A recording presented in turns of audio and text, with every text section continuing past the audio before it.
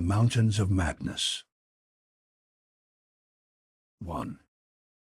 I am forced into speech because men of science have refused to follow my advice without knowing why. It is altogether against my will that I tell my reasons for opposing this contemplated invasion of the Antarctic, with its vast fossil hunt and its wholesale boring and melting of the ancient ice cap. And I am the more reluctant because my warning may be in vain. Doubt of the real facts, as I must reveal them, is inevitable. Yet if I suppressed what will seem extravagant and incredible, there would be nothing left.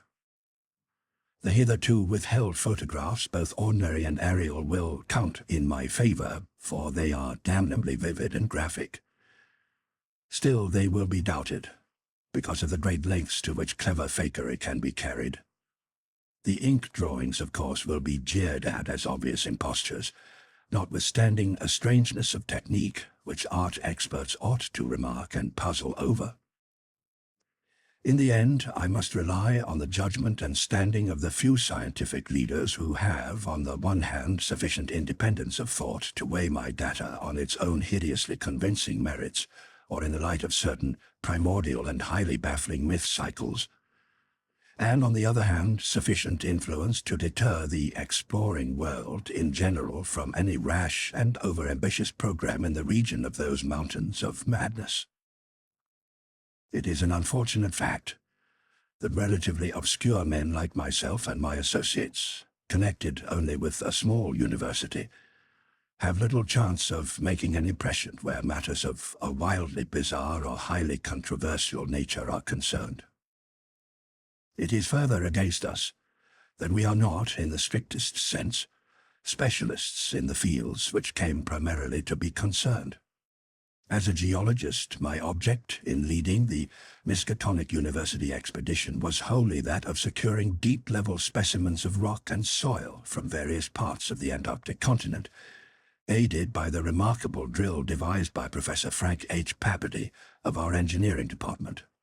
I had no wish to be a pioneer in any other field than this, but I did hope that the use of this new mechanical appliance at different points along previously explored paths would bring to light materials of a sort hitherto unreached by the ordinary methods of collection.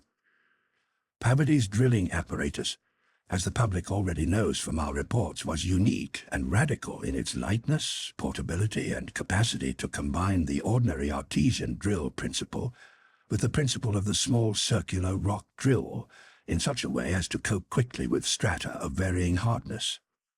Steel head, jointed rods, gasoline motor, collapsible wooden derrick, dynamiting paraphernalia, cording, rubbish removal auger, and sectional piping for bores 5 inches wide and up to 1,000 feet deep, all formed, with needed accessories, no greater load than 3 7-doled sledges could carry. This being made possible by the clever aluminum alloy of which most of the metal objects were fashioned. 4 large Dornier aeroplanes designed especially for the tremendous altitude flying necessary on the Antarctic plateau, and with added fuel warming and quick-starting devices worked out by Papady, could transport our entire expedition from a base at the edge of the Great Ice Barrier to various suitable inland points, and from these points a sufficient quota of dogs would serve us. We planned to cover as great an area as one Antarctic season, or longer if absolutely necessary, would permit, operating mostly in the mountain ranges and on the plateau south of Ross Sea, regions explored in varying degree by Shackleton, Amundsen, Scott, and Bird, with frequent changes of camp made by aeroplane and involving distances great enough to be of geological significance. We expected to unearth a quite unprecedented amount of material, especially in the Precambrian strata, of which so narrow a range of Antarctic specimens had previously been secured. We wished also to obtain as great as possible a variety of the upper fossiliferous rocks, since the primal life history of this bleak realm of ice and death is of the highest importance to our knowledge of the Earth's past. That the Antarctic continent was once temperate and even tropical, with a teeming vegetable and animal life of which the lichens, marine fauna, arachnida, and penguins of the northern edge are the only survivals, is a matter of common information, and we hoped to expand that information in variety, accuracy, and detail.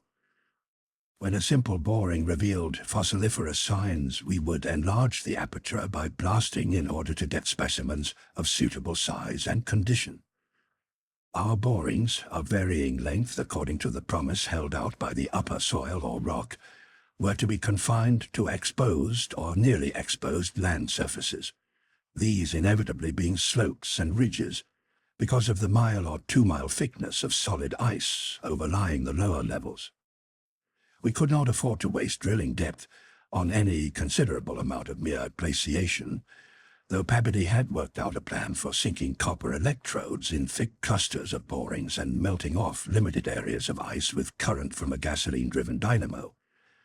It is this plan, which we could not put into effect except experimentally on an expedition such as ours, that the coming Starkweather Moor expedition proposes to follow, despite the warnings I have issued since our return from the Antarctic. The public knows of the Miskatonic expedition through our frequent wireless reports to the Arkham Advertiser and Associated Press, and through the later articles of Peabody and myself. We consisted of 4 men from the university: Peabody, Lake of the biology department, Atwood of the physics department, also a meteorologist, and I, representing geology and having nominal command, besides 16 assistants, 7 graduate students from Miskatonic and 9 skilled mechanics. Of these 16, 12 were qualified aeroplane pilots, all but 2 of whom were competent wireless operators. 8 of them understood navigation with compass and sextant, as did Peabody, Atwood, and I. In addition, of course, our 2 ships, wooden ex-whalers reinforced for ice conditions and having auxiliary steam, were fully manned. The Nathaniel Darby Pittman Foundation, aided by a few special contributions, financed the expedition. Hence, our preparations were extremely thorough, despite the absence of great publicity. The dogs, sledges, machines, camp materials, and unassembled parts of our 5 planes were delivered in Boston, and there our ships were loaded. We were marvelously well equipped for our specific purposes, and in all matters pertaining to supplies, regimen, transportation, and camp construction, we profited by the excellent example of our many recent and exceptionally brilliant predecessors. It was the unusual number and fame of these predecessors which made our own expedition, ample though it was, so little noticed by the world at large. As the newspapers told, we sailed from Boston Harbor on September 2nd, 1930, taking a leisurely course down the coast and through the Panama Canal, and stopping at Samoa and Hobart, Tasmania, at which latter place we took on final supplies. None of our exploring party had ever been in the polar regions before, hence we all relied greatly on our ship captains, J.B. Douglas, commanding the brig Arkham, and serving as commander of the sea party, and Georg Torfinsen, commanding the bark Miskatonic, both veteran whalers in Antarctic waters. As we left the inhabited world behind, the sun sank lower and lower in the north and stayed longer and longer above the horizon each day. At about 62 degrees south latitude we sighted our first icebergs, table-like objects with vertical sides, and just before reaching the Antarctic Circle, which we crossed on October 20th, with appropriately quaint ceremonies, we were considerably troubled with field ice. The falling temperature bothered me considerably after our long voyage through the tropics, but I tried to brace up for the worst rigors to come. On many occasions the curious atmospheric effects enchanted me vastly. These including a strikingly vivid mirage, the first I had ever seen, in which distant bergs became the battlements of unimaginable cosmic castles. Pushing through the ice, which was fortunately neither extensive nor thickly packed, we regained open water at south latitude 67 degrees, east longitude 175 degrees. On the morning of October 26, a strong land blink appeared on the south, and before noon we all felt a thrill of excitement at beholding a vast, lofty, and snow-clad mountain chain which opened out and covered the whole vista ahead. At last we had encountered an outpost of the great unknown continent and its cryptic world of frozen death. These peaks were obviously the Admiralty Range, discovered by Ross, and it would now be our task to round Cape Adair and sail down the east coast of Victoria Land to our contemplated base on the shore of McMurdo Sound at the foot of the volcano Erebus in south latitude 77 degrees 9 minutes. The last lap of the voyage was vivid and fancy-stirring, great barren peaks of mystery looming up constantly against the west as the low northern sun of noon or the still lower horizon-grazing southern sun of midnight poured its hazy reddish rays over the white snow, bluish ice and water lanes, and black bits of exposed granite slope. Through the desolate summits swept raging intermittent gusts of the terrible Antarctic wind, whose cadences sometimes held vague suggestions of a wild and half-sentient musical piping, with notes extending over a wide range, and which, for some subconscious mnemonic reason, seemed to me disquieting and even dimly terrible. Something about the scene reminded me of the strange and disturbing Asian paintings of Nicholas Roerich, and of the still stranger and more disturbing descriptions of the evilly fabled plateau of Lane, which occur in the dreaded Necronomicon of the mad Arab Abdul al-Hazred. I was rather sorry later on that I had ever looked into that monstrous book at the college library. On the 7th of November, sight of the westward range having been temporarily lost, we passed Franklin Island, and the next day descried the cones of Mounts Erebus and Terror on Ross Island ahead, with the long line of the Perry Mountains beyond. There now stretched off to the east the low white line of the Great Ice Barrier, rising perpendicularly to a height of 200 feet like the rocky cliffs of Quebec, and marking the end of southward navigation. In the afternoon we entered McMurdo Sound and stood off the coast in the lee of smoking Mount Erebus.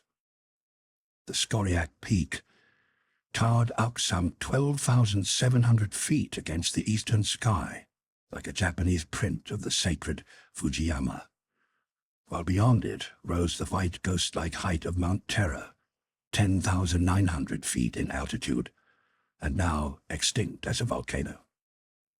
Puffs of smoke from Erebus came intermittently, and one of the graduate assistants, a brilliant young fellow named Danforth, pointed out what looked like lava on the snowy slope, remarking that this mountain, discovered in 1840, had undoubtedly been the source of Poe's image when he wrote 7 years later of the lavas that restlessly roll their sulphurous currents down Yanek in the ultimate climes of the pole, that groan as they roll down Mount Yanek in the realms of the boreal pole.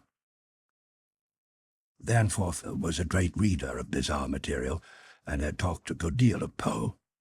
I was interested myself because of the Antarctic scene of Poe's only long story, the disturbing and enigmatical Arthur Gordon Pym. On the barren shore and on the lofty ice barrier in the background, myriads of grotesque penguins squawked and flapped their fins, while many fat seals were visible on the water, swimming or sprawling across large cakes of slowly drifting ice. Using small boats, we effected a difficult landing on Ross Island shortly after midnight on the morning of the 9th, carrying a line of cable from each of the ships and preparing to unload supplies by means of a breeches buoy arrangement. Our sensations on first treading Antarctic soil were poignant and complex, even though at this particular point the Scott and Shackleton expeditions had preceded us. Our camp on the frozen shore below the volcano slope was only a provisional one, headquarters being kept aboard the Arkham. We landed all our drilling apparatus, dogs, sledges, tents, provisions, gasoline tanks, experimental ice-melting outfit, cameras, both ordinary and aerial, aeroplane parts, and other accessories, including 3 small portable wireless outfits, besides those in the planes, capable of communicating with the Arkham's large outfit from any part of the Antarctic continent that we would be likely to visit. The ship's outfit, communicating with the outside world, was to convey press reports to the Arkham Advertiser's powerful wireless station on Kingsport Head, Mass. We hoped to complete our work during a single Antarctic summer, but if this proved impossible, we would winter on the Arkham, sending the Miskatonic north before the freezing of the ice for another summer's supplies. I need not repeat what the newspapers have already published about our early work. Our ascent of Mount Erebus, our successful mineral borings at several points on Ross Island, and the singular speed with which Pavity's apparatus accomplished them, even through solid rock layers. Our provisional test of the small ice-melting equipment, our perilous ascent of the Great Barrier with sledges and supplies, and our final assembling of 5 huge aeroplanes at the camp atop the barrier. The health of our land party, 20 men and 55 Alaskan sledge dogs, was remarkable, though, of course, we had so far encountered no really destructive temperatures or windstorms. For the most part, the thermometer varied between 0 and 20 degrees or 25 degrees above, and our experience with New England winters had accustomed us to rigors of this sort. The barrier camp was semi-permanent and destined to be a storage cache for gasoline, provisions, dynamite, and other supplies. Only 4 of our planes were needed to carry the actual exploring material, the 5th being left with a pilot and 2 men from the ships at the storage cache to form a means of reaching us from the Arkham in case all our exploring planes were lost. Later, when not using all the other planes for moving apparatus, we would employ 1 or 2 in a shuttle transportation service between this cache and another permanent base on the Great Plateau from 600 to 700 miles southward, beyond Beardmore Glacier. Despite the almost unanimous accounts of appalling winds and tempests that pour down from the plateau, we determined to dispense with intermediate bases, taking our chances in the interest of economy and probable efficiency. Wireless reports have spoken of the breathtaking 4-hour non-stop flight of our squadron on November 21st over the lofty shelf ice, with vast peaks rising on the west, and the unfathomed silences echoing to the sound of our engines. Wind troubled us only moderately, and our radio compasses helped us through the one opaque fog we encountered. When the vast rise loomed ahead between latitudes 83 degrees and 84 degrees, we knew we had reached Beardmore Glacier, the largest valley glacier in the world, and that the frozen sea was now giving place to a frowning and mountainous coastline. At last, we were truly entering the fight, eon-dead world of the ultimate south. And even as we realized it, we saw the peak of Mount Nansen in the eastern distance, towering up to its height of almost 15,000 feet. The successful establishment of the southern base above the glacier in latitude 86 degrees 7 minutes, east longitude 174 degrees 23 minutes, and the phenomenally rapid and effective borings and blastings made at various points reached by our sledge trips and short aeroplane flights, are matters of history, as is the arduous and triumphant ascent of Mount Nansen by Pavity and 2 of the graduate students, Gedney and Carroll, on December 13th through the 15th. We were some 8,500 feet above sea level, and when experimental drillings revealed solid ground only 12 feet down through the snow and ice at certain points, we made considerable use of the small melting apparatus and sunk bores and performed dynamiting at many places where no previous explorer had ever thought of securing mineral specimens.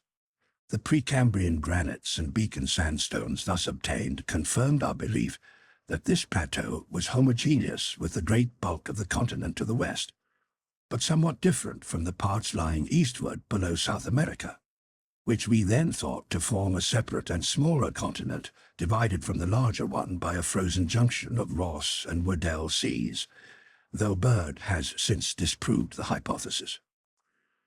In certain of the sandstones, dynamited and chiseled after boring revealed their nature, we found some highly interesting fossil markings and fragments, notably ferns, seaweeds, trilobites, crinoids, and such mollusks as lingulillae and gasteropods, all of which seemed of real significance in connection with the region's primordial history. There was also a queer triangular striated marking, about a foot in greatest diameter, which Lake pieced together from 3 fragments of slate brought up from a deep blasted aperture. These fragments came from a point to the westward, near the Queen Alexandra Range, and Lake, as a biologist, seemed to find that curious marking unusually puzzling and provocative, though to my geological eye it looks not unlike some of the ripple effects reasonably common in the sedimentary rocks. Since slate is no more than a metamorphic formation into which a sedimentary stratum is pressed, and since the pressure itself produces odd distorting effects on any markings which may exist, I saw no reason for extreme wonder over the striated depression. On January 6, 1931, Lake, Pabody, Daniels, all 6 of the students, 4 mechanics, and I flew directly over the South Pole in 2 of the Great Plains, being forced down once by a sudden high wind, which fortunately did not develop into a typical storm. This was, as the papers have stated, one of several observation flights, during others of which we tried to discern new topographical features in areas unreached by previous explorers. Our early flights were disappointing in this latter respect, though they afforded us some magnificent examples of the richly fantastic and deceptive mirages of the polar regions, of which our sea voyage had given us some brief foretastes. Distant mountains floated in the sky as enchanted cities, and often the whole white world would dissolve into a gold, silver, and scarlet land of Dunsanian dreams and adventurous expectancy, under the magic of the low midnight sun. On cloudy days we had considerable trouble in flying, owing to the tendency of snowy earth and sky to merge into one mystical opalescent void, with no visible horizon to mark the junction of the two. At length, we resolved to carry out our original plan of flying 500 miles eastward with all 4 exploring planes and establishing a fresh sub-base at a point which would probably be on the smaller continental division, as we mistakenly conceived it. Geological specimens obtained there would be desirable for purposes of comparison. Our health so far had remained excellent, lime juice well offsetting the steady diet of tinned and salted food, and temperatures generally above 0 enabling us to do without our thickest furs. It was now midsummer, and with haste and care we might be able to conclude work by March and avoid a tedious wintering through the long Antarctic night. Several savage windstorms had burst upon us from the west, but we had escaped damage through the skill of Atwood in devising rudimentary aeroplane shelters and windbreaks of heavy snow blocks and reinforcing the principal camp buildings with snow. Our good luck and efficiency had indeed been almost uncanny. The outside world knew, of course, of our program, and was told also of Lake's strange and dogged insistence on a westward, or rather northwestward, prospecting trip before our radical shift to the new base.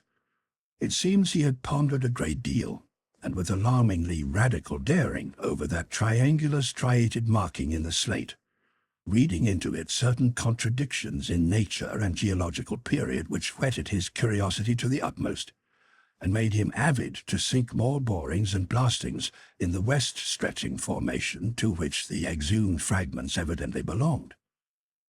He was strangely convinced that the marking was the print of some bulky, unknown, and radically unclassifiable organism of considerably advanced evolution, notwithstanding that the rock which bore it was of so vastly ancient a date, Cambrian, if not actually Precambrian, as to preclude the probable existence not only of all highly evolved life, but of any life at all above the unicellular or at most the trilobite stage. These fragments, with their odd marking, must have been 500 million to 1,000 million years old. 2. Popular imagination, I judge, responded actively to our wireless bulletins of Lake's start northwestward into regions never trodden by human foot or penetrated by human imagination, though we did not mention his wild hopes of revolutionizing the entire sciences of biology and geology.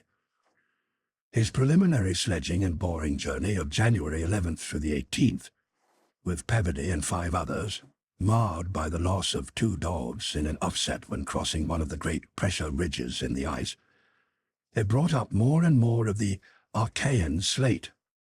And even I was interested in the singular profusion of evident fossil markings in that unbelievably ancient stratum.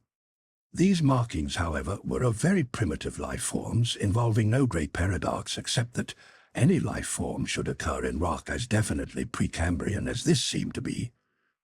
Hence, I still fail to see the good sense of Lake's demand for an interlude in our time-saving program.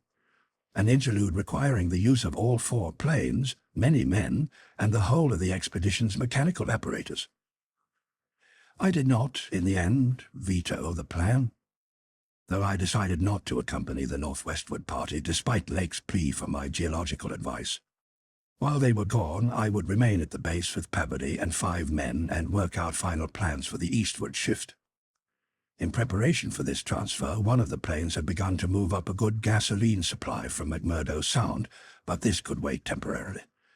I kept with me 1 sledge and 9 dogs, since it is unwise to be at any time without possible transportation in an utterly tenantless world of eon-long death. Lake's sub-expedition into the unknown, as everyone will recall, sent out its own reports from the shortwave transmitters on the plains, these being simultaneously picked up by our apparatus at the southern base and by the Arkham at McMurdo Sound, whence they were relayed to the outside world on wavelengths up to 50 meters. The start was made January 22nd at 4 a.m., and the first wireless message we received came only 2 hours later, when Lake spoke of descending and starting a small-scale ice melting and bore at a point some 300 miles away from us. 6 hours after that, a second and very excited message told of the frantic beaver-like work whereby a shallow shaft had been sunk and blasted, culminating in the discovery of slate fragments with several markings approximately like the one which had caused the original puzzlement. 3 hours later, a brief bulletin announced the resumption of the flight in the teeth of a raw and piercing gale, and when I dispatched a message of protest against further hazards, Lake replied curtly that his new specimens made any hazard worth taking. I saw that his excitement had reached the point of mutiny, and that I could do nothing to check this headlong risk of the whole expedition's success. But it was appalling to think of his plunging deeper and deeper into that treacherous and sinister white immensity of tempests and unfathomed mysteries, which stretched off for some 1,500 miles to the half-known, half-suspected coastline of Queen Mary and Knox lands. Then, in about an hour and a half more, came that doubly excited message from Lake's moving plane which almost reversed my sentiments and made me wish I had accompanied the party. 10:05 p.m., on the wing, after snowstorm have spied mountain range ahead higher than any hitherto seen. May equal Himalayas, allowing for height of plateau. Probable latitude 76 degrees 15 minutes, longitude 113 degrees 10 minutes east. Reaches far as can see to right and left. Suspicion of 2 smoking cones. All peaks black and bare of snow. Gale blowing off them impedes navigation. After that, Peabody, the men, and I hung breathlessly over the receiver. Thought of this titanic mountain rampart 700 miles away inflamed our deepest sense of adventure, and we rejoiced that our expedition, if not ourselves personally, had been its discoverers. In half an hour, Lake called us again. Moulton's plane forced down on plateau and foothills, but nobody hurt and perhaps can repair. Shall transfer essentials to other 3 for return or further moves if necessary, but no more heavy plane travel needed just now. Mountains surpass anything in imagination. I'm going up scouting in Carroll's plane with all weight out. You can't imagine anything like this. Highest peaks must go over 35,000 feet. Everest out of the running. Atwood to work out height with theodolite while Carroll and I go up. Probably wrong about cones, for formations look stratified. Possibly Precambrian slate with other strata mixed in. Queer skyline effects. regular sections of cubes clinging to highest peaks. Whole thing marvelous in red gold light of low sun, like land of mystery in a dream or gateway to forbidden world of untrodden wonder. Wish you were here to study. Though it was technically sleeping time, not one of us listeners thought for a moment of retiring. It must have been a good deal the same at McMurdo Sound, where the supply cache and the Arkham were also getting the messages, for Captain Douglas gave out a call congratulating everybody on the important find, and Sherman, the cache operator, seconded his sentiments. We were sorry, of course, about the damaged aeroplane, but hoped it could be easily mended. Then at 11 p.m. came another call from Lake. Up with Carroll over highest foothills. Don't dare try really tall peaks in present weather, but shall later. Frightful work climbing, and hard going at this altitude, but worth it. Great range fairly solid, hence can't get any glimpses beyond. Main summits exceed Himalayas, and very queer. Range looks like Precambrian slate, with plain signs of many other upheaved strata. Was wrong about volcanism. Goes farther in either direction than we can see. Swept clear of snow above about 21,000 feet. Odd formations on slopes of highest mountains. Great low square blocks with exactly vertical size and rectangular lines of low vertical ramparts, like the old Asian castles clinging to steep mountains in Rorik's paintings. Impressive from distance. Flew close to some, and Carroll thought they were formed of smaller separate pieces, but that is probably weathering. Most edges crumbled and rounded off as if exposed to storms and climate changes for millions of years. Parts, especially upper parts, seemed to be of lighter-colored rock than any visible strata on slopes proper, hence an evidently crystalline origin. Close flying shows many cave mouths, some unusually regular in outline, square or semicircular. You must come and investigate. Think I saw ramparts squarely on top of one peak. Height seems to be about 30,000 to 35,000 feet. Am up 21,500 myself in devilish gnawing cold. Wind whistles and pipes through passes and in and out of caves, but no flying danger so far. From then on, for another half hour, Lake kept up a running fire of comment, and expressed his intention of climbing some of the peaks on foot. I replied that I would join him as soon as he could send a plane, and that Pabberty and I would work out the best gasoline plan, just where and how to concentrate our supply in view of the expedition's altered character. Obviously, Lake's boring operations, as well as his aeroplane activities, would need a great deal delivered for the new base which he was to establish at the foot of the mountains, and it was possible that the eastward flight might not be made after all this season. In connection with this business, I called Captain Douglas and asked him to get as much as possible out of the ships and up the barrier with the single dog team we had left there.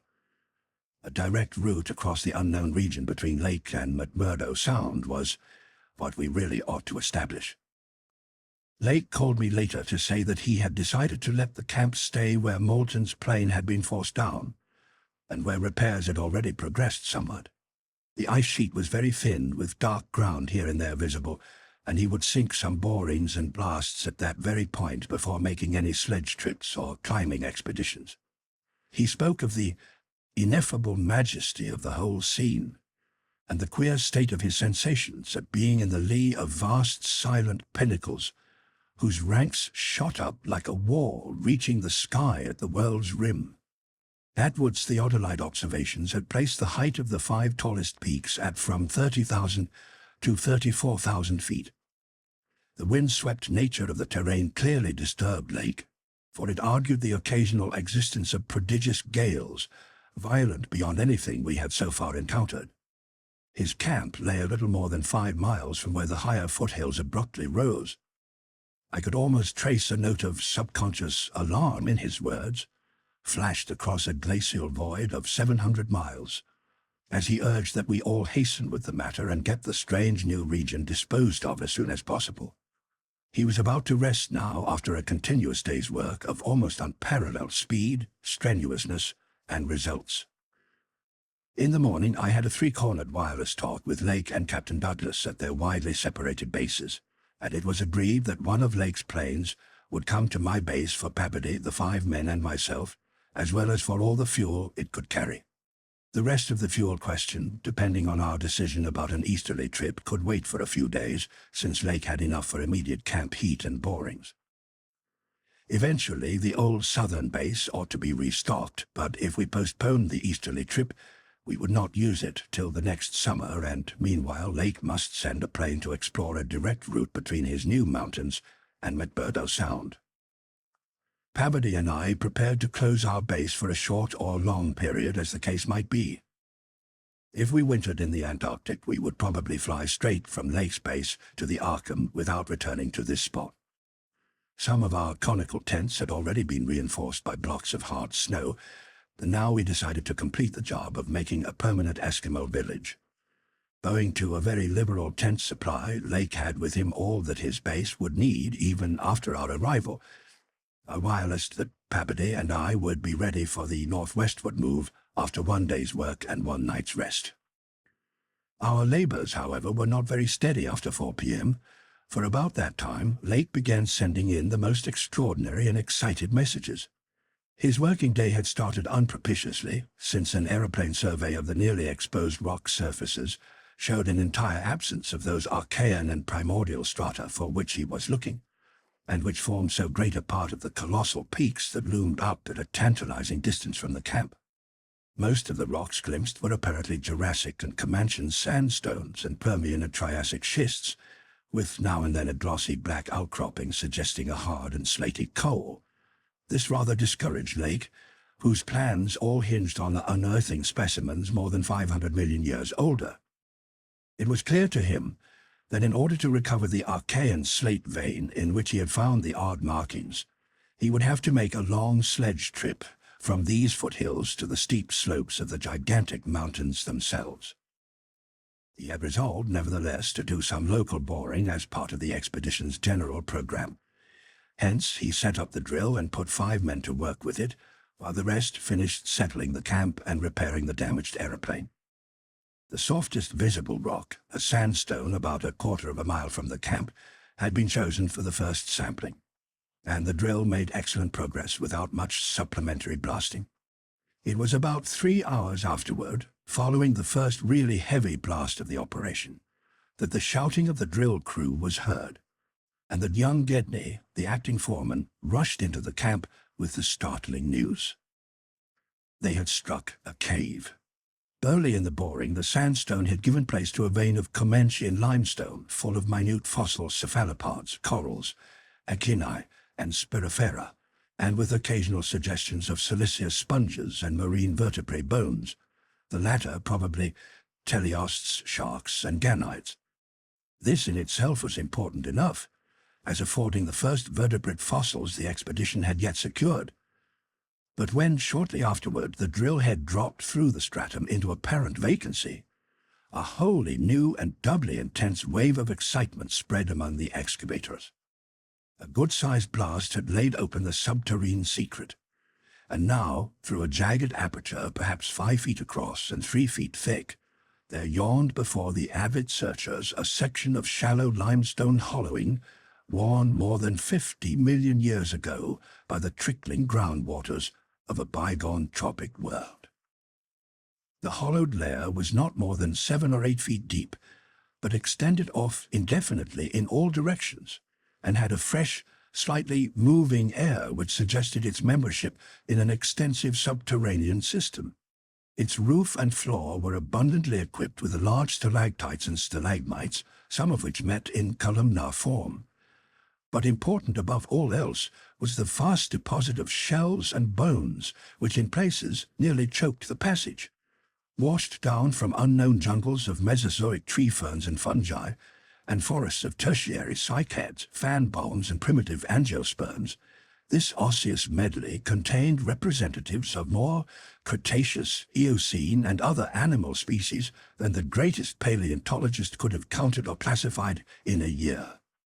Mollusks, crustacean armor, fishes, amphibians, reptiles, birds, and early mammals, great and small, known and unknown, No wonder Gabney ran back to the camp shouting, and no wonder everyone else dropped work and rushed headlong through the biting cold to where the tall derrick marked a new-found gateway to secrets of inner earth and vanished eons. When Lake had satisfied the first keen edge of his curiosity, he scribbled a message in his notebook and had young Moulton run back to the camp to dispatch it by wireless.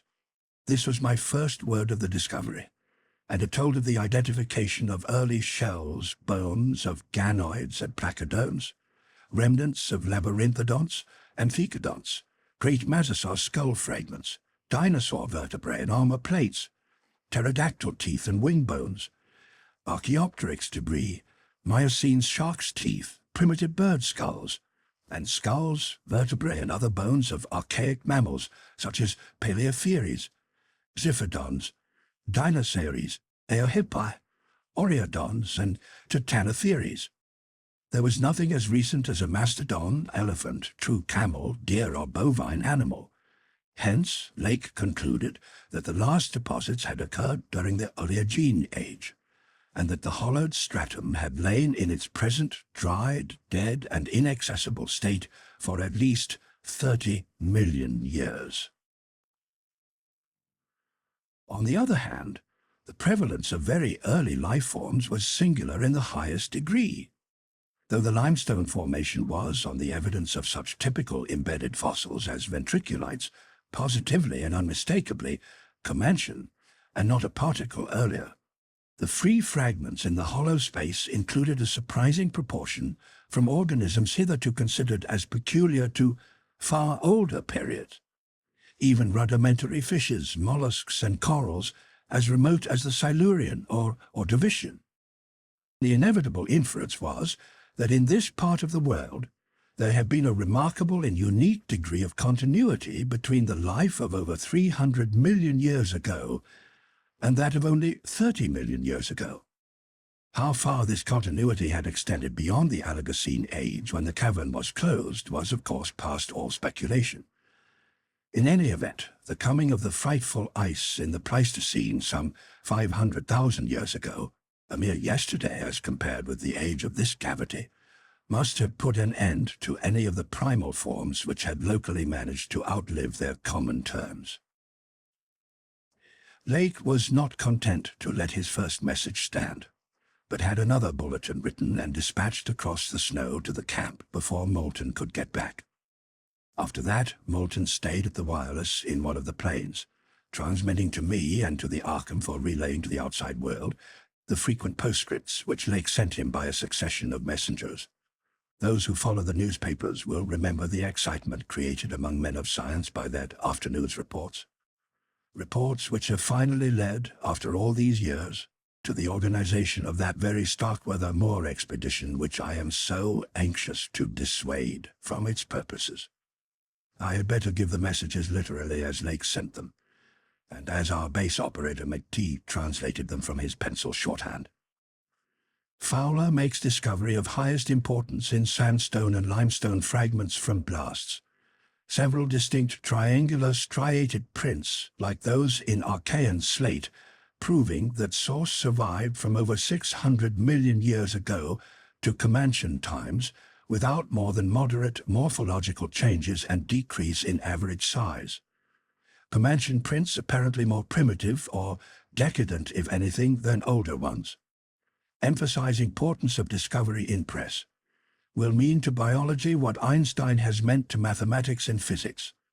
Joins up with my previous work and amplifies conclusions.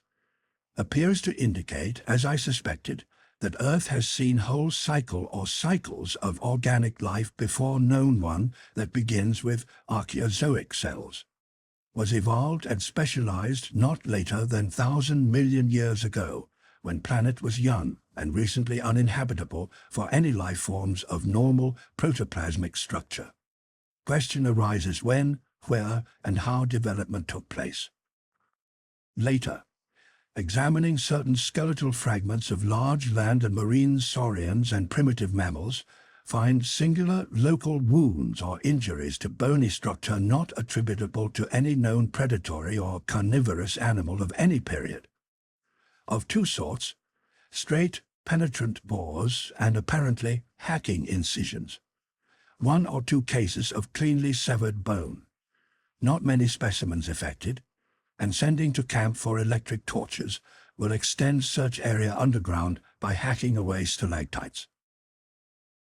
Still later, have found peculiar soapstone fragment about 6 inches across and 1.5 inches thick, wholly unlike any visible local formation. Greenish, with no evidences to place its period. Has curious smoothness and regularity. Shaped like 5-pointed star with tips broken off and signs of other cleavage at inward angles and in center of surface. Small, smooth depression in center of unbroken surface. Arouses much curiosity as to source and weathering. Probably some freak of water action. Carroll, with magnifier, thinks he can make out additional markings of geologic significance. Groups of tiny dots in regular patterns. Dogs growing uneasy as we work and seem to hate this soapstone. Must see if it has any peculiar odor. We'll report again when Mills gets back with light and we start on underground area. 10:15 p.m. Important discovery. Orendorff and Watkins, working underground at 9:45 with light, found monstrous barrel-shaped fossil of wholly unknown nature. Probably vegetable unless overgrown specimen or unknown marine radiata. Tissue evidently preserved by mineral salts. Tough as leather but astonishing flexibility retained in places. Marks of broken off parts at ends and around sides. 6 feet end to end, 3.5 feet central diameter tapering to 1 foot at each end. Like a barrel with 5 bulging ridges in place of staves. Lateral breakages, as of thinnish stalks, are at equator in middle of these ridges.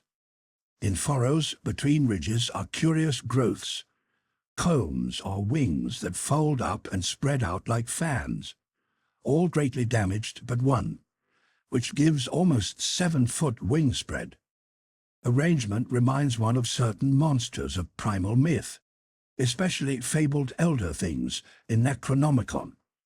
These wings seem to be membranous, stretched on framework of glandular tubing. Apparent minute orifices in frame tubing at wingtips. Ends of body shriveled, giving no clue to interior or to what has been broken off there. Must dissect when we get back to camp. Can't decide whether vegetable or animal.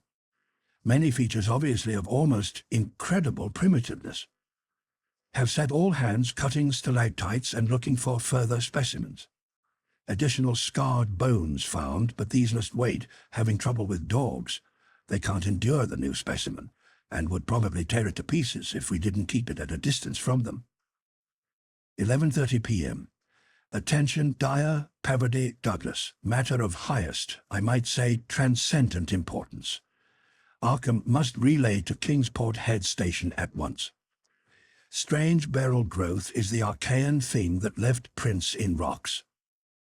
Mills, Boudreau, and Fowler discover a cluster of 13 more at underground point 40 feet from aperture. Mixed with curiously rounded and configured soapstone fragments, smaller than the one previously found, star-shaped, but no marks of breakage except at some of the points. Of organic specimens, 8 apparently perfect, with all appendages. Have brought all to surface, leading off dogs to distance. They cannot stand the things. Give close attention to description and repeat back for accuracy.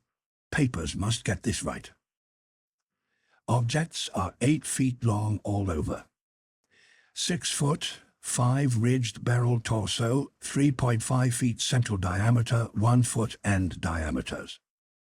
Dark gray, flexible, and infinitely tough. 7-foot membranous wings of same color, found folded, spread out of furrows between ridges. Wing framework tubular or glandular of lighter gray with orifices at wingtips. Spread wings have serrated edge. Around equator, one at central apex of each of the 5 vertical stave-like ridges, are 5 systems of light gray flexible arms or tentacles found tightly folded to torso, but expansible to maximum length of over 3 feet, like arms of primitive crinoid. Single stalks, 3 inches diameter, branch after 6 inches into 5 substalks, each of which branches after 8 inches into 5 small tapering tentacles or tendrils, giving each stalk a total of 25 tentacles. At top of torso, blunt bulbous neck of lighter grey with gill-like suggestions, holds yellowish, 5-pointed starfish-shaped apparent head covered with 3-inch wiry cilia of various prismatic colours. Head thick and puffy, about 2 feet point to point, with 3-inch flexible yellowish tubes projecting from each point. Slit in exact centre of top, probably breathing aperture. At end of each tube is spherical expansion where yellowish membrane rolls back on handling to reveal glassy, red-irised globe, evidently an eye. 5 slightly longer reddish tubes start from inner angles of starfish-shaped head and end in sac-like swellings of same colour, which, upon pressure, open to bell-shaped orifices 2 inches maximum diameter and lined with sharp, white, tooth-like projections. Probable mouths. All these tubes, cilia and points of starfish head found folded tightly down, tubes and points clinging to bulbous neck and torso. Flexibility surprising despite vast toughness. At bottom of torso, rough but dissimilarly functioning counterparts of head arrangements exist. Bulbous light grey pseudo-neck without gill suggestions holds greenish 5-pointed starfish arrangement. Tough, muscular arms 4 feet long and tapering from 7 inches diameter at base to about 2.5 at point. To each point is attached small end of a greenish 5-veined membranous triangle 8 inches long and 6 wide at farther end. This is the paddle, fin or pseudo-foot, which has made prints in rocks from 1,000 million to 50 or 60 million years old. From inner angles of starfish arrangement project 2-foot reddish tubes tapering from 3 inches diameter at base to 1 at tip, orifices at tips. All these parts infinitely tough and leathery but extremely flexible. 4-foot arms with paddles undoubtedly used for locomotion of some sort, marine or otherwise. When moved, display suggestions of exaggerated muscularity. As found, all these projections tightly folded over pseudo-neck and end of torso, corresponding to projections at other end. Cannot yet assign positively to animal or vegetable kingdom, but odds now favor animal. Probably represents incredibly advanced evolution of radiata without loss of certain primitive features. Echinoderm resemblance unmistakable, despite local contradictory evidences. Wing structure puzzles in view of probable marine habitat, but may have use in water navigation. Symmetry is curiously vegetable-like, suggesting vegetables essentially up and down structure rather than animals fore and aft structure. Fabulously early date of evolution, preceding even simplest Archean protozoa hitherto known. Baffles all conjecture as to origin. Complete specimens have such uncanny resemblance to certain creatures of primal myth that suggestion of ancient existence, outside and Arctic, becomes inevitable. Dyer and Pabody have read Necronomicon and seen Clark Ashton Smith's nightmare paintings based on text, and will understand when I speak of elder things supposed to have created all earth life as jest or mistake. Students have always thought conception formed from morbid imaginative treatment of very ancient tropical radiata. Also, like prehistoric folklore things Wilmarth has spoken of, Cthulhu cults, appendages, etc. Vast field of study opened. Deposits probably of late Cretaceous or early Eocene period, judging from associated specimens. Massive stalagmites deposited above them. Hard work hewing out, but toughness prevented damage. State of preservation miraculous, evidently owing to limestone action. No more found so far, but will resume search later. Job now to get 14 huge specimens to camp without dogs, which bark furiously and can't be trusted near them. With 9 men, 3 left to guard the doors, we ought to manage the 3 sledges fairly well, though wind is bad. Must establish plane communication with McMurdo Sound and begin shipping material. But I've got to dissect one of these things before we take any rest. Wish I had a real laboratory here. Dyer better kick himself for having tried to stop my westward trip. First the world's greatest mountains, and then this. If this isn't the high spot of the expedition, I don't know what is. We're made scientifically. Congrats, Pabody, on the drill that opened up the cave. Now, will Arkham please repeat description? The sensations of Pabody and myself at receipt of this report were almost beyond description. Nor were our companions much behind us in enthusiasm. But Teague, who had hastily translated a few high spots as they came from the droning receiving set, wrote out the entire message from his shorthand version as soon as Lake's operator signed off. All appreciated the epoch-making significance of the discovery, and I sent Lake congratulations as soon as the Arkham's operator had repeated back the descriptive parts as requested, and my example was followed by Sherman from his station at the McMurdo Sound supply cache, as well as by Captain Douglas of the Arkham. Later, as head of the expedition, I added some remarks to be relayed through the Arkham to the outside world. Of course, rest was an absurd thought amidst this excitement, and my only wish was to get to Lake's camp as quickly as I could. It disappointed me when he sent word that a rising mountain gale made early aerial travel impossible. But within an hour and a half, interest again rose to banish disappointment. Lake was sending more messages, and told of the completely successful transportation of the 14 great specimens to the camp. It had been a hard pull, for the things were surprisingly heavy, but 9 men had accomplished it very neatly. Now some of the party were hurriedly building a snow corral at a safe distance from the camp, to which the dogs could be brought for greater convenience in feeding. The specimens were laid out on the hard snow near the camp, save for one on which Lake was making crude attempts at dissection. This dissection seemed to be a greater task than had been expected, for despite the heat of a gasoline stove in the newly raised laboratory tent, the deceptively flexible tissues of the chosen specimen, a powerful and intact one, lost nothing of their more leathery toughness. Lake was puzzled as to how he might make the requisite incisions without violence destructive enough to upset all the structural niceties he was looking for.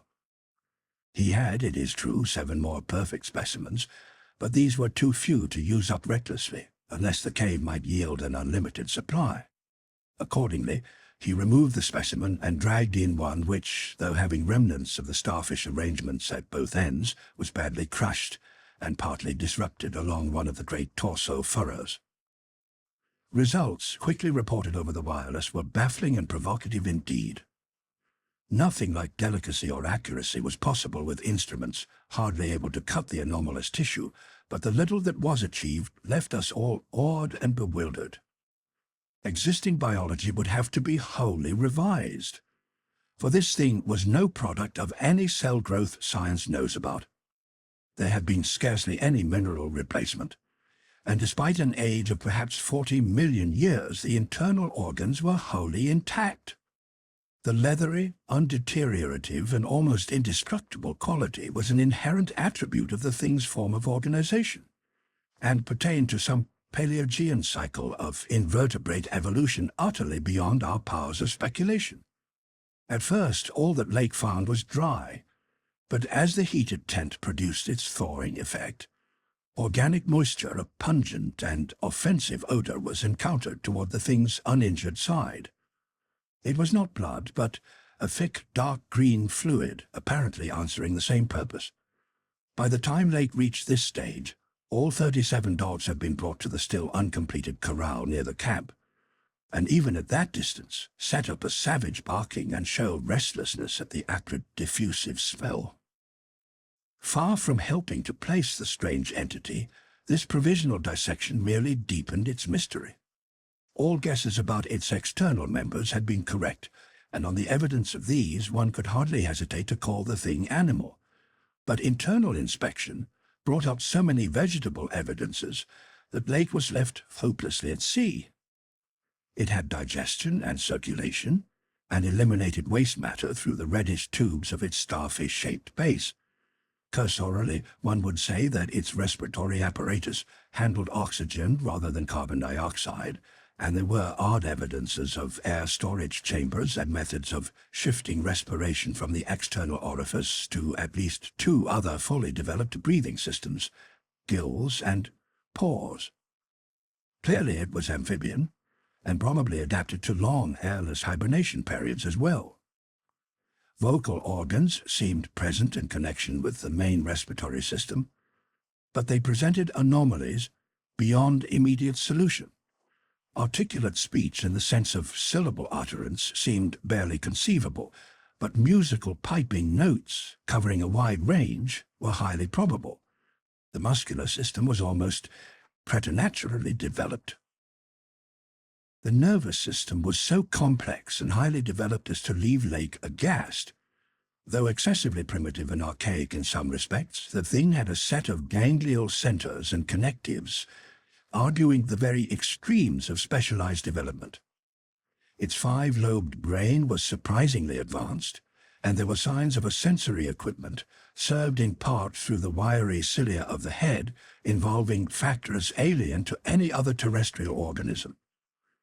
Probably it had more than five senses, so that its habits could not be predicted from any existing analogy. It must, Lake thought, have been a creature of keen sensitiveness and delicately differentiated functions in its primal world, much like the ants and bees of today. It reproduced like the vegetable ptychogams, especially the pteridophytes, having spore cases at the tips of the wings and evidently developing from a thallus or prothallus.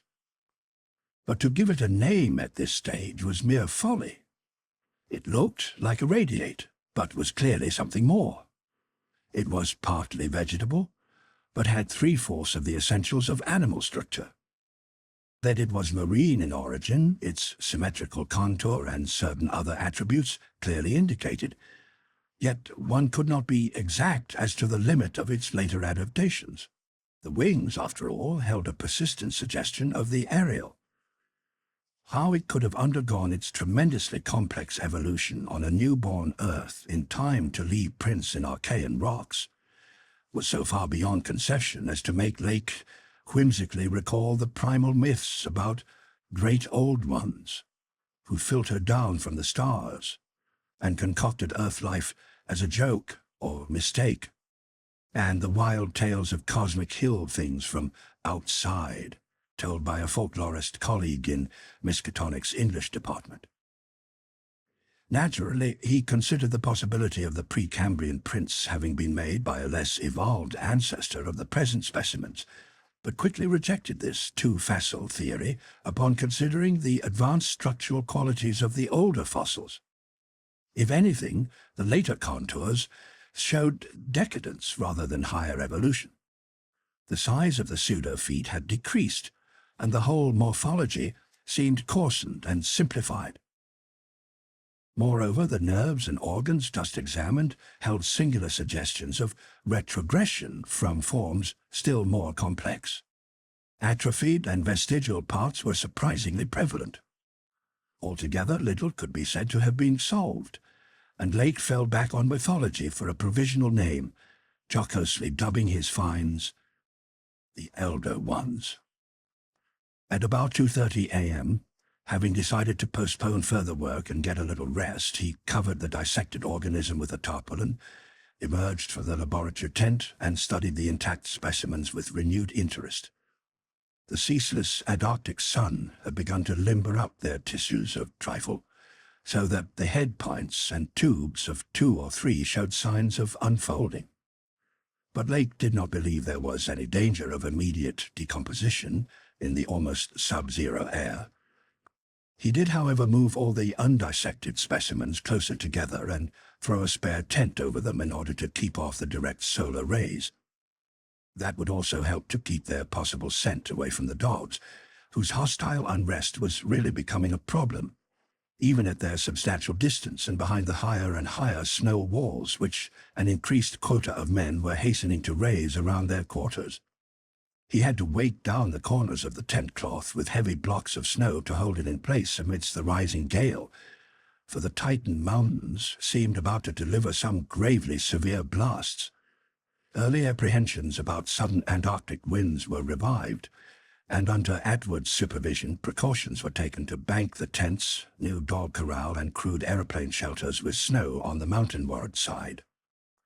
These latter shelters, begun with hard snow blocks during odd moments, were by no means as high as they should have been, and Lake finally detached all hands from other tasks to work on them.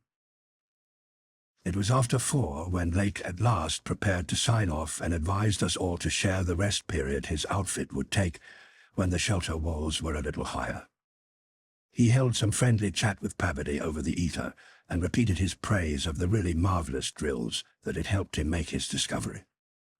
Atwood also sent greetings and praises. I gave Lake a warm word of congratulation, owning up that he was right about the western trip, and we all agreed to get in touch by wireless at 10 in the morning. If the gale was over by then, Lake would send a plane for the party at my base. Just before retiring, I dispatched a final message to the Arkham with instructions about toning down the day's news for the outside world, since the full details seemed radical enough to rouse a wave of incredulity until further substantiated. 3.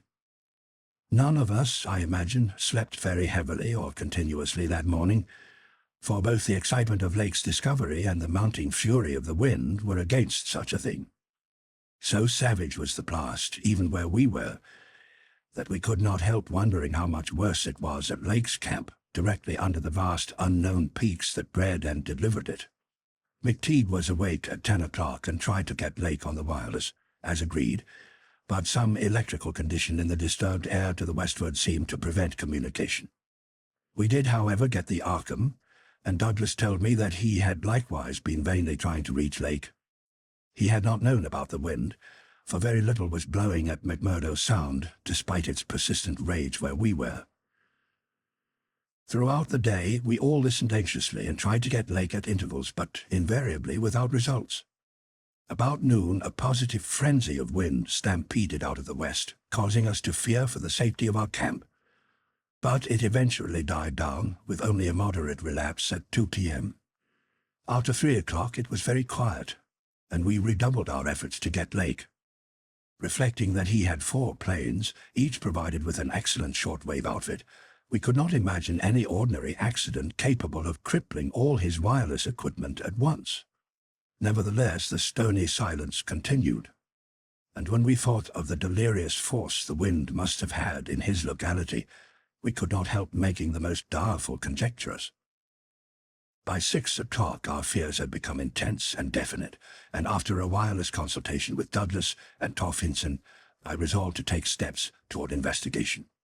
The 5th aeroplane, which we had left at the McMurdo Sound supply cache with Sherman and 2 sailors, was in good shape and ready for instant use, and it seemed that the very emergency for which it had been saved was now upon us. I got Sherman by wireless and ordered him to join me with the plane and the 2 sailors at the southern base as quickly as possible, the air conditions being apparently highly favorable. We then talked over the personnel of the coming investigation party, and decided that we would include all hands, together with the sledge and dogs, which I had kept with me. Even so great a load would not be too much for one of the huge planes built to our special orders for heavy machinery transportation. At intervals, I still tried to reach Lake with the wireless, but all to no purpose. Sherman, with the sailors Gunnarsson and Larsen, took off at 7:30 and reported a quiet flight from several points on the wing. They arrived at our base at midnight, and all hands at once discussed the next move. It was risky business sailing over the Antarctic in a single aeroplane without any line of bases, but no one drew back from what seemed like the plainest necessity. We turned in at 2 o'clock for a brief rest after some preliminary loading of the plane, but were up again in 4 hours to finish the loading and packing. At 7:15 a.m., January 25th, we started flying northwestward under McTeague's pilotage, with 10 men, 7 dogs, a sledge, a fuel and food supply, and other items including the plane's wireless outfit. The atmosphere was clear, fairly quiet, and relatively mild in temperature, and we anticipated very little trouble in reaching the latitude and longitude designated by Lake as the site of his camp.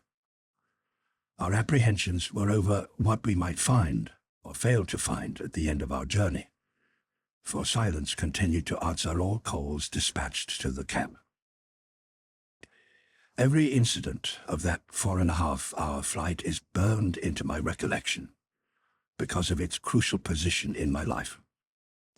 It marked my loss, at the age of 54, of all that peace and balance which the normal mind possesses through its accustomed conception of external nature and nature's laws.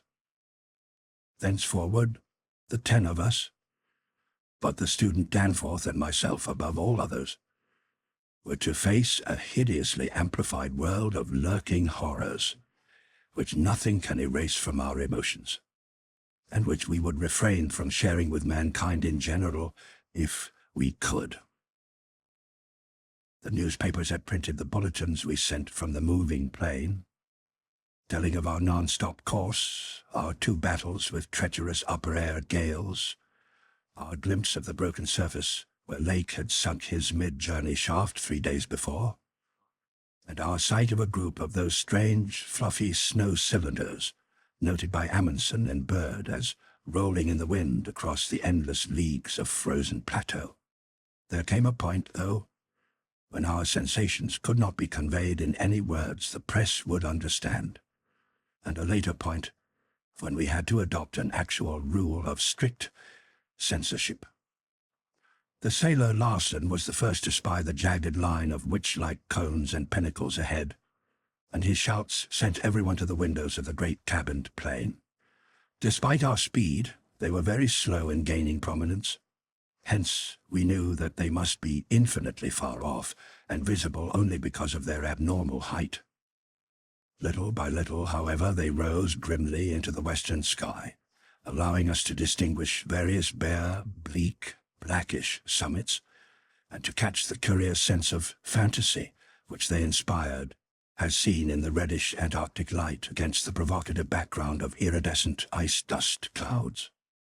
In the whole spectacle there was a persistent, pervasive hint of stupendous secrecy and potential revelations, as if these stark nightmare spires marked the pylons of a frightful gateway into forbidden spheres of dream and complex gulfs of remote time, space, and ultra-dimensionality.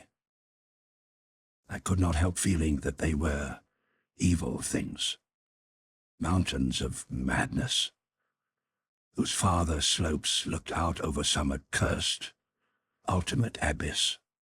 That seething, half-luminous cloud background held ineffable suggestions of a vague, ethereal beyondness, far more than terrestrially spatial, and gave appalling reminders of the utter remoteness, separateness, desolation, and eon-long death of this untrodden and unfathomed austral world. It was young Danforth who drew our notice to the curious regularities of the higher mountain skyline, regularities like clinging fragments of perfect cubes, which Lake had mentioned in his messages, and which indeed justified his comparison with the dreamlike suggestions of primordial temple ruins on cloudy Asian mountaintops, so subtly and strangely painted by Roerich. There was indeed something hauntingly Roerich-like about this whole unearthly continent of mountainous mystery. I had felt it in October when we first caught sight of Victoria Lamb, and I felt it afresh now. I felt too another wave of uneasy consciousness of archaean mythical resemblances, of how disturbingly this lethal realm corresponded to the evilly famed plateau of Leng in the primal writings. Mythologists have placed Leng in Central Asia, but the racial memory of man, or of his predecessors, is long. But it may well be that certain tales have come down from lands and mountains and temples of horror earlier than Asia, and earlier than any human world we know. The few daring mystics have hinted at a pre-Pleistocene origin for the fragmentary Narcotic manuscripts, and have suggested that the devotees of Chautauqua were as alien to mankind as Chautauqua itself. Lane, wherever in space or time it might brood, was not a region I would care to be in or near, nor did I relish the proximity of a world that had ever bred such ambiguous and archaean monstrosities as those Lake had just mentioned. At the moment I felt sorry that I had ever read the abhorred Necronomicon, or talked so much of that unpleasantly erudite folklorist Wilmarth at the university. This mood undoubtedly served to aggravate my reaction to the bizarre mirage which burst upon us from the increasingly opalescent zenith as we drew near the mountains and began to make out the cumulative undulations of the foothills.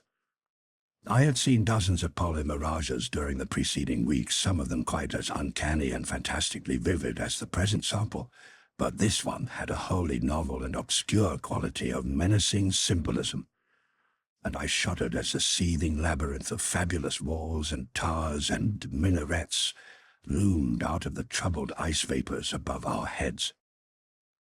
The effect was that of a cyclopean city of no architecture known to man or to human imagination, with vast aggregations of night-black masonry embodying monstrous perversions of geometrical laws and attaining the most grotesque extremes of sinister bizarrerie. There were truncated cones, sometimes terraced or fluted, surmounted by tall, cylindrical shafts here and there bulbously enlarged, and often capped with tiers of fiendish scalloped discs, and strange, beetling, table-like constructions, suggesting piles of multitudinous rectangular slabs or circular plates or five-pointed stars, with each one overlapping the one beneath. There were composite cones and pyramids, either alone or surmounting cylinders or cubes, or flatter, truncated cones and pyramids, and occasional needle-like spires in curious clusters of 5. All of these febrile structures seemed knit together by tubular bridges, crossing from one to the other at various dizzy heights, and the implied scale of the whole as terrifying and oppressive in its sheer giganticism. The general type of mirage was not unlike some of the wilder forms observed and drawn by the Arctic whaler Scoresby in 1820, but at this time and place, with those dark, unknown mountain peaks soaring stupendously ahead, that anomalous elder world discovery in our minds, and the pall of probable disaster enveloping the greater part of our expedition, we all seemed to find in it a taint of latent malignity and infinitely evil portent. I was glad when the mirage began to break up, though in the process the various nightmare turrets and cones assumed distorted temporary forms of even vaster hideousness. As the whole illusion dissolved to churning opalescence, we began to look earthward again, and saw that our journey's end was not far off. The unknown mountains ahead rose dizzyingly up like a fearsome rampart of giants, their curious regularities showing with startling clearness even without a field glass. We were over the lowest foothills now, and could see amidst the snow, ice, and bare patches of their main plateau a couple of darkish spots which we took to be Lake's camp and boring. The higher foothills shot up between 5 and 6 miles away, forming a range almost distinct from the terrifying line of more than Himalayan peaks behind them. At length, Ropes, the student who had relieved McTeague at the controls, began to head downward toward the left-hand dark spot whose size marked it as the camp. As he did so, McTeague sent out the last uncensored wireless message the world was to receive from our expedition. Everyone, of course, has read the brief and unsatisfying bulletins of the rest of our Antarctic sojourn. Some hours after our landing, we sent a guarded report of the tragedy we found and reluctantly announced the wiping out of the whole lake party by the frightful wind of the preceding day, or of the night before that. 11 known dead. Young Gedney missing. People pardoned our hazy lack of details through realization of the shock the sad event must have caused us, and believed us when we explained that the mangling action of the wind had rendered all 11 bodies unsuitable for transportation outside. Indeed, I flatter myself that even in the midst of our distress, utter bewilderment, and soul-touching horror, we scarcely went beyond the truth in any specific instance. The tremendous significance lies in what we dared not tell. But I would not tell now, but for the need of warning others off from nameless terrors. It is a fact that the wind had wrought dreadful havoc. Whether all could have lived through it, even without the other thing, is gravely open to doubt. The storm, with its fury of madly driven ice particles, must have been beyond anything our expedition had encountered before. One aeroplane shelter, all, it seems, had been left in a far too flimsy and inadequate state, was nearly pulverized, and the derrick at the distant boring was entirely shaken to pieces. The exposed metal of the grounded planes and drilling machinery was bruised into a high polish, and 2 of the small tents were flattened despite their snow banking. Wooden surfaces left out in the blast were pitted and denuded of paint, and all signs of tracks in the snow were completely obliterated. It is also true that we found none of the archaean biological objects in a condition to take outside as a whole. We did gather some minerals from a vast tumbled pile, including several of the greenish soapstone fragments whose odd 5-pointed rounding and faint patterns of grouped dots caused so many doubtful comparisons, and some fossil bones, among which were the most typical of the curiously injured specimens. None of the dogs survived. They hurriedly built snow enclosure near the camp, being almost wholly destroyed. The wind may have done that, though the greater breakage on the side next to the camp, which was not the windward one, suggests an outward leap or break of the frantic beasts themselves. All 3 sledges were gone, and we have tried to explain that the wind may have blown them off into the unknown. The drill and ice-melting machinery at the boring were too badly damaged to warrant salvage, so we used them to choke up that subtly disturbing gateway to the past, which Lake had blasted. We likewise left at the camp the 2 most shaken up of the planes, since our surviving party had only 4 real pilots, Sherman, Danforth, McTeague, and Ropes, in all, with Danforth in a poor, nervous shape to navigate. We brought back all the books, scientific equipment, and other incidentals we could find, though much was rather unaccountably blown away. Spare tents and furs were either missing or badly out of condition. It was approximately 4 p.m., after wide-plain cruising had forced us to give Gedney up for lost, that we sent our guarded message to the Arkham for relaying, and I think we did well to keep it as calm and non-committal as we succeeded in doing. The most we said about agitation concerned our dogs, whose frantic uneasiness near the biological specimens was to be expected from poor Lake's accounts.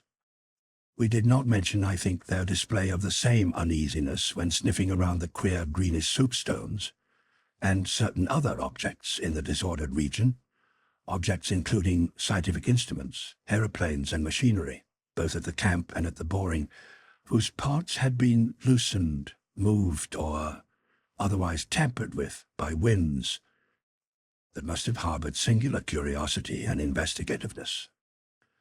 About the 14 biological specimens, we were pardonably indefinite. We said that the only ones we discovered were damaged, but that enough was left of them to prove Lake's description wholly and impressively accurate. It was hard work keeping our personal emotions out of this matter, and we did not mention numbers or say exactly how we had found those which we did find.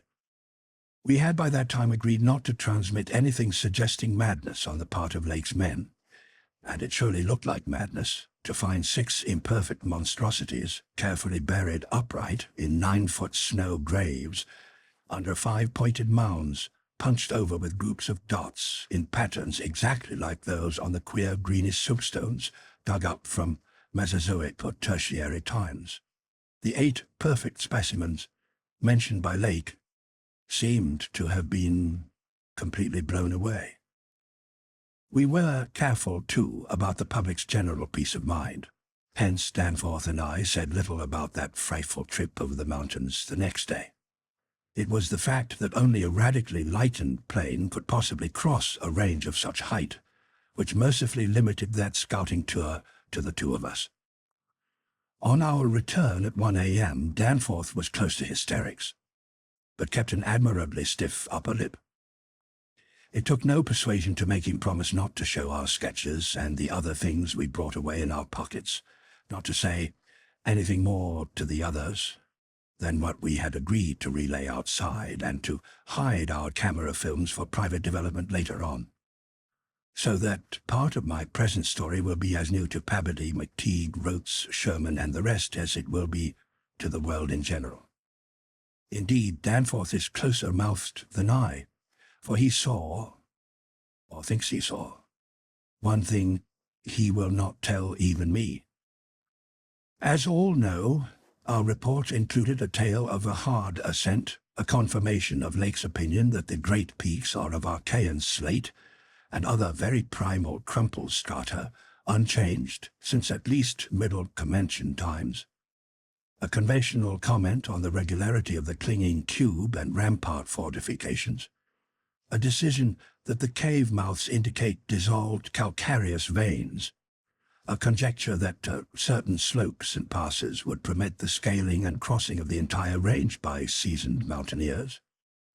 And a remark that the mysterious other side holds a lofty and immense super-plateau as ancient and unchanging as the mountains themselves. 20,000 feet in elevation, with grotesque rock formations protruding through a thin glacial layer and with low, gradual foothills between the general plateau surface and the sheer precipices of the highest peaks. This body of data is in every respect true, so far as it goes, and it completely satisfied the men at the camp. We lay our absence of 16 hours, a longer time than our announced flying, landing, reconnoitering, and rock-collecting program called for, to a long, mythical spell of adverse wind conditions, and told truly of our landing on the farther foothills. Fortunately, our tale sounded realistic and prosaic enough not to tempt any of the others into emulating our flight. Had any tried to do that, I would have used every ounce of my persuasion to stop them, and I do not know what Danforth would have done. While we were gone, Pabody, Sherman, Rhodes, McTeague, and Williamson had worked like beavers over Lake's 2 best planes, fitting them again for use, despite the altogether unaccountable juggling of their operative mechanism. We decided to load all the planes the next morning and start back for our old base as soon as possible. Even though indirect, that was the safest way to work toward McMurdo Sound.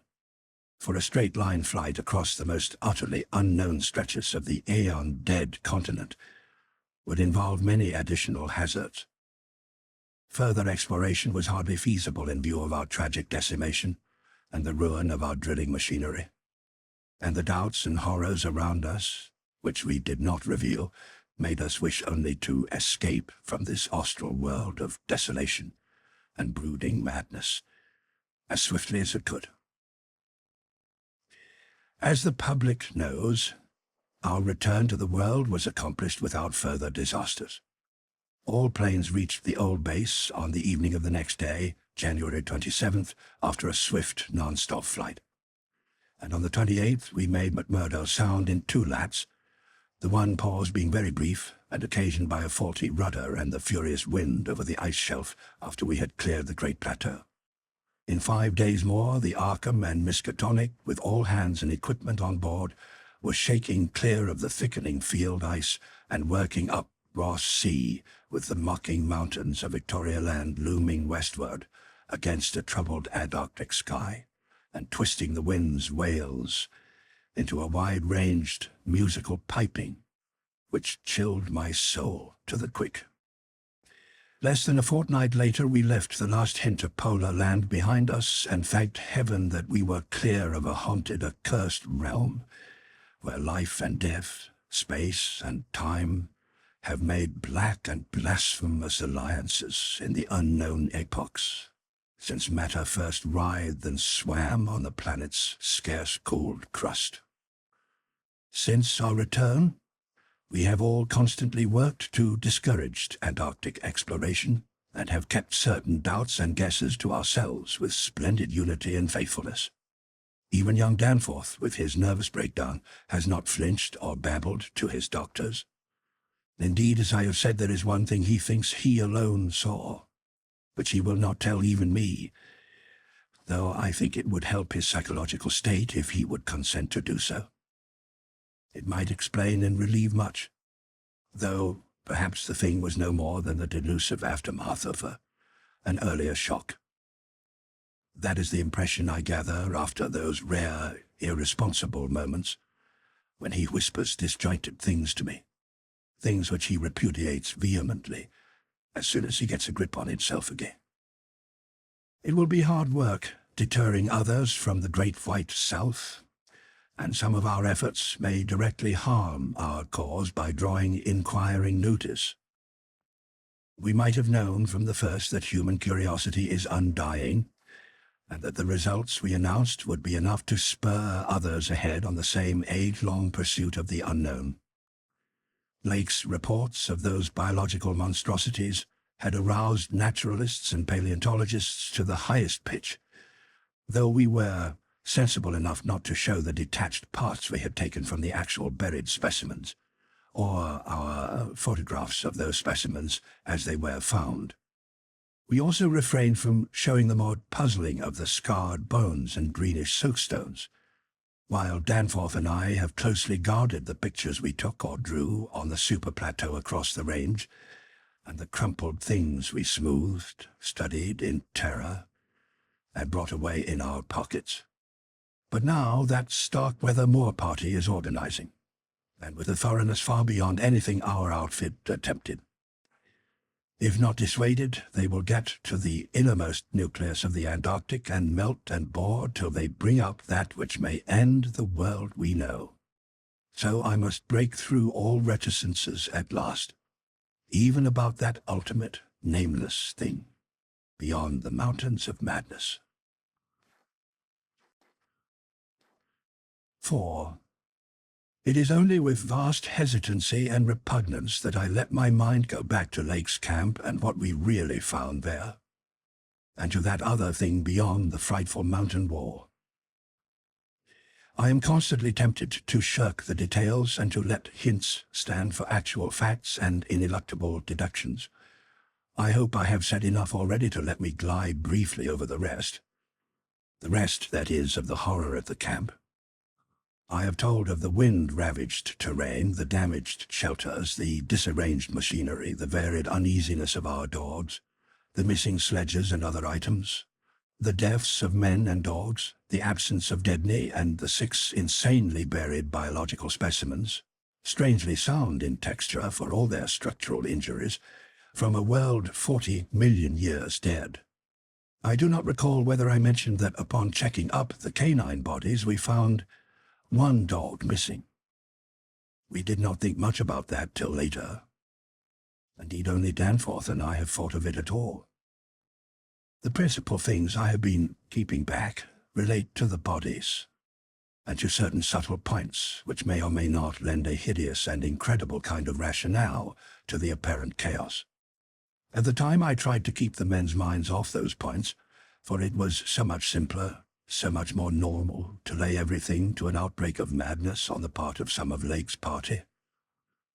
From the look of things, that demon mountain wind must have been enough to drive any man mad in the midst of this center of all earthly mystery and desolation. The crowning abnormality, of course, was the condition of the bodies, men and dogs alike. They had all been in some terrible kind of conflict, and were torn and mangled in fiendish and altogether inexplicable ways. Death, so far as we could judge, had in each case come from strangulation or laceration.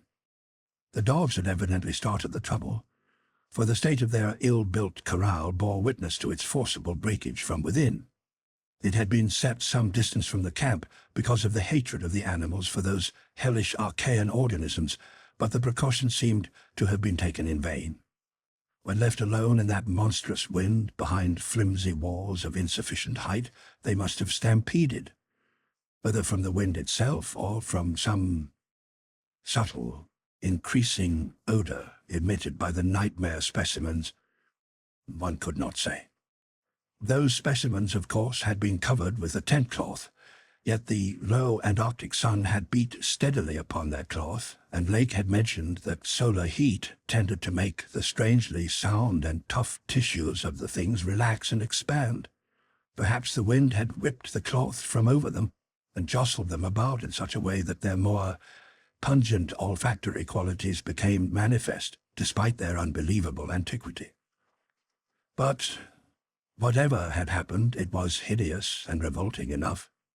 Perhaps I better put squeamishness aside and tell the worst at last, though with a categorical statement of opinion based on the first-hand observations and most rigid deductions of both Danforth and myself, that the then missing Gedney was in no way responsible for the loathsome horrors we found. I have said that the bodies were frightfully mangled. Now I must add that some were incised and subtracted from in the most curious, cold-blooded and inhuman fashion. It was the same with dogs and men. All the healthier, fatter bodies, quadrupedal and bipedal, had had their most solid masses of tissues cut out and removed, as by a careful butcher. And around them was a strange sprinkling of salt, taken from the ravaged provision chests on the plains, which conjured up the most horrible associations. The thing had occurred in one of the crude aeroplane shelters from which the plane had been dragged out, and subsequent winds had effaced all tracks which could have supplied any plausible theory. Scattered bits of clothing, roughly slashed from the human incision subjects, hinted no clues. It is useless to bring up the half-impression of certain faint snow prints in one shielded corner of the ruined enclosure, because that impression did not concern human prints at all, but was clearly mixed up with all the talk of fossil prints which poor Lake had been giving throughout the preceding weeks. One had to be careful of one's imagination in the lee of those overshadowing mountains of madness. As I have indicated, Gedney and one dog turned out to be missing in the end. When we came on that terrible shelter, we had missed 2 dogs and 2 men, but the fairly unharmed dissecting tent which we entered after investigating the monstrous graves had something to reveal. It was not as Lake had left it, for the covered parts of the primal monstrosity had been removed from the improvised table. Indeed, we had already realized that one of the 6 imperfect and insanely buried things we had found, the one with the trace of a peculiarly hateful odor, must represent the collected sections of the entity which Lake had tried to analyze. On and around that laboratory table were strewn other things, and it did not take long for us to guess that those things were the carefully, though oddly and inexpertly dissected parts of one man and one dog. I shall spare the feelings of survivors by omitting mention of the man's identity. Lake's anatomical instruments were missing, but there were evidences of their careful cleansing. The gasoline stove was also gone, though around it we found a curious litter of matches. We buried the human parts beside the other 10 men, and the canine parts with the other 35 dogs. Concerning the bizarre smudges on the laboratory table and on the jumble of roughly handled illustrated books scattered near it, we were much too bewildered to speculate. This formed the worst of the camp horror, but other things were equally perplexing.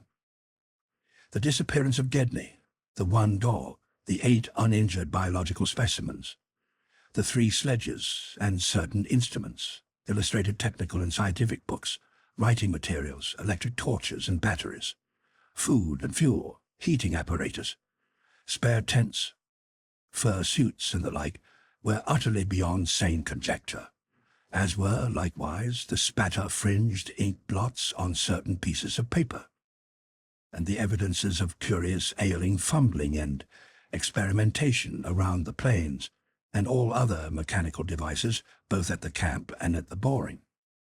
The dogs seemed to abhor this oddly disordered machinery. Then, too, there was the upsetting of the larder, the disappearance of certain staples, and the jarringly comical heap of tin cans pried open in the most unlikely ways and at the most unlikely places. The profusion of scattered matches, intact, broken, or spent, formed another minor enigma, as did the 2 or 3 tent cloths and fur suits which we found lying about with peculiar and unorthodox slashings, conceivably due to clumsy efforts at unimaginable adaptations. The maltreatment of the human and canine bodies, and the crazy burial of the damaged Archaean specimens, were all of a piece with this apparent disintegrative madness. In view of just such an eventuality as the present one, we carefully photographed all the main evidences of insane disorder at the camp, and shall use the prints to buttress our pleas against the departure of the proposed Starkweather Moor expedition. Our first act, after finding the bodies in the shelter, was to photograph and open the row of insane graves with the 5-pointed snow mounds. We could not help noticing the resemblance of these monstrous mounds, with their clusters of group dots, to poor Lake's descriptions of the strange greenish soapstones. And when we came on some of the soapstones themselves in the great mineral pile, we found the likeness very close indeed. The whole general formation, it must be made clear, seemed abominably suggestive of the starfish head of the Archaean entities, and we agreed that the suggestion must have worked potently upon the sensitized minds of Lake's overwrought party. Our own first sight of the actual buried entities formed a horrible moment, and sent the imaginations of Pabody and myself back to some of the shocking primal myths we had read and heard. We all agreed that the mere sight and continued presence of the things must have cooperated with the oppressive polar solitude and demon mountain wind in driving Lake's party mad. For madness, centering in Gedney as the only possible surviving agent, was the explanation spontaneously adopted by everybody so far as spoken utterance was concerned. Though I will not be so naive as to deny that each of us may have harbored wild guesses which sanity forbade him to formulate completely. Sherman, Pabody, and McTeague made an exhaustive aeroplane cruise over all the surrounding territory in the afternoon, sweeping the horizon with field glasses in quest of Gedney and of the various missing things. But nothing came to light. The party reported that the Titan Barrier Range extended endlessly to right and left alike, without any diminution in height or essential structure. On some of the peaks, though, the regular cube and rampart formations were bolder and plainer, having doubly fantastic similitudes to Roric-painted Asian hill ruins. The distribution of cryptical cave mouths on the black snow-denuded mountains seemed roughly even, as far as the range could be traced. In spite of all the prevailing horrors, we were left with enough sheer scientific zeal and adventurousness to wonder about the unknown realm beyond those mysterious mountains. As our guarded messages stated, we rested at midnight after our day of terror and bafflement, but not without a tentative plan for one or more range-crossing altitude flights in a lightened plane with aerial camera and geologist's outfit, beginning the following morning. It was decided that Danforth and I try it first, and we wakened at 7 a.m., intending an early trip, though heavy winds, mentioned in our brief bulletin to the outside world, delayed our start till nearly 9 o'clock. I have already repeated the non-committal story we told the men at camp and relayed outside after our return 16 hours later. It is now my terrible duty to amplify this account by filling in the merciful blanks with hints of what we really saw in the hidden transmontane world. Hints of the revelations which have finally driven Danforth to a nervous collapse. I wish he would add a really frank word about the thing which he thinks he alone saw, even though it was probably a nervous delusion, and which was perhaps the last straw that put him where he is. But he is firm against that. All I can do is repeat his later disjointed whispers about what set him shrieking as the plane soared back through the wind-tortured mountain pass after that real and tangible shock, which I shared. This will form my last word. If the plain signs of surviving elder horrors in what I disclose be not enough to keep others from meddling with that inner Antarctic, or at least from prying too deeply beneath the surface of that ultimate waste of forbidden secrets and unhuman, aeon-cursed desolation, the responsibility for unnamable and perhaps immensurable evils will not be mine. Danforth and I, studying the notes made by Pavody in his afternoon flight and checking up with the sextant, had calculated that the lowest available pass in the range lay somewhat to the right of us, within sight of camp, and about 23,000 or 24,000 feet above sea level. For this point, then, we first headed in the lightened plane as we embarked on our flight of discovery. The camp itself, on foothills which sprang from a high continental plateau, was some 12,000 feet in altitude. Hence the actual height increase necessary was not so vast as it might seem. Nevertheless, we were acutely conscious of the rarefied air and intense cold as we rose, for on account of visibility conditions we had to leave the cabin windows open. We were dressed, of course, in our heaviest furs. As we drew near the forbidding peaks, dark and sinister above the line of crevasse-riven snow and interstitial glaciers, we noticed more and more the curiously regular formations clinging to the slopes, and thought again of the strange Asian paintings of Nicholas Roerich. The ancient and wind-weathered rock strata fully verified all of Lake's bulletins, and proved that these hoary pinnacles had been towering up in exactly the same way since a surprisingly early time in Earth's history, perhaps over 50 million years.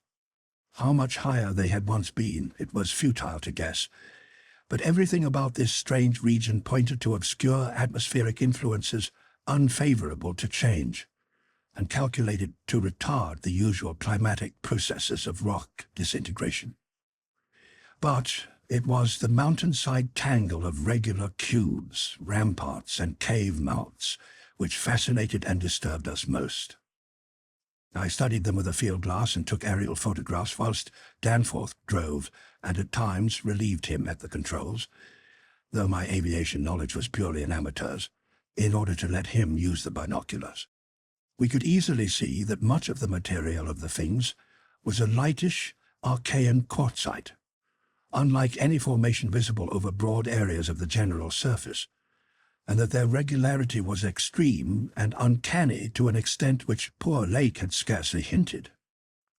As he had said, their edges were crumbled and rounded from untold eons of savage weathering, but their preternatural solidity and tough material had saved them from obliteration.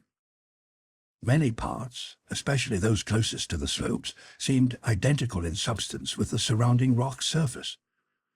The whole arrangement looked like the ruins of Machu Picchu in the Andes, or the primal foundation walls of Kish as dug up by the Oxford Field Museum expedition of 1929. And both Danforth and I obtained that occasional impression of separate cyclopean blocks which Lake had attributed to his flight companion, Carroll.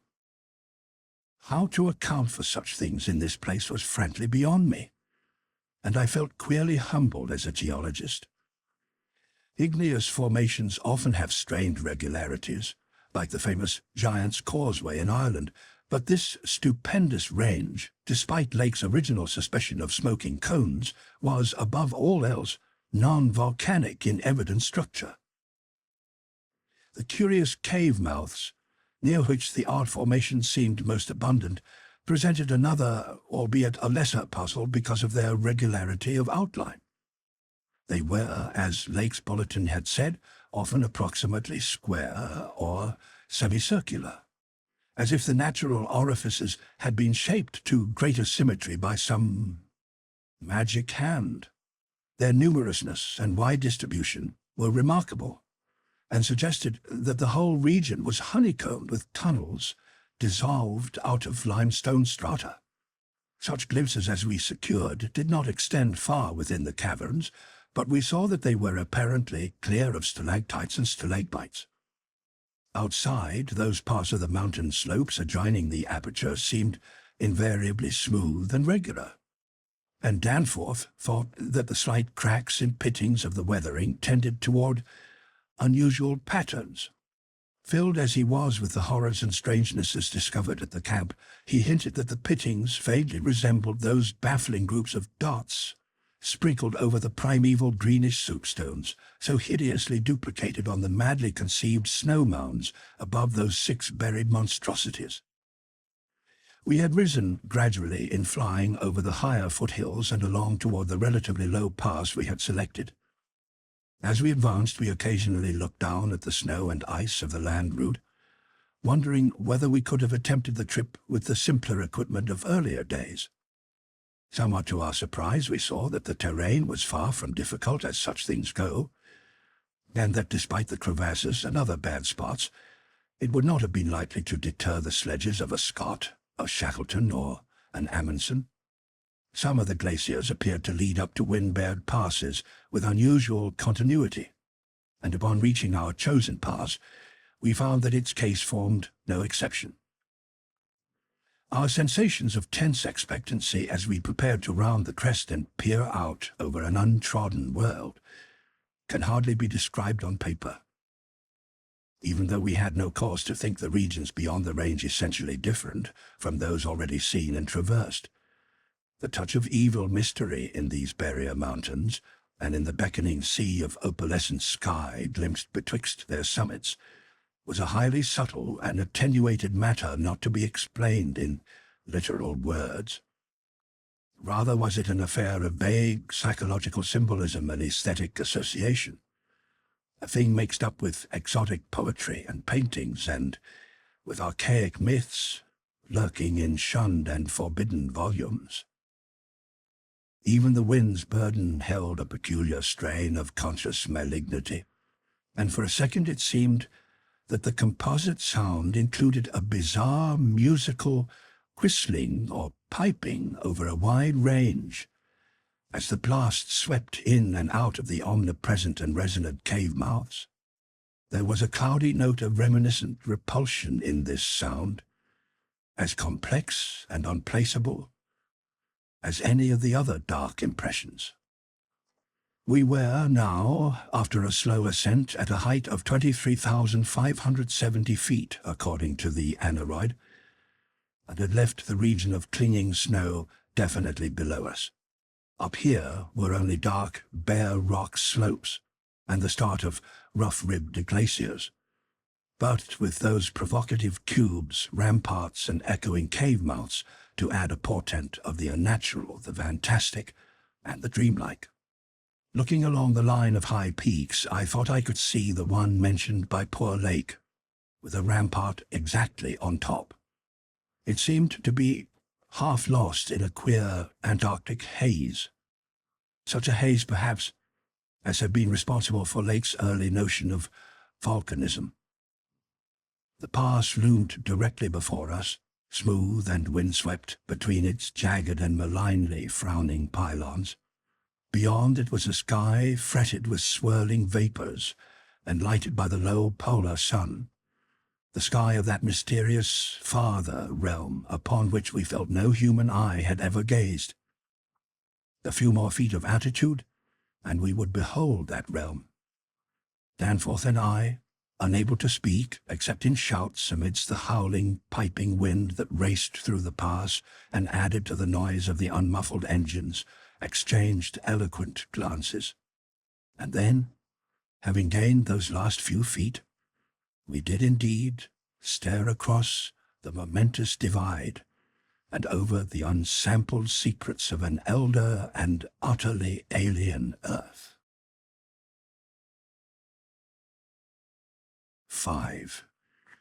I think that both of us simultaneously cried out in mixed awe, wonder, terror, and disbelief in our own senses, as we finally cleared the pass and saw what lay beyond.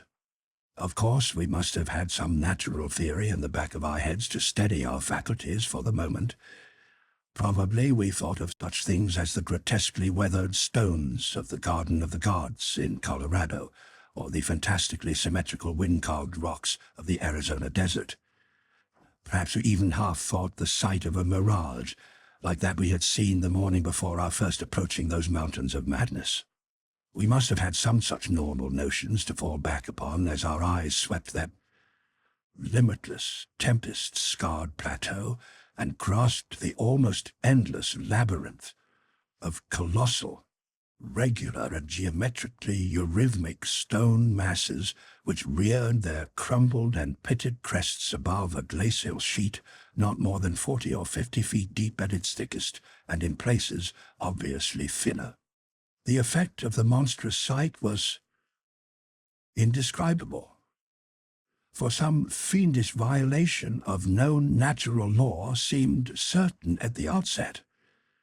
Here, on a hellishly ancient tableland fully 20,000 feet high, and in a climate deadly to habitation since a pre-human age not less than 500,000 years ago, there stretched nearly to the vision's limit a tangle of orderly stone, which only the desperation of mental self-defense could possibly attribute to any but a conscious and artificial cause. We had previously dismissed, so far as serious thought was concerned, any theory that the cubes and ramparts of the mountainsides were other than natural in origin. How could they be otherwise, when man himself could scarcely have been differentiated from the great apes at the time when this region succumbed to the present unbroken reign of glacial death? Yet now, the sway of reason seemed irrefutably shaken, for this cyclopean maze of squared, curved, and angled blocks had features which cut off all comfortable refuge. It was, very clearly, the blasphemous city of the mirage in stark, objective, and ineluctable reality. The damnable portent had had a material basis after all.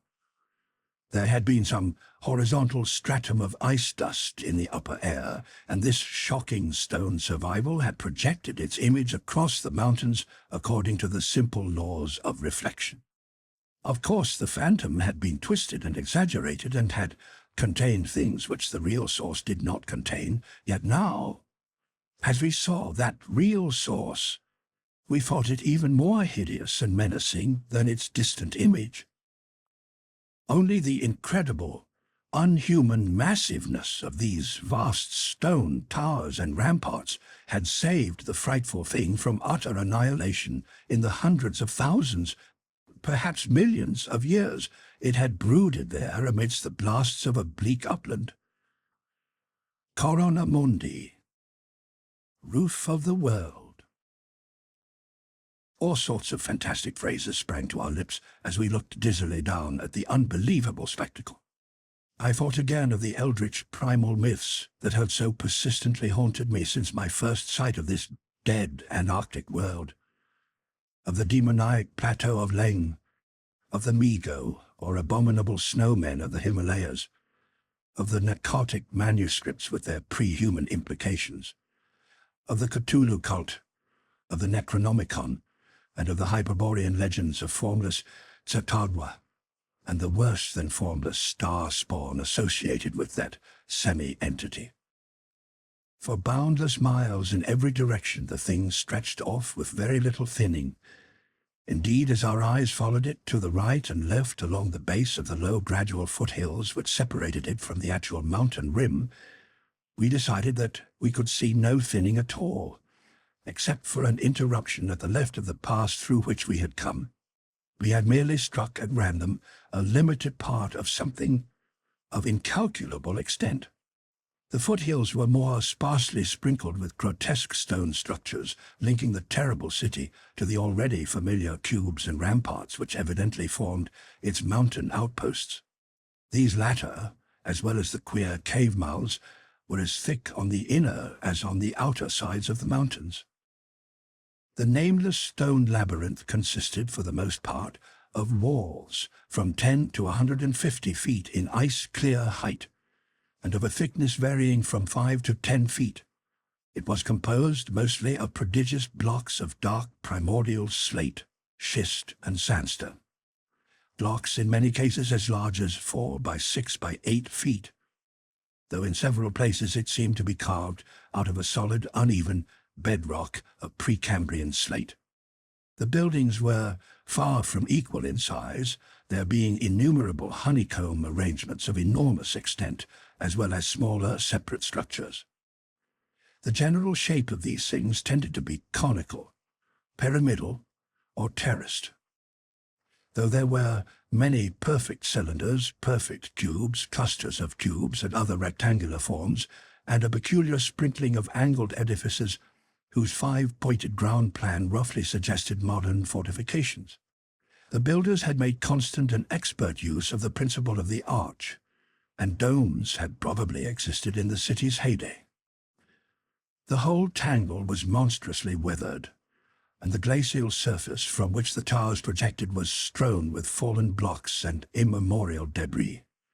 Where the glaciation was transparent, we could see the lower parts of the gigantic piles, and noticed the ice-preserved stone bridges which connected the different towers at varying distances above the ground. On the exposed walls we could detect the scarred places where other and higher bridges of the same sort had existed. Closer inspection revealed countless largish windows, some of which were closed with shutters of a petrified material, originally wood, though most gaped open in a sinister and menacing fashion. Many of the ruins, of course, were roofless, and with uneven though wind-rounded upper edges, whilst others of a more sharply conical or pyramidal model, or else protected by higher surrounding structures, preserved intact outlines despite the omnipresent crumbling and pitting. With the field glass we could barely make out what seemed to be sculptural decorations in horizontal bands, decorations including those curious groups of dots, whose presence on the ancient soapstones now assumed a vastly larger significance. In many places the buildings were totally ruined, and the ice sheet deeply riven from various geologic causes. In other places the stonework was worn down to the very level of the glaciation. One broad swath extending from the plateau's interior to a cleft in the foothills, about a mile to the left of the pass we had traversed, was wholly free from buildings, and probably represented, we concluded, the course of some great river which, in tertiary times, millions of years ago, had poured through the city and into some prodigious subterranean abyss of the Great Barrier Range. Certainly this was above all a region of caves, gulfs, and underground secrets, beyond human penetration.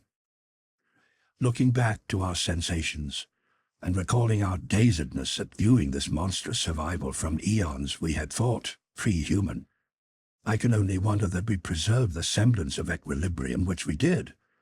Of course we knew that something, chronology, scientific theory, or our own consciousness, was woefully awry, yet we kept enough poise to guide the plane, observe many things quite minutely, and take a careful series of photographs which may yet serve both us and the world in good stead.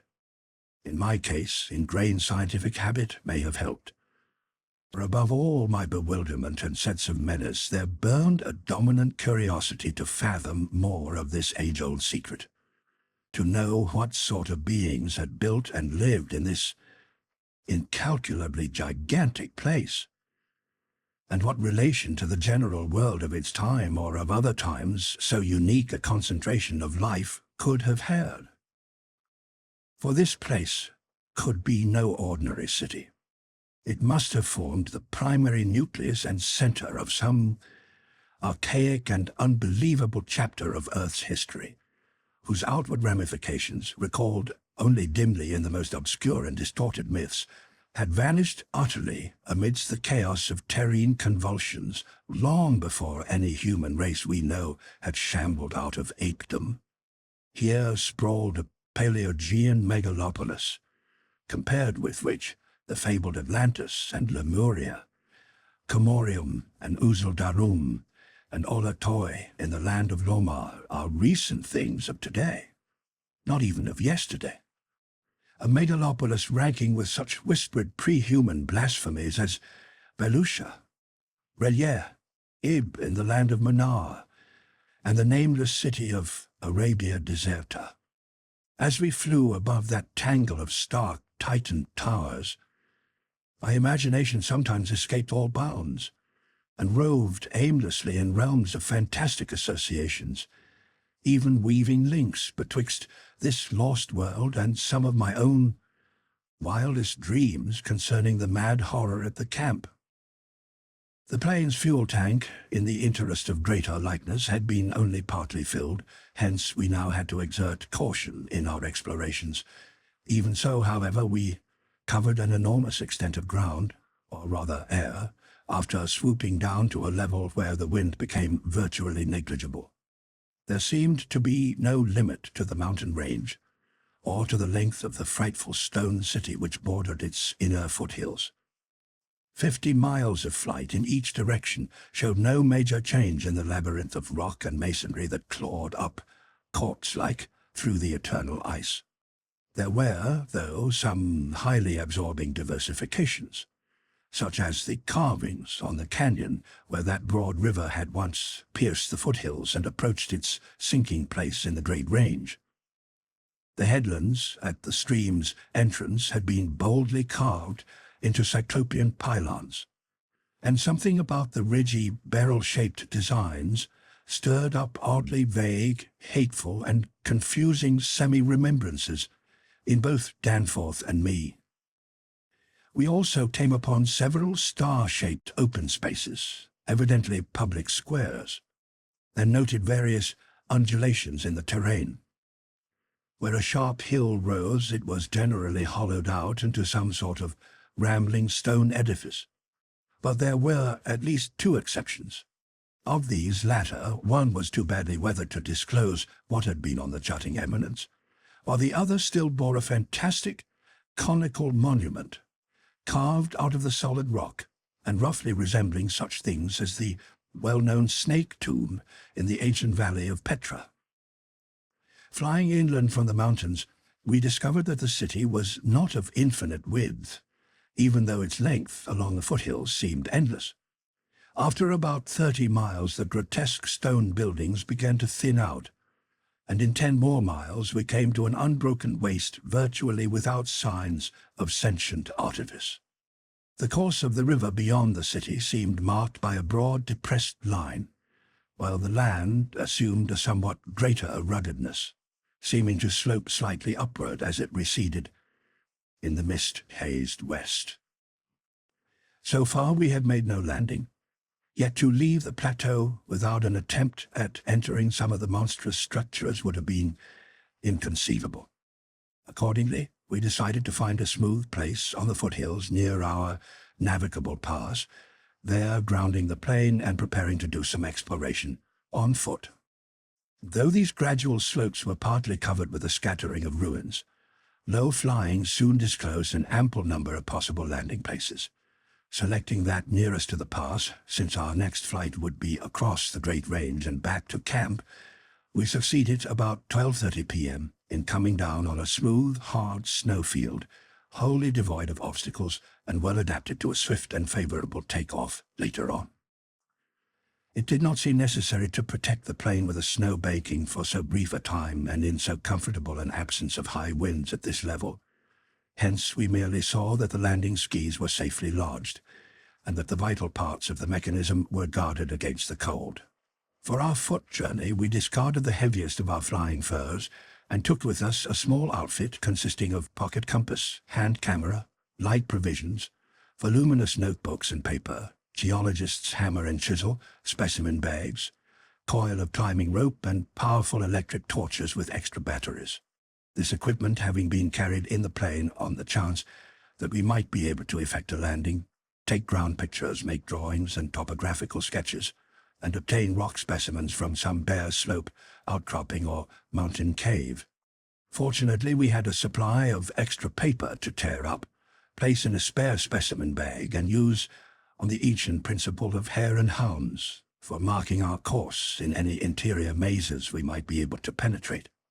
This had been brought in case we found some cave system with air quiet enough to allow such a rapid and easy method, in place of the usual rock-chipping method of trailblazing. Walking cautiously downhill over the crusted snow toward the stupendous stone labyrinth that loomed against the opalescent west, we felt almost as keen a sense of imminent marvels as we had felt on approaching the unfathomed mountain pass 4 hours previously. True, we had become visually familiar with the incredible secret concealed by the barrier peaks. Yet the prospect of actually entering primordial walls, reared by conscious beings, perhaps millions of years ago, before any known race of men could have existed, was nonetheless awesome and potentially terrible in its implications of cosmic abnormality. Though the thinness of the air at this prodigious altitude made exertion somewhat more difficult than usual, both Danforth and I found ourselves bearing up very well, and felt equal to almost any task which might fall to our lot. It took only a few steps to bring us to a shapeless ruin worn level with the snow, while 10 or 15 rods farther on there was a huge roofless rampart still complete in its gigantic 5-pointed outline, and rising to an irregular height of 10 or 11 feet.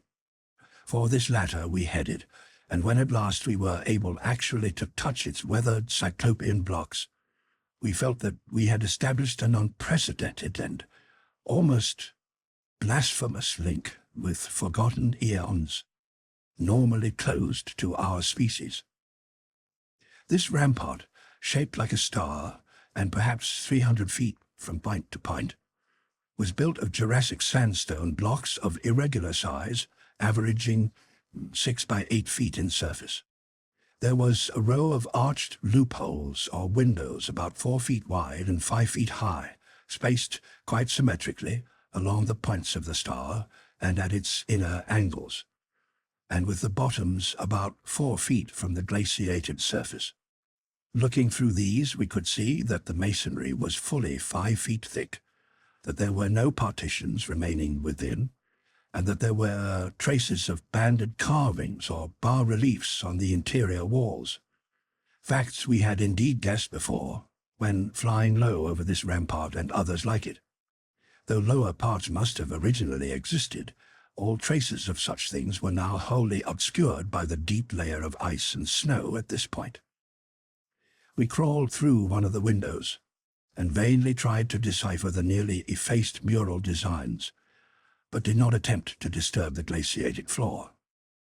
Our orientation flights had indicated that many buildings in the city proper were less ice-choked, and that we might perhaps find wholly clear interiors leading down to the true ground level if we entered those structures still roofed at the top. Before we left the rampart, we photographed it carefully and studied its mortarless cyclopean masonry with complete bewilderment.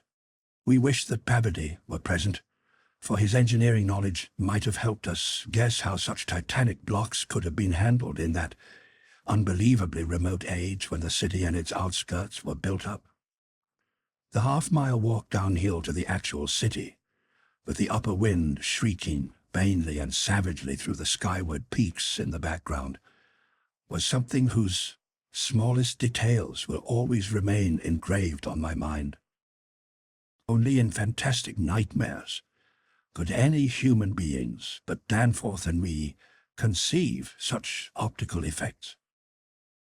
Between us and the churning vapors of the west lay that monstrous tangle of dark stone towers, its outre and incredible forms impressing us afresh at every new angle of vision.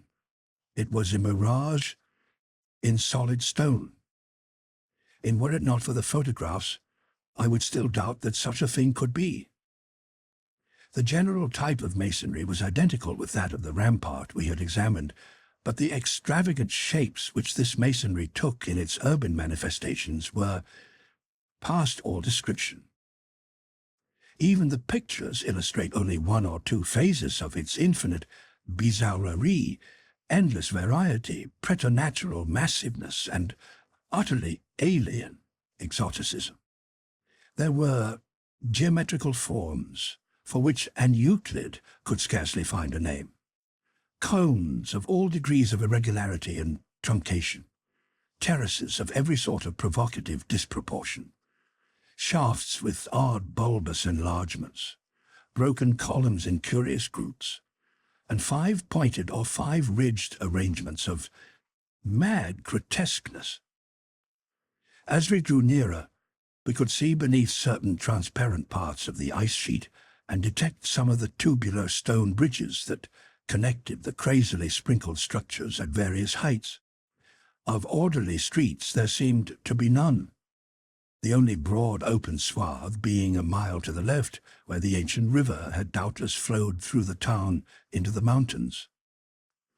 Our field glasses showed the external horizontal bands of nearly effaced sculptures and dot groups to be very prevalent, and we could half imagine what the city must once have looked like, even though most of the roofs and tower tops had necessarily perished. As a whole, it had been a complex tangle of twisted lanes and alleys, all of them deep canyons, and some little better than tunnels, because of the overhanging masonry or overarching bridges. Now, outspread below us, it loomed like a dream fantasy against a westward mist through whose northern end the low, reddish Antarctic sun of early afternoon was struggling to shine. And when for a moment the sun encountered a denser obstruction and plunged the scene into temporary shadow, the effect was subtly menacing in a way I could never hope to depict. Even the faint howling and piping of the unfelt wind in the great mountain passes behind us took on a wilder note of purposeful malignity. The last stage of our descent to the town was unusually steep and abrupt, and a rock outcropping at the edge where the grade changed led us to think that an artificial terrace had once existed there. Under the glaciation, we believed, there must be a flight of steps, or its equivalent. When at last we plunged into the labyrinthine town itself, clambering over fallen masonry and shrinking from the oppressive nearness and dwarfing height of the omnipresent crumbling and pitted walls, our sensations again became such that I marvel at the amount of self-control we retained. Danforth was frankly jumpy and began making some offensively irrelevant speculations about the horror at the camp, which I resented all the more because I could not help sharing certain conclusions forced upon us by many features of this morbid survival from nightmare antiquity. The speculations worked on his imagination, too, for in one place, where a debris-littered alley turned a sharp corner, he insisted that he saw faint traces of ground markings, which he did not like. Whilst elsewhere he stopped to listen to a subtle, imaginary sound from some undefined point. A muffled musical piping, he said, not unlike that of the wind in the mountain caves, yet somehow disturbingly different. The ceaseless five-pointedness of the surrounding architecture and of the few distinguishable mural arabesques had a dimly sinister suggestiveness we could not escape, and gave us a touch of terrible subconscious certainty concerning the primal entities which had reared and dwelt in this unhallowed place.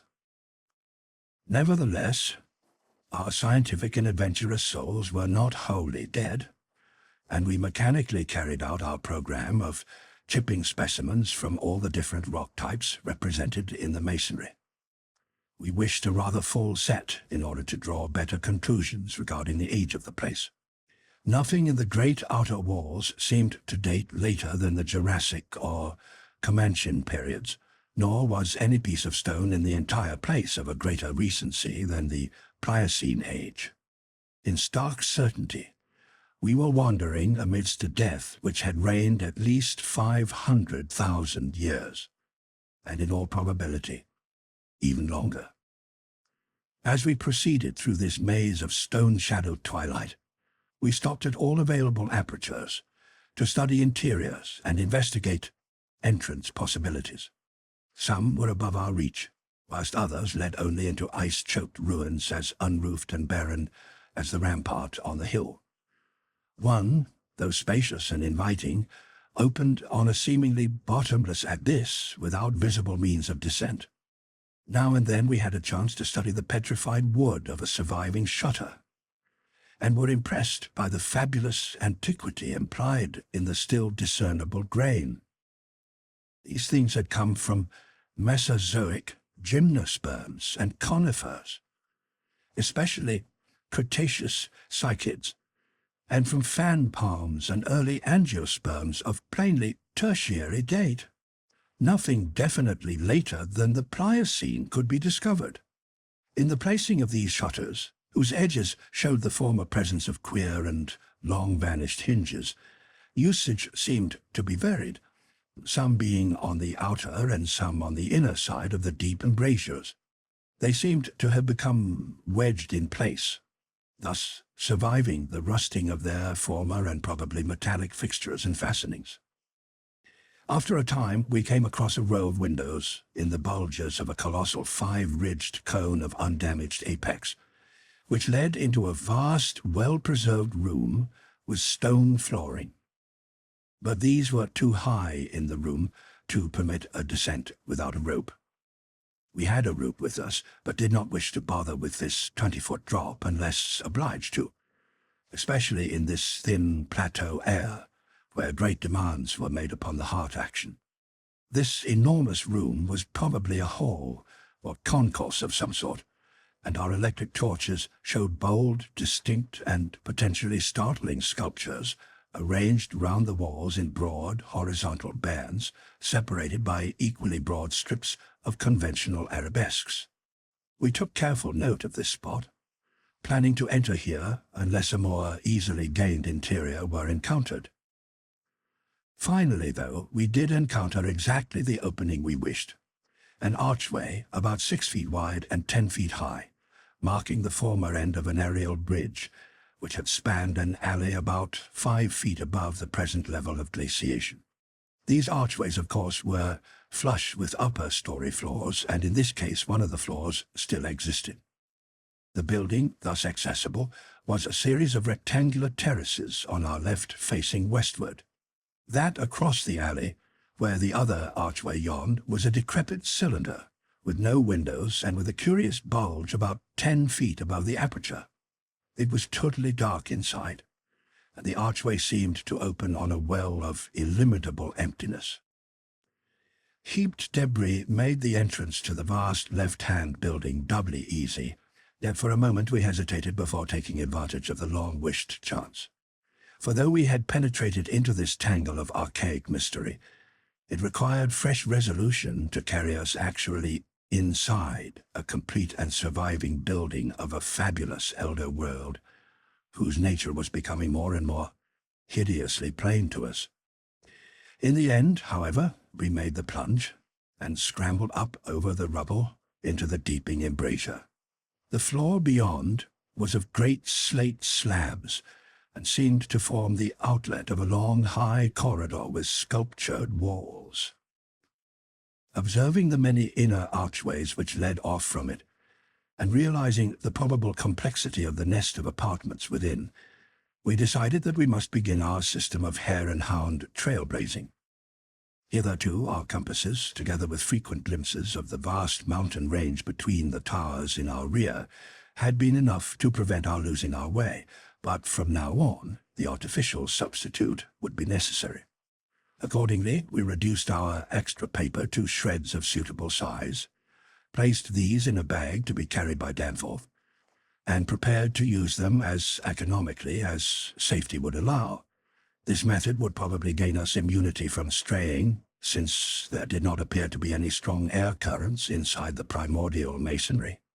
If such should develop, or if our paper supply should give out, we could of course fall back on the more secure, though tedious and retarding method of rock chipping. Just how extensive a territory we had opened up it was impossible to guess without a trial. The close and frequent connection of the different buildings made it likely that we might cross from one to another on bridges underneath the ice, except where impeded by local collapses and geologic rifts, for very little glaciation seemed to have entered the massive constructions. Almost all the areas of transparent ice had revealed the submerged windows as tightly shuttered, as if the town had been left in that uniform state until the glacial sheet came to crystallize the lower part for all succeeding time. Indeed, one gained a curious impression that this place had been deliberately closed and deserted in some dim, bygone eon, rather than overwhelmed by any sudden calamity or even gradual decay. Had the coming of the ice been foreseen, and had a nameless population left en masse to seek a less doomed abode?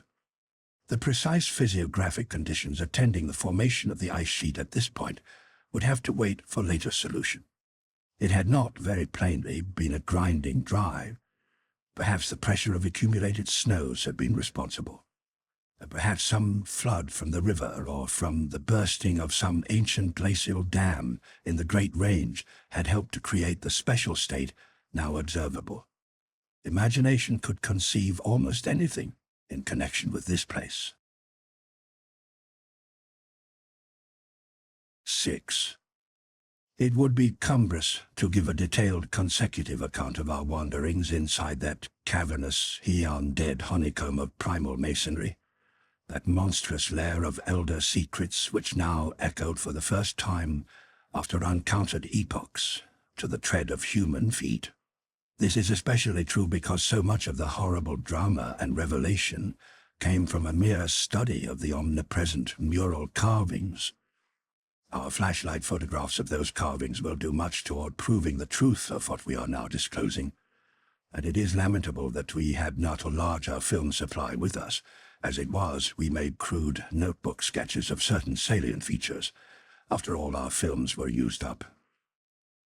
The building which we had entered was one of great size and elaborateness, and gave us an impressive notion of the architecture of that nameless geologic past. The inner partitions were less massive than the outer walls, but on the lower levels were excellently preserved. Labyrinthine complexity, involving curiously irregular differences in floor levels, characterized the entire arrangement, and we should certainly have been lost at the very outset but for the trail of torn paper left behind us. We decided to explore the more decrepit upper parts first of all, hence climbed aloft in the maze for a distance of some 100 feet, to where the topmost tier of chambers yawned snowily and ruinously open to the polar sky. Ascent was effected over the steep, transversely ribbed stone ramps or inclined planes, which everywhere served in lieu of stairs. The rooms we encountered were of all imaginable shapes and proportions, ranging from five-pointed stars to triangles and perfect cubes. It might be safe to say that their general average was about 30 by 30 feet in floor area and 20 feet in height, though many larger apartments existed. After thoroughly examining the upper regions and the glacial level, we descended story by story into the submerged part, where indeed we soon saw we were in a continuous maze of connected chambers and passages, probably leading over unlimited areas outside this particular building. The cyclopean massiveness and giganticism of everything about us became curiously oppressive, and there was something vaguely but deeply unhuman in all the contours, dimensions, proportions, decorations, and constructional nuances of the blasphemously archaic stonework. We soon realized, from what the carvings revealed, that this monstrous city was many million years old.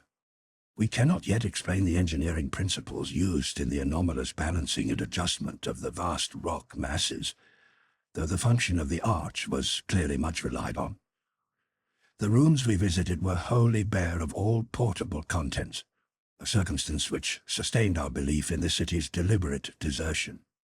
The prime decorative feature was the almost universal system of mural sculpture, which tended to run in continuous horizontal bands 3 feet wide, and arranged from floor to ceiling in alternation with bands of equal width given over to geometrical arabesques.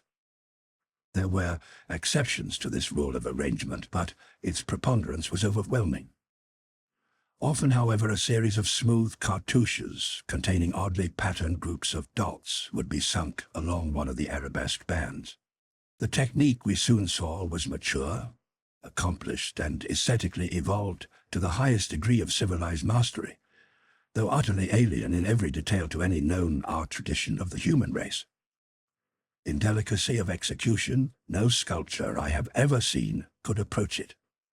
The minutest details of elaborate vegetation, or of animal life, were rendered with astonishing vividness, despite the bold scale of the carvings, whilst the conventional designs were marvels of skillful intricacy.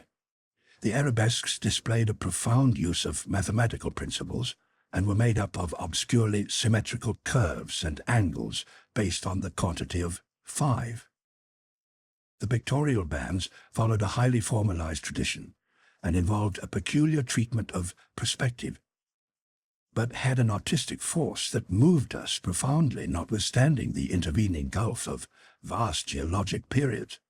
Their method of design hinged on a singular juxtaposition of the cross-section with the two-dimensional silhouette, and embodied an analytical psychology beyond that of any known race of antiquity. It is useless to try to compare this art with any represented in our museums. Those who see our photographs will probably find its closest analogue in certain grotesque conceptions of the most daring futurists. The arabesque tracery consisted altogether of depressed lines whose depth on unweathered walls varied from 1 to 2 inches. When cartouches with dot groups appeared, evidently as inscriptions in some unknown and primordial language and alphabet, the depression of the smooth surface was perhaps 1.5 inches, and of the dots perhaps 1/2 inch more. The pictorial bands were in countersunk low relief, their background being depressed about 2 inches from the original wall surface. In some specimens, marks of a former coloration could be detected, though for the most part the untold eons had disintegrated and banished any pigments which may have been applied. The more one studied the marvelous technique, the more one admired the things. Beneath their strict conventionalization, one could grasp the minute and accurate observation and graphic skill of the artists. And indeed, the very conventions themselves served to symbolize and accentuate the real essence or vital differentiation of every object delineated. We felt, too, that besides these recognizable excellences, there were others lurking beyond the reach of our perceptions. Certain touches here and there gave vague hints of latent symbols and stimuli, which another mental and emotional background and a fuller or different sensory equipment might have made of profound and poignant significance to us. The subject matter of the sculptures obviously came from the life of the vanished epoch of their creation, and contained a large proportion of evident history. It is this abnormal, historic-mindedness of the primal race, a chance circumstance operating through coincidence miraculously in our favor, which made the carving so awesomely informative to us, and which caused us to place their photography and transcription above all other considerations. In certain rooms, the dominant arrangement was varied by the presence of maps, astronomical charts, and other scientific designs on an enlarged scale, these things giving a naive and terrible corroboration to what we gathered from the pictorial friezes and dados. In hinting at what the whole revealed, I can only hope that my account will not arouse a curiosity greater than sane caution on the part of those who believe me at all. It would be tragic if any were to be allured to that realm of death and horror by the very warning meant to discourage them. Interrupting these sculptured walls were high windows and massive 12-foot doorways, both now and then retaining the petrified wooden planks, elaborately carved and polished, of the actual shutters and doors. All metal fixtures had long ago vanished, but some of the doors remained in place and had to be forced aside as we progressed from room to room. Window frames with odd transparent panes, mostly elliptical, survived here and there, though in no considerable quantity. There were also frequent niches of great magnitude, generally empty, but once in a while containing some bizarre object carved from green soapstone, which was either broken or perhaps held too inferior to warrant removal. Other apertures were undoubtedly connected with bygone mechanical facilities, heating, lighting, and the like, of a sort suggested in many of the carvings. Ceilings tended to be plain, but had sometimes been inlaid with green soapstone or other tiles, mostly fallen now. Floors were also paved with such tiles, though plain stone what predominated. As I have said, all furniture and other movables were absent, but the sculptures gave a clear idea of the strange devices which had once filled these tomb-like echoing rooms. Above the glacial sheet, the floors were generally thick with detritus, litter, and debris. But farther down this condition decreased. In some of the lower chambers and corridors there was little more than gritty dust or ancient incrustations, while occasional areas had an uncanny air of newly swept immaculateness. Of course, where rifts or collapses had occurred, the lower levels were as littered as the upper ones. A central court, as in other structures we had seen from the air, saved the inner regions from total darkness, so that we seldom had to use our electric torches in the upper rooms except when studying sculptured details. Below the ice cap, however, the twilight deepened, and in many parts of the tangled ground level there was an approach to absolute blackness. To form even a rudimentary idea of our thoughts and feelings as we penetrated this eon-silent maze of unhuman masonry, one must correlate a hopelessly bewildering chaos of fugitive moods, memories, and impressions. The sheer appalling antiquity and lethal desolation of the place were enough to overwhelm almost any sensitive person. But added to these elements were the recent unexplained horror at the camp, and the revelations all too soon effected by the terrible mural sculptures around us.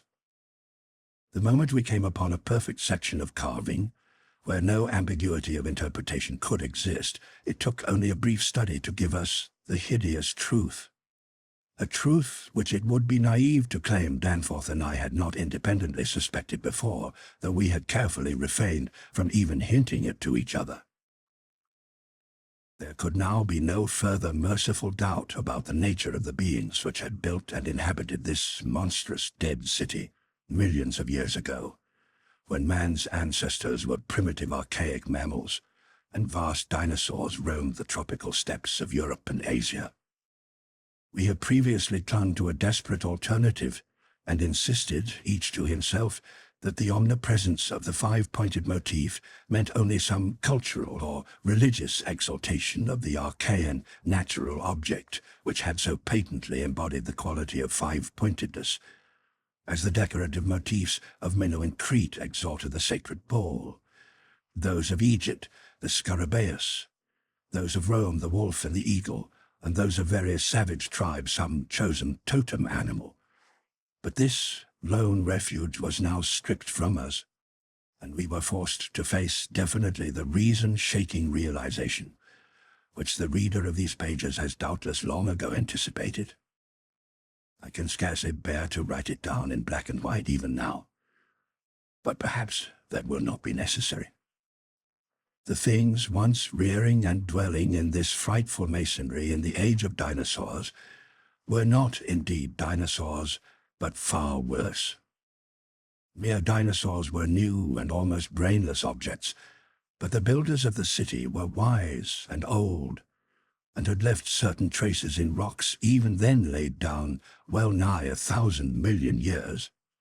Rocks laid down before the true life of Earth had advanced beyond plastic groups of cells. Rocks laid down before the true life of Earth had existed at all. They were the makers and enslavers of that life, and above all doubt the originals of the fiendish elder myths, which things like the narcotic manuscripts and the Necronomicon affrightedly hint about.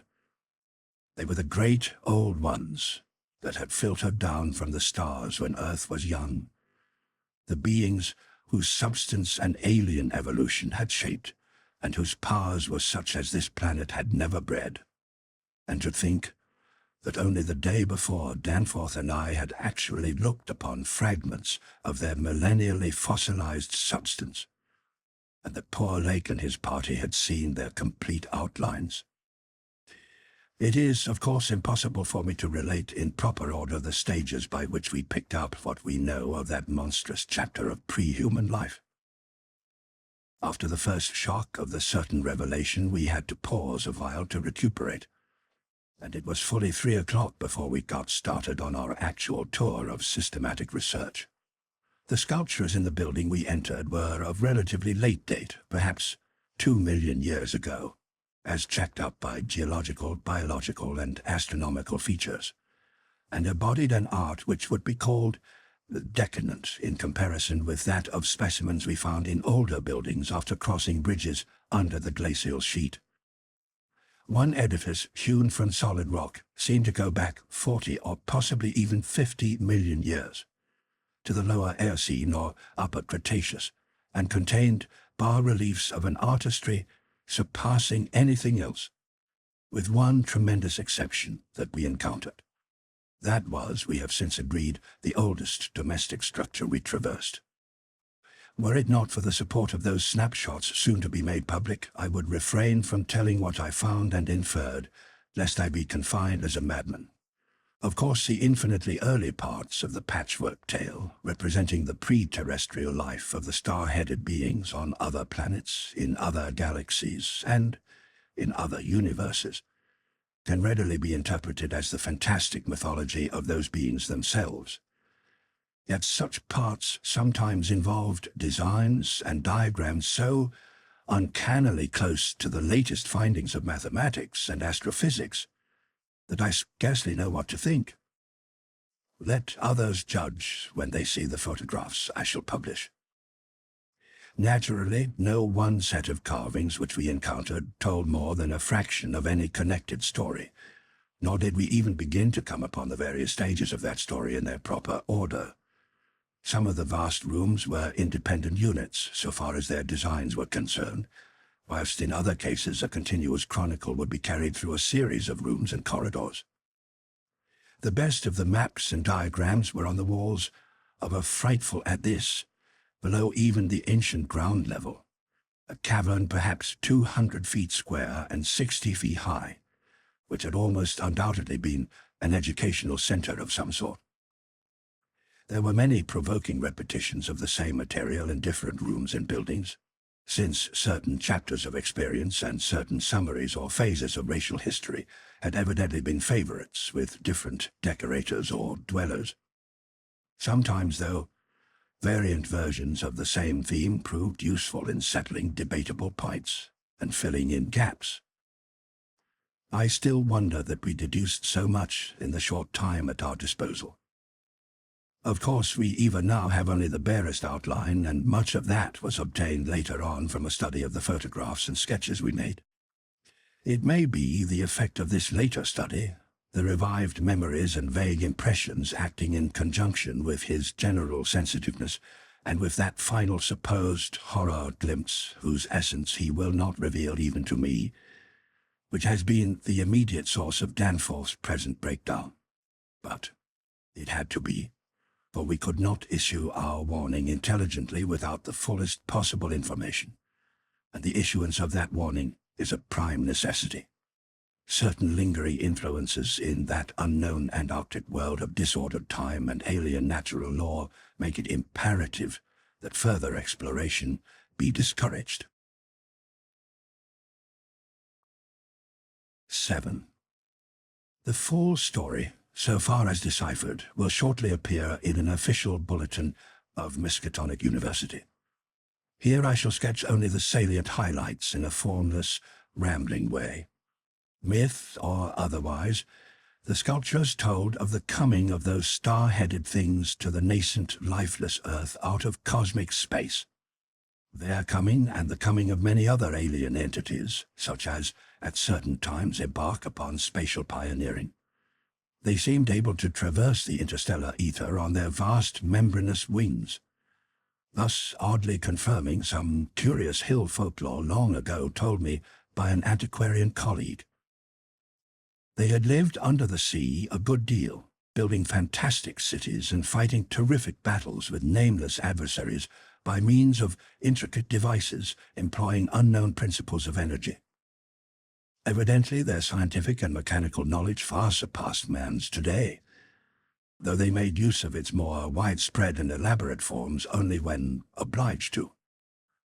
Some of the sculptures suggested that they had passed through a stage of mechanized life on other planets, but had receded upon finding its effects emotionally unsatisfying. Their preternatural toughness of organization and simplicity of natural wants made them peculiarly able to live on a high plane without the more specialized fruits of artificial manufacture, and even without garments except for occasional protection against the elements. It was under the sea, at first for food and later for other purposes, that they first created Earth's life, using available substances according to long-known methods. The more elaborate experiments came after the annihilation of various cosmic enemies. They had done the same thing on other planets, having manufactured not only necessary foods, but certain multicellular protoplasmic masses capable of molding their tissues into all sorts of temporary organs under hypnotic influence, and thereby forming ideal slaves to perform the heavy work of the community. These viscous masses were without doubt what Abdel al-Hazred whispered about as the Shoggoths in his frightful Necronomicon, though even that mad Arab had not hinted that any existed on Earth, except in the dreams of those who had chewed a certain alkaloidal herb. When the star-headed Old Ones on this planet had synthesized their simple food forms and bred a good supply of Shoggoths, they allowed other cell groups to develop into other forms of animal and vegetable life for sundry purposes, extirpating any whose presence became troublesome. With the aid of the Shoggoths, whose expansions could be made to lift prodigious weights, the small, low cities under the sea grew to vast and imposing labyrinths of stone, not unlike those which later rose on land. Indeed, the highly adaptable Old Ones had lived much on land in other parts of the universe, and probably retained many traditions of land construction.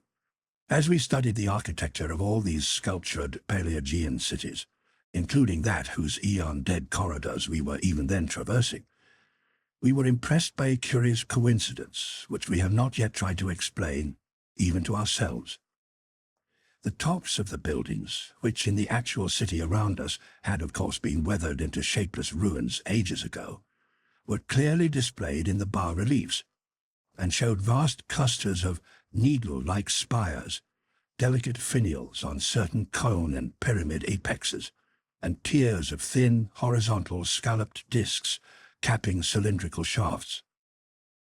This was exactly what we had seen in that monstrous and portentous mirage, cast by a dead city whence such skyline features had been absent for thousands and tens of thousands of years, which loomed on our ignorant eyes across the unfathomed mountains of madness as we first approached poor Lake's ill-fated camp. Of the life of the Old Ones, both under the sea and after part of them migrated to land, volumes could be written. Those in shallow water had continued the fullest use of the eyes at the ends of their 5 main head tentacles, and had practiced the arts of sculpture and of writing in quite the usual way, the writing accomplished with a stylus on waterproof waxen surfaces. Those lower down in the ocean depths though they used a curious phosphorescent organism to furnish light, pieced out their vision with obscure special senses operating through the prismatic cilia on their heads, senses which rendered all the old ones partly independent of light in emergencies. Their forms of sculpture and writing had changed curiously during the descent, embodying certain apparently chemical coating processes, probably to secure phosphorescence, which the bas-reliefs could not make clear to us.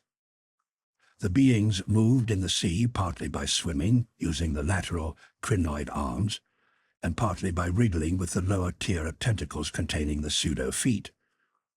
Occasionally they accomplished long swoops with the auxiliary use of 2 or more sets of their fan-like folding wings.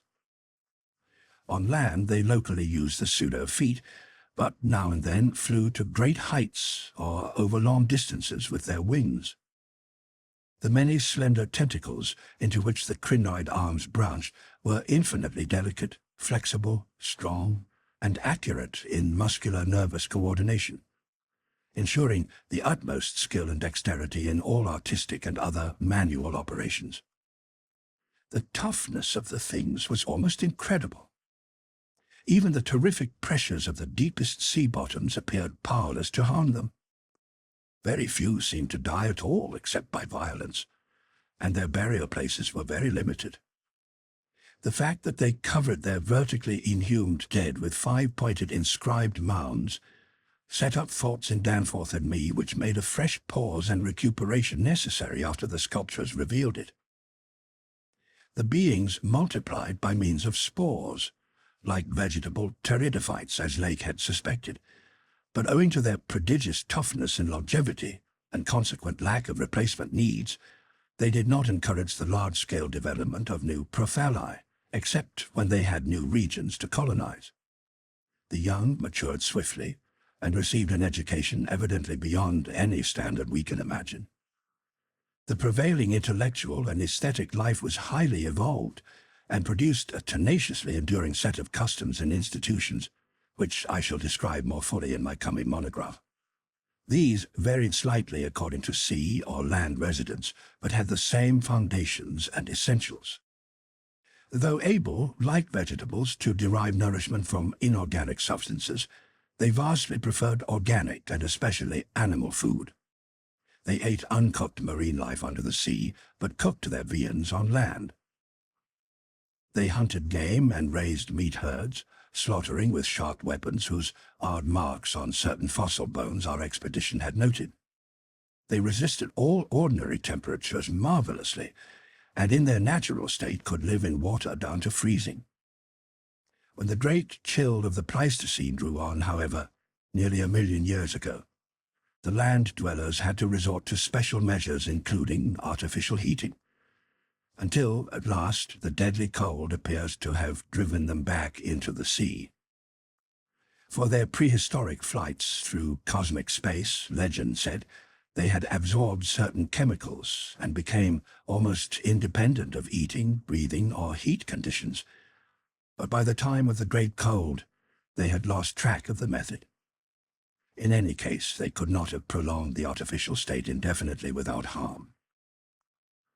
Being non-pairing and semi-vegetable in structure, the Old Ones had no biological basis for the family phase of mammal life, but seemed to organize large households on the principles of comfortable space utility, and, as we deduced from the pictured occupations and diversions of cove-dwellers, congenial mental association. In furnishing their homes, they kept everything in the center of the huge rooms, leaving all the wall spaces free for decorative treatment. Lighting, in the case of the land inhabitants, was accomplished by a device probably electrochemical in nature. Both on land and underwater they used curious tables, chairs, and couches like cylindrical frames, for they rested and slept upright with folded-down tentacles, and racks for the hinged sets of dotted surfaces forming their books. Government was evidently complex and probably socialistic, though no certainties in this regard could be deduced from the sculptures we saw. There was extensive commerce, both local and between different cities. certain small flat counters, five-pointed and inscribed, serving as money. Probably the smaller of the various greenish soapstones found by our expedition were pieces of such currency. Though the culture was mainly urban, some agriculture and much stock-raising existed. Mining and a limited amount of manufacturing were also practiced.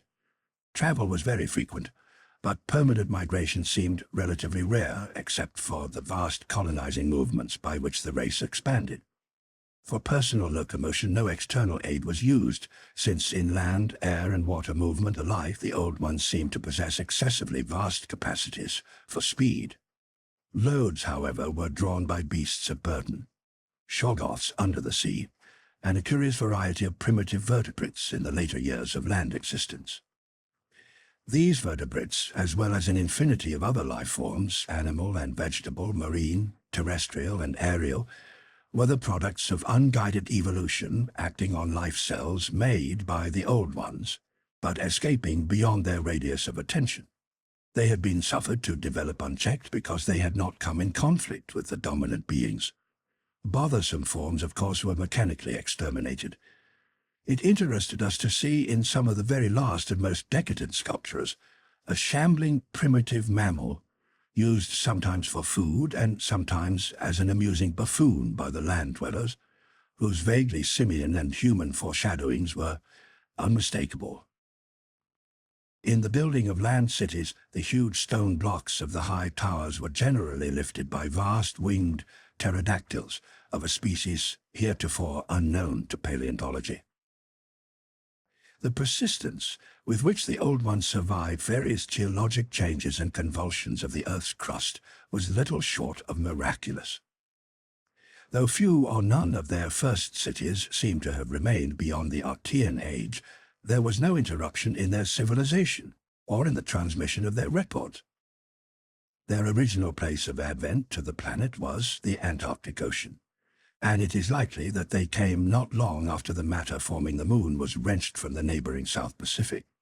According to one of the sculptured maps, the whole globe was then underwater, with stone cities scattered farther and farther from the Antarctic as eons passed. Another map shows a vast bulk of dry land around the South Pole, where it is evident that some of the beings made experimental settlements, though their main centers were transferred to the nearest sea bottom. Later maps, which display this landmass as cracking and drifting and sending certain detached parts northward, uphold in a striking way the theories of continental drift lately advanced by Taylor, Wegener, and Jolly. With the upheaval of new land in the South Pacific, tremendous events began. Some of the marine cities were hopelessly shattered, yet that was not the worst misfortune. Another race, a land race of beings shaped like octopi and probably corresponding to the fabulous pre-human spawn of Cthulhu, soon began filtering down from cosmic infinity and precipitated a monstrous war, which for a time drove the Old Ones wholly back to the sea, a colossal blow in view of the increasing land settlements. Later peace was made, and the new lands were given to the Cthulhu spawn, whilst the Old Ones held the sea and the older lands. New land cities were founded, the greatest of them in the Antarctic, for this region of first arrival was sacred. From then on, as before, the Antarctic remained the center of the Old Ones' civilization, and all the discoverable cities built there by the Cthulhu spawn were blotted out. Then, suddenly, the lands of the Pacific sank again, taking with them the frightful stone city of R'lyeh and all the cosmic octopi, so that the Old Ones were again supreme on the planet, except for one shadowy fear, about which they did not like to speak. At a rather later age, their cities dotted all the land and water areas of the globe. Hence the recommendation in my coming monograph that some archaeologists make systematic borings with Pavity's type of apparatus in certain widely separated regions. The steady trend down the ages was from water to land, a movement encouraged by the rise of new land masses, though the ocean was never wholly deserted. Another cause of the landward movement was the new difficulty in breeding and managing the Shoggoths upon which successful sea life depended.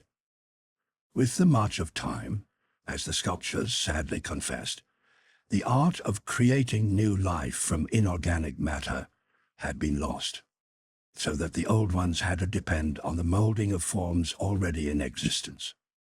On land, the great reptiles proved highly tractable, but the Shoggoths of the sea, reproducing by fission and acquiring a dangerous degree of accidental intelligence, presented for a time a formidable problem.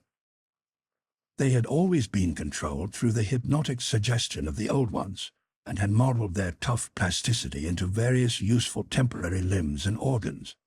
But now their self-modeling powers were sometimes exercised independently, and in various imitative forms implanted by past suggestion. They had, it seems, developed a semi-stable brain, whose separate and occasionally stubborn volition echoed the will of the old ones, without always obeying it. Sculptured images of these Shoggoths filled Danforth and me with horror and loathing. They were normally shapeless entities, composed of a viscous jelly, which looked like an agglutination of bubbles, and each averaged about 15 feet in diameter when a sphere. They had, however, a constantly shifting shape and volume, throwing out temporary developments or forming apparent organs of sight, hearing, and speech in imitation of their masters, either spontaneously or according to suggestion. They seem to have become peculiarly intractable toward the middle of the Permian Age, perhaps 150 million years ago, when a veritable war of resubjugation was waged upon them by the marine old ones. Pictures of this war, and of the headless, slime-coated fashion in which the Shoggoths typically left their slain victims, held a marvelously fearsome quality, despite the intervening abyss of untold ages. The old ones had used curious weapons of molecular disturbance against the rebel entities, and in the end had achieved a complete victory. Thereafter, the sculptures showed a period in which Shoggoths were tamed and broken by armed old ones, as the wild horses of the American West were tamed by cowboys. Though during the rebellion the Shoggoths had shown an ability to live out of water, this transition was not encouraged, since their usefulness on land would hardly have been commensurate with the trouble of their management. During the Jurassic Age, the old ones met fresh adversity in the form of the new invasion from outer space. This time, by half fungus, half crustacean creatures from a planet identifiable as the remote and recently discovered Pluto. Creatures undoubtedly the same as those figuring in certain whispered hill legends of the north, and remembered in the Himalayas as the Mi-Go, or abominable snowmen. To fight these beings, the old ones attempted, for the first time since their terrene advent, to sally forth again into the planetary ether. But, despite all traditional preparations, found it no longer possible to leave the Earth's atmosphere. Whatever the old secret of interstellar travel had been, it was now definitely lost to the race. In the end, the Mi-Go drove the old ones out of all the northern lands, though they were powerless to disturb those in the sea. Little by little, the slow retreat of the elder race to their original Antarctic habitat was beginning. It was curious to note from the pictured battles that both the Cthulhu spawn and the Mi-Go seem to have been composed of matter more widely different from that which we know than was the substance of the old ones. They were able to undergo transformations and reintegrations impossible for their adversaries, and seem therefore to have originally come from even remoter gulfs of cosmic space. The old ones, but for their abnormal toughness and peculiar vital properties, were strictly material, and must have had their absolute origin within the known space-time continuum, whereas the first sources of the other beings can only be guessed at with bated breath. All this, of course, assuming that the non-terrestrial linkages and the anomalies ascribed to the invading foes are not pure mythology. Conceivably, the old ones might have invented a cosmic framework to account for their occasional defeats, since historical interest and pride obviously formed their chief psychological element. It is significant that their annals failed to mention many advanced and potent races of beings whose mighty cultures and towering cities figure persistently in certain obscure legends. The changing state of the world through long geologic ages appeared with startling vividness in many of the sculptured maps and scenes. In certain cases, existing science will require revision, while in other cases its bold deductions are magnificently confirmed. As I have said, the hypothesis of Taylor, Wegener, and Joly that all the continents are fragments of an original Antarctic landmass, which cracked from centrifugal force and drifted apart over a technically viscous lower surface, an hypothesis suggested by such things as the complementary outlines of Africa and South America, and the way the great mountain chains are rolled and shoved up, receives striking support from this uncanny source. Maps evidently showing the Carboniferous world of 100 million or more years ago displayed significant rifts and chasms destined later to separate Africa from the once continuous realms of Europe. Then the Volusia of hellish primal legend, Asia and the Americas, and the Antarctic continent. Other charts, and most significantly one in connection with the founding 50 million years ago of the vast dead city around us, showed all the present continents well differentiated.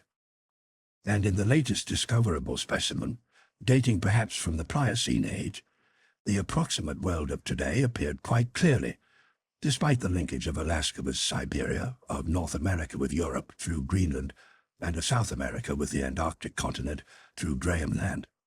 In the Carboniferous map, the whole globe, ocean floor and rifted land mass alike, bore symbols of the Old One's vast stone cities. But in the later charts, the gradual recession toward the Antarctic became very plain. The final Pliocene specimen showed no land cities except on the Antarctic continent and the tip of South America, nor any ocean cities north of the 50th parallel of south latitude. Knowledge and interest in the northern world, save for a study of coastlines, probably made during long exploration flights on those fan-like membranous wings, had evidently declined to zero among the Old Ones. Destruction of cities through the upthrust of mountains, the centrifugal rending of continents, the seismic convulsions of land or sea bottom, and other natural causes was a matter of common record. And it was curious to observe how fewer and fewer replacements were made as the ages wore on. The vast dead megalopolis that yawned around us seemed to be the last general center of the race, built early in the Cretaceous age after a titanic earth-buckling had obliterated a still vaster predecessor not far distant. It appeared that this general region was the most sacred spot of all, where, reputedly, the first Old Ones had settled on a primal sea bottom. In the new city, many of whose features we could recognize in the sculptures, but which stretched fully 100 miles along the mountain range in each direction beyond the farthest limits of our aerial survey, there were reputed to be preserved certain sacred stones, forming part of the first sea-bottom city, which were thrust up to light after long epochs in the course of the general crumpling of strata. 8. Naturally, Danforth and I studied with especial interest and a peculiarly personal sense of awe everything pertaining to the immediate district in which we were. Of this local material there was naturally a vast abundance, and on the tangled ground level of the city we were lucky enough to find a house of very late date, whose walls, though somewhat damaged by a neighboring rift, contained sculptures of decadent workmanship carrying the story of the region much beyond the period of the Pliocene map, whence we derived our last general glimpse of the pre-human world. This was the last place we examined in detail, since what we found there gave us a fresh immediate objective. Certainly, we were in one of the strangest, weirdest, and most terrible of all the corners of Earth's globe. Of all existing lands, it was infinitely the most ancient, and the conviction grew upon us that this hideous upland must indeed be the fabled nightmare plateau of Lane, which even the mad author of the Necronomicon was reluctant to discuss. The great mountain chain was tremendously long, starting as a low range at Luipot Land on the coast of Weddell Sea and virtually crossing the entire continent. The really high part stretched in a mighty arc from about latitude 82 degrees, east longitude 60 degrees, to latitude 70 degrees, east longitude 115 degrees, with its concave side toward our camp and its seaward end in the region of that long, ice-locked coast whose hills were glimpsed by Wilkes and Mawson at the Antarctic Circle. Yet even more monstrous exaggerations of nature seemed disturbingly close at hand. I have said that these peaks are higher than the Himalayas, but the sculptures forbid me to say that they are Earth's highest.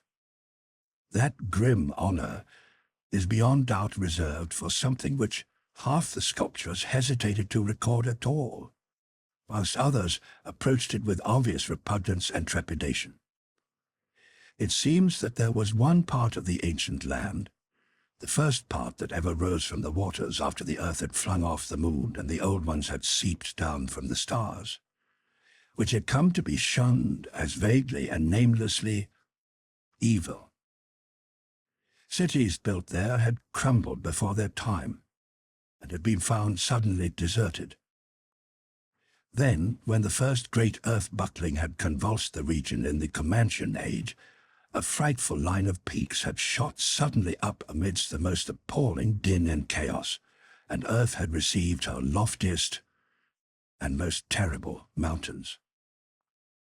If the scale of the carvings was correct, these abhorred things must have been much over 40,000 feet high, radically vaster than even the shocking mountains of madness we had crossed.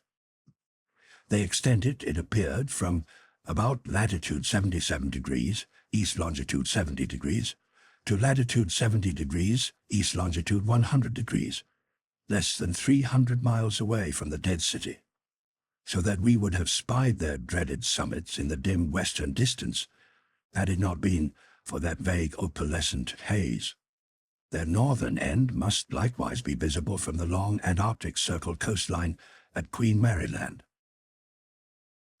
Some of the old ones, in the decadent days, had made strange prayers to those mountains, but none ever went near them, or dared to guess what lay beyond. No human eye had ever seen them, and as I studied the emotions conveyed in the carvings, I prayed that none ever might. There are protecting hills along the coast beyond them, Queen Mary and Kaiser Wilhelm lands, and I thank heaven no one has been able to land and climb those hills. I am not as skeptical about old tales and fears as I used to be, and I do not laugh now at the pre-human sculptor's notion that lightning paused meaningfully now and then at each of the brooding crests, and that an unexplained glow showed from one of those terrible pinnacles all through the long polar night. There may be a very real and very monstrous meaning in the old narcotic whispers about Kadath in the cold waste. But the terrain close at hand was hardly less strange, even if less namelessly accursed. Soon after the founding of the city, the great mountain range became the seat of the principal temples, and many carvings showed what grotesque and fantastic towers had pierced the sky, where now we saw only the curiously clinging cubes and ramparts. In the course of ages, the caves had appeared, and had been shaped into adjuncts of the temples. With the advance of still later epochs, all the limestone veins of the region were hollowed out by groundwaters, so that the mountains, the foothills, and the plains below them were a veritable network of connected caverns and galleries. Many graphic sculptures told of explorations deep underground, and of the final discovery of the Stygian sunless sea that lurked at Earth's bowels. This vast nighted gulf had undoubtedly been worn by the great river which flowed down from the nameless and horrible westward mountains, and which had formerly turned at the base of the Old One's range and flowed beside that chain into the Indian Ocean between Bud and Totten lands on Wilkes' coastline. Little by little it had eaten away the limestone hill base at its turning, till at last its sapping currents reached the caverns of the groundwaters and joined with them in digging a deeper abyss. Finally, its whole bulk emptied into the hollow hills and left the old bed toward the ocean dry. Much of the later city, as we now found it, had been built over that former bed. The old ones, understanding what had happened, and exercising their always keen artistic sense, had carved into ornate pylons those headlands of the foothills where the great stream began its descent into eternal darkness. This river, once crossed by scores of noble stone bridges, was plainly the one whose extinct course we had seen in our aeroplane survey. Its position in different carvings of the city helped us to orient ourselves to the scene as it had been at various stages of the region's age-long, eon-dead history, so that we were able to sketch a hasty but useful map of the salient features, squares, important buildings, and the like, for guidance in further explorations. We could soon reconstruct in fancy the whole stupendous thing as it was 1,000,000 or 10,000,000 or 50,000,000 years ago, for the sculptures told us exactly what the buildings and mountains and squares and suburbs and landscape setting and luxuriant tertiary vegetation had looked like. It must have had a marvelous and mystic beauty, and as I thought of it, I almost forgot the clammy sense of sinister oppression with which the city's inhuman age and massiveness and deadness and remoteness and glacial twilight had choked and weighed on my spirit. Yet, according to certain carvings, the denizens of that city had themselves known the clutch of oppressive terror, for there was a somber and recurrent type of scene in which the old ones were shown in the act of recoiling affrightedly from some object, never allowed to appear in the design, found in the great river, and indicated as having been washed down through waving vine-draped cicad forests from those horrible westward mountains. It was only in the one late-built house with the decadent carvings that we obtained any foreshadowing of the final calamity leading to the city's desertion. Undoubtedly, there must have been many sculptures of the same age elsewhere, even allowing for the slackened energies and aspirations of a stressful and uncertain period. Indeed, very certain evidence of the existence of others came to us shortly afterward. But this was the first and only set we directly encountered. We meant to look farther later on, but as I have said, immediate conditions dictated another present objective. There would, though, have been a limit, for after all hope of a long future occupancy of the place had perished among the old ones, there could not but have been a complete cessation of mural decoration. The ultimate blow, of course, was the coming of the great cold, which once held most of the earth in thrall, and which has never departed from the ill-fated poles. The great cold that, at the world's other extremity, put an end to the fabled lands of Lomar and Hyperborea. Just when this tendency began in the Antarctic, it would be hard to say in terms of exact years. Nowadays, we set the beginning of the general glacial periods at a distance of about 500,000 years from the present, but at the poles the terrible scourge must have commenced much earlier. All quantitative estimates are partly guesswork, but it is quite likely that the decadent sculptures were made considerably less than 1,000,000 years ago, and that the actual desertion of the city was complete long before the conventional opening of the Pleistocene 500,000 years ago, as reckoned in terms of the Earth's whole surface. In the decadent sculptures, there were signs of thinner vegetation everywhere, and of a decreased country life on the part of the old ones. Heating devices were shown in the houses, and winter travelers were represented as muffled in protective fabrics. Then we saw a series of cartouches, the continuous band arrangement being frequently interrupted in these late carvings, depicting a constantly growing migration to the nearest refuges of greater warmth, some fleeing to cities under the sea, off the faraway coast, and some clambering down through networks of limestone caverns in the hollow hills to the neighboring black abyss of subterrane waters. In the end, it seems to have been the neighboring abyss which received the greatest colonization. This was partly due, no doubt, to the traditional sacredness of this especial region, but may have been more conclusively determined by the opportunities it gave for continuing the use of the great temples on the honeycombed mountains, and for retaining the vast land city as a place of summer residence and base of communication with various minds. The linkage of old and new abodes was made more effective by means of several gradings and improvements along the connecting routes, including the chiseling of numerous direct tunnels from the ancient metropolis to the Black Abyss, sharply down-pointing tunnels whose mouths we carefully drew, according to our most thoughtful estimates, on the guide map we were compiling. It was obvious that at least 2 of these tunnels lay within a reasonable exploring distance of where we were, both being on the mountainward edge of the city, one less than a quarter-mile toward the ancient river course, and the other perhaps twice that distance in the opposite direction.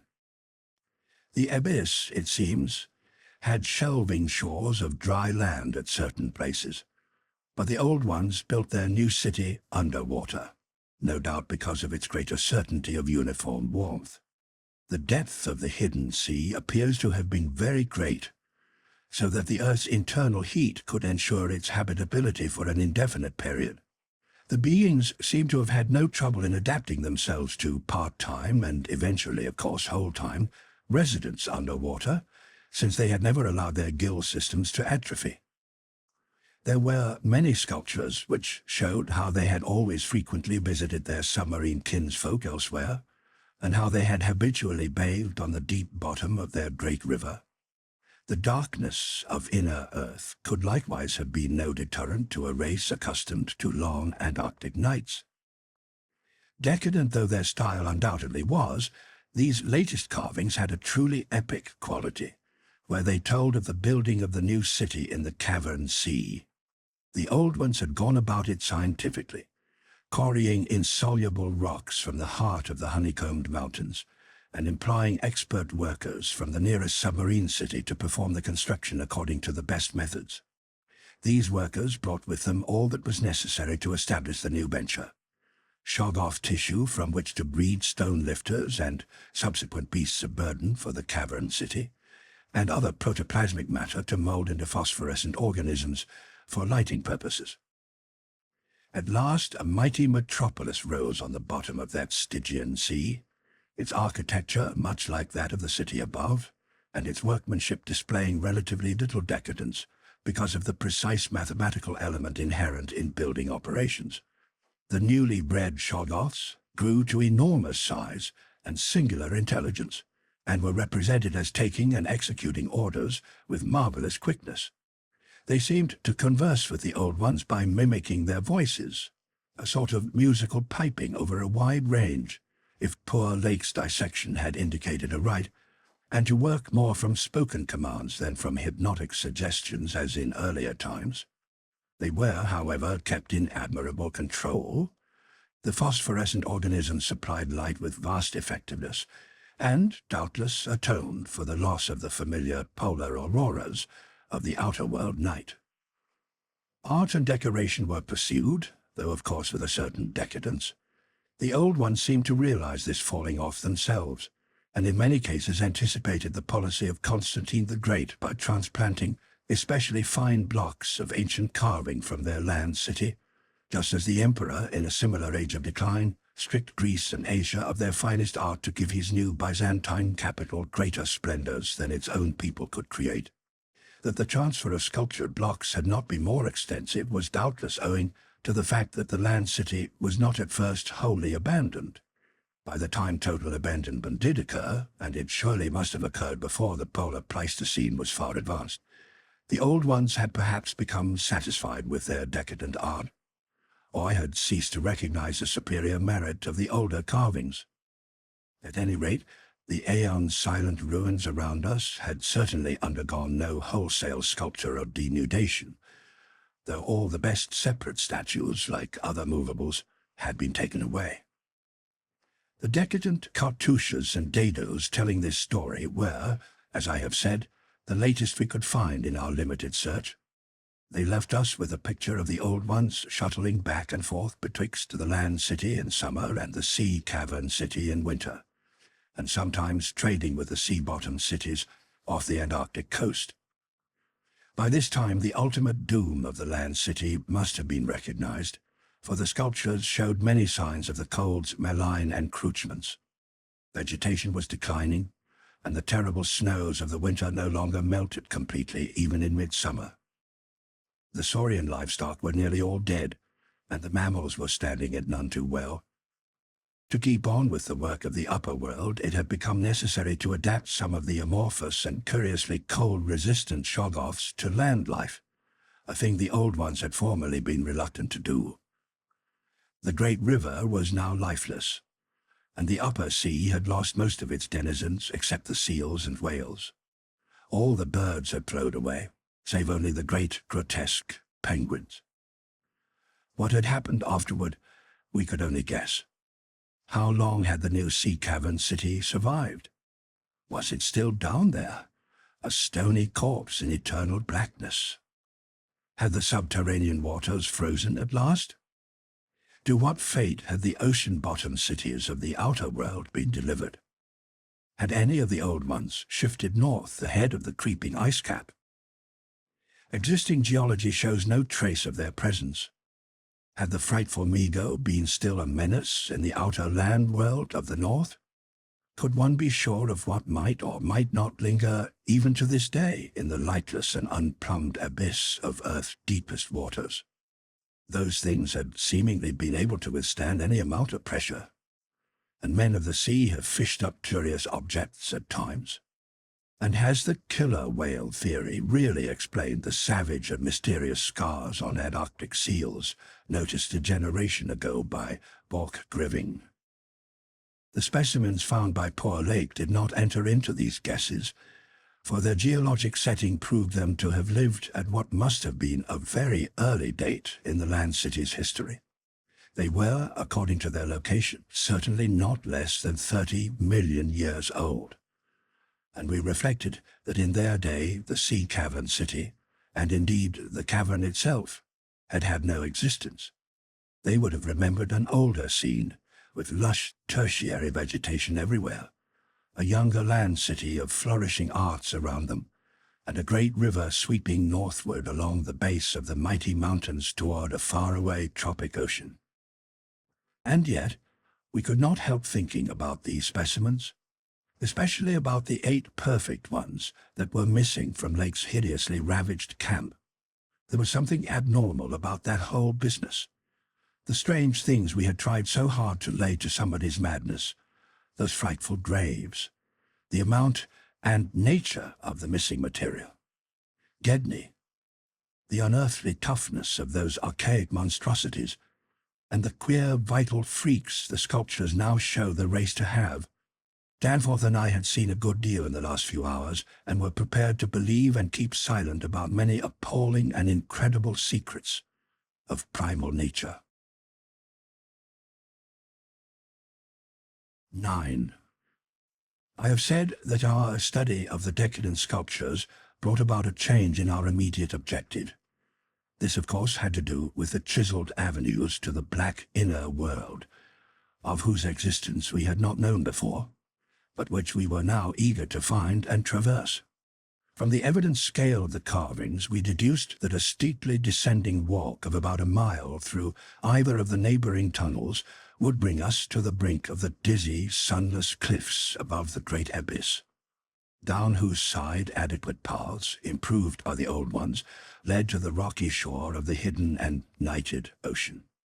To behold this fabulous gulf in stark reality was a lure which seemed impossible of resistance once we knew of the thing. Yet we realized we must begin the quest at once if we expected to include it on our present flight.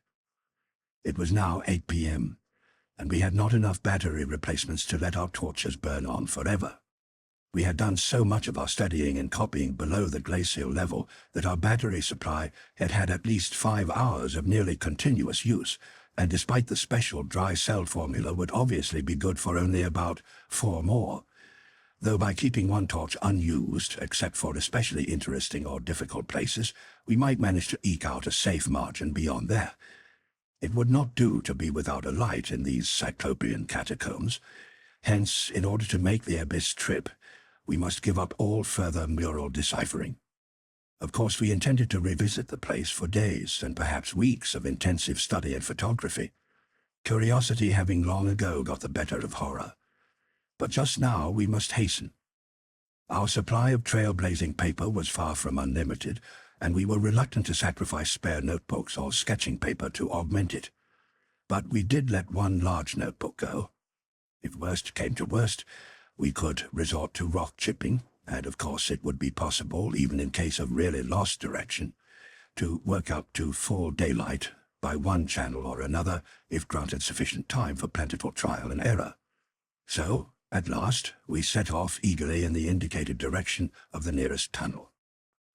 According to the carvings from which we made our map, the desired tunnel mouth could not be much more than a quarter-mile from where we stood, the intervening space showing solid-looking buildings, quite likely to be penetrable still at subglacial level. The opening itself would be in the basement, on the angle nearest the foothills, of a vast five-pointed structure of evidently public and perhaps ceremonial nature, which we tried to identify from our aerial survey of the ruins. No such structure came to our minds as we recalled our flight. Hence we concluded that its upper parts had been greatly damaged, or that it had been totally shattered by an ice rift we had noticed. In the latter case, the tunnel would probably turn out to be choked, so that we would have to try the next nearest one, the one less than a mile to the north. The intervening river course prevented our trying any of the more southerly tunnels on this trip, and indeed if both of the neighboring ones were choked, it was doubtful whether our batteries would warrant an attempt on the next northerly one, about a mile beyond our second choice. As we threaded our dim way through the labyrinth with the aid of map and compass, traversing rooms and corridors in every stage of ruin or preservation, clambering up ramps, crossing upper floors and bridges and clambering down again, encountering choked doorways and piles of debris, hastening now and then along finely preserved and uncannily immaculate stretches, taking false leads and retracing our way, in such cases removing the blind paper trail we had left, and once in a while striking the bottom of an open shaft through which daylight poured or trickled down, we were repeatedly tantalized by the sculptured walls along our route. Many must have told tales of immense historical importance, and only the prospect of later visits reconciled us to the need of passing them by. As it was, we slowed down once in a while and turned on our second torch. If we had had more films, we would certainly have paused briefly to photograph certain bas-reliefs, but time-consuming hand-copying was clearly out of the question. I come now once more to a place where the temptation to hesitate, or to hint rather than state, is very strong. It is necessary, however, to reveal the rest in order to justify my course in discouraging further exploration. We had wormed our way very close to the computed site of the tunnel's mouth, having crossed a second-story bridge to what seemed plainly the tip of a pointed wall, and descended to a ruinous corridor especially rich in decadently elaborate and apparently ritualistic sculptures of late workmanship, when, about 8:30 p.m., Danforth's keen young nostrils gave us the first hint of something unusual. If we had had a dog with us, I suppose we would have been warned before. At first, we could not precisely say what was wrong with the formerly crystal-pure air, but after a few seconds our memories reacted only too definitely. Let me try to state the thing without flinching. There was an odor, and that odor was vaguely, subtly, and unmistakably akin to what had nauseated us upon opening the insane grave of the horror poor Lake had dissected. Of course, the revelation was not as clearly cut at the time as it sounds now. There were several conceivable explanations, and we did a good deal of indecisive whispering. Most important of all, we did not retreat without further investigation, for having come this far, we were loath to be balked by anything short of certain disaster. Anyway, what we must have suspected was altogether too wild to believe. Such things did not happen in any normal world. It was probably sheer irrational instinct which made us dim our single torch, tempted no longer by the decadent and sinister sculptures that leered menacingly from the oppressive walls, and which softened our progress to a curious tiptoeing and crawling over the increasingly littered floor and heaps of debris. Danforth's eyes as well as nose proved better than mine, for it was likewise he who first noticed the queer aspect of the debris after we had passed many half-choked arches leading to chambers and corridors on the ground level. It did not look quite as it ought after countless thousands of years of desertion, and when we cautiously turned on more light, we saw that a kind of swath seemed to have been lately tracked through it. The irregular nature of the litter precluded any definite marks, but in the smoother places there were suggestions of the dragging of heavy objects. Once we thought there was a hint of parallel tracks, if not of runners. This was what made us pause again. It was during that pause that we caught, simultaneously this time, the other odor ahead. Paradoxically, it was both a less frightful and a more frightful odor. Less frightful intrinsically, but infinitely appalling in this place under the known circumstances. Unless, of course, deadly, for the odor was the plain and familiar one of common petrol, everyday gasoline. Our motivation after that is something I will leave to psychologists. We knew now that some terrible extension of the camp horrors must have crawled into this nighted burial place of the eons.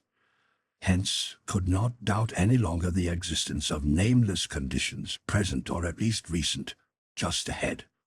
Yet in the end we did let sheer burning curiosity, or anxiety, or auto-hypnotism, or vague thoughts of responsibility toward Gedney, or what-not, drive us on. Danforth whispered again of the print he thought he had seen in the alley turning in the ruins above, and of the faint musical piping, potentially of tremendous significance in the light of Lake's dissection report, despite its close resemblance to the cave-mouth echoes of the windy peaks, which he thought he had shortly afterward half heard from unknown depths below. I, in my turn, whispered of how the camp was left, of what had disappeared, and of how the madness of a lone survivor might have conceived the inconceivable, a wild trip across the monstrous mountains, and a descent into the unknown primal masonry. But we could not convince each other, or even ourselves, of anything definite. We had turned off all light as we stood still, and vaguely noticed that a trace of deeply filtered upper day kept the blackness from being absolute. Having automatically begun to move ahead, we guided ourselves by occasional flashes from our torch. The disturbed debris formed an impression we could not shake off, and the smell of gasoline grew stronger. More and more ruin met our eyes and hampered our feet, until very soon we saw that the forward way was about to cease. We'd been all too correct in our pessimistic guess about that rift glimpsed from the air.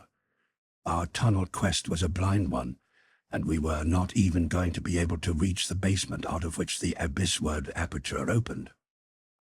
The torch, flashing over the grotesquely carven walls of the blocked corridor in which we stood, showed several doorways in various states of obstruction, and from one of them the gasoline odor, quite submerging that other hint of odor, came with especial distinctness.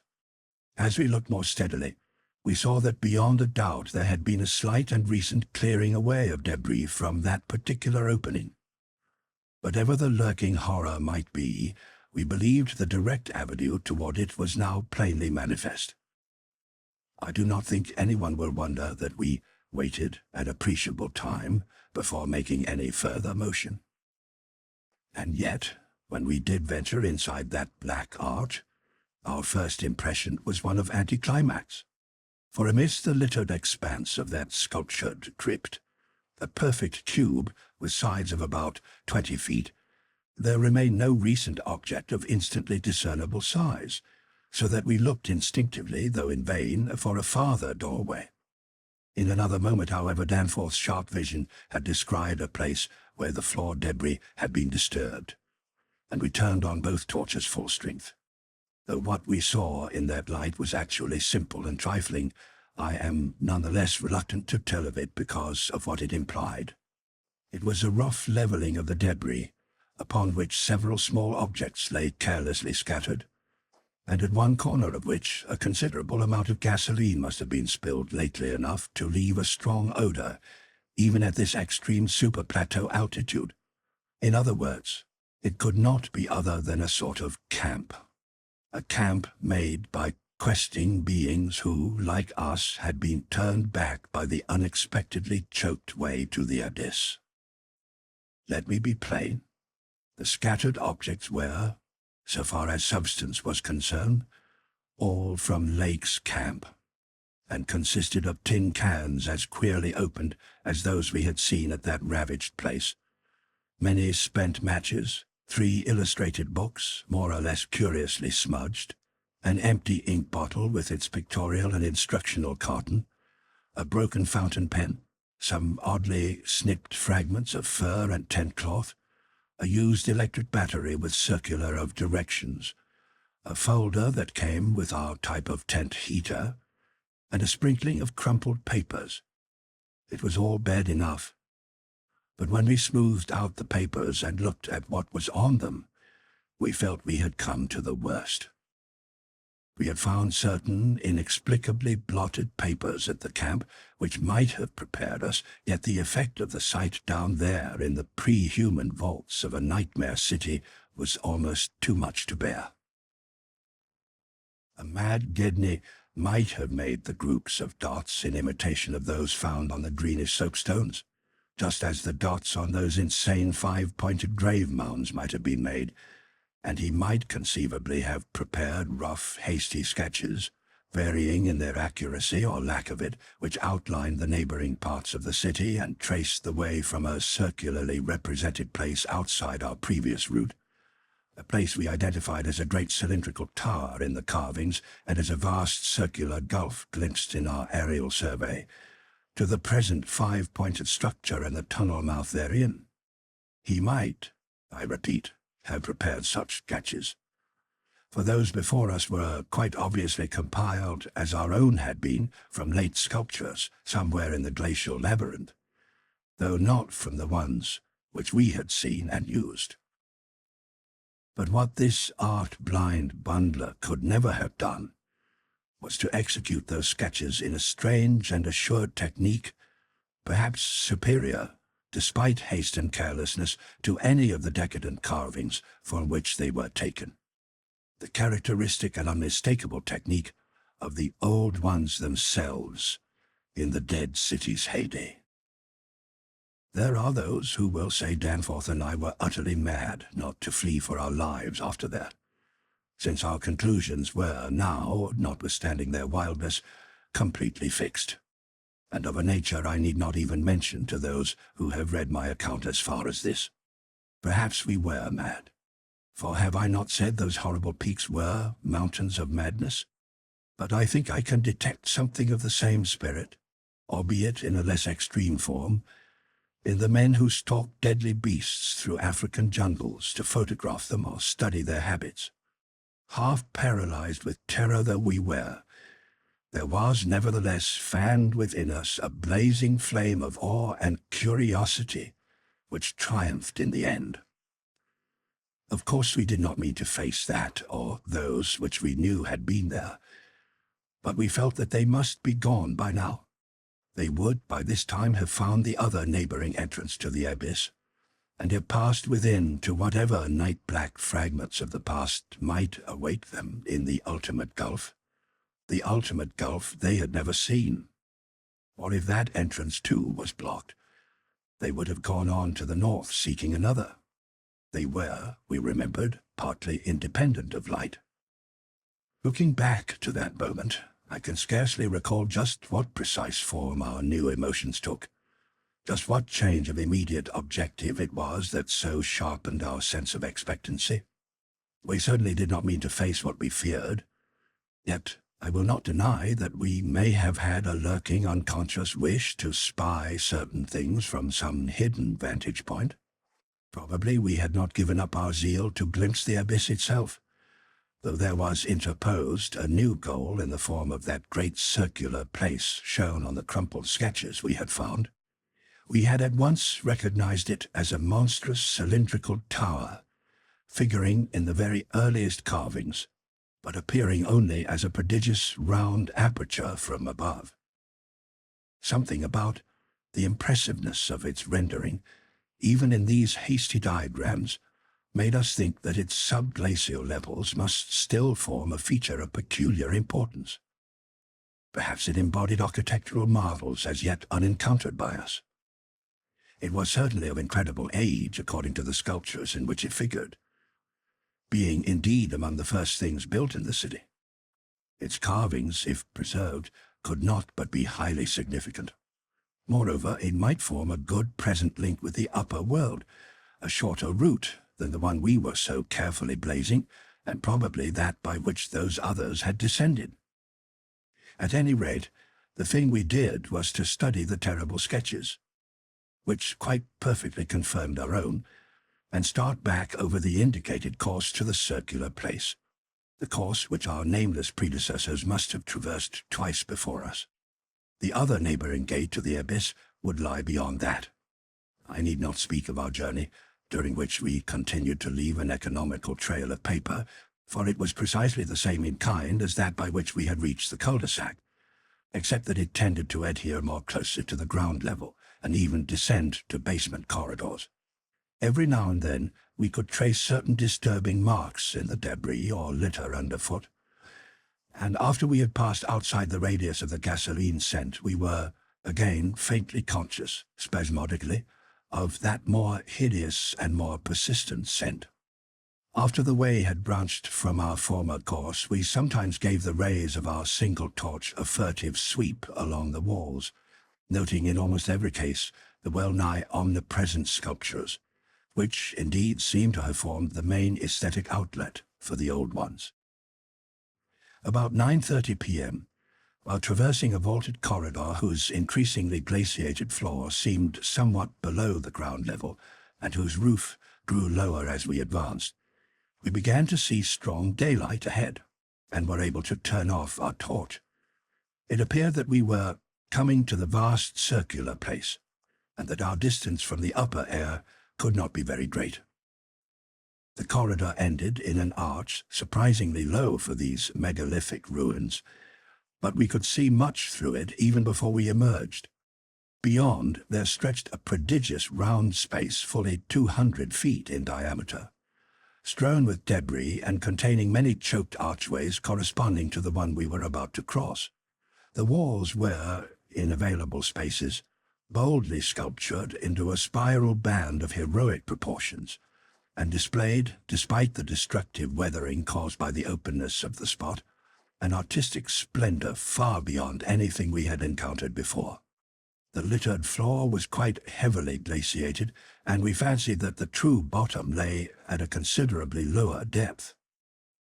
But the salient object of the place was the titanic stone ramp, which, eluding the archways by a sharp turn outward into the open floor, wound spirally up the stupendous cylindrical wall, like an inside counterpart of those once climbing outside the monstrous towers or ziggurats of antique Babylon.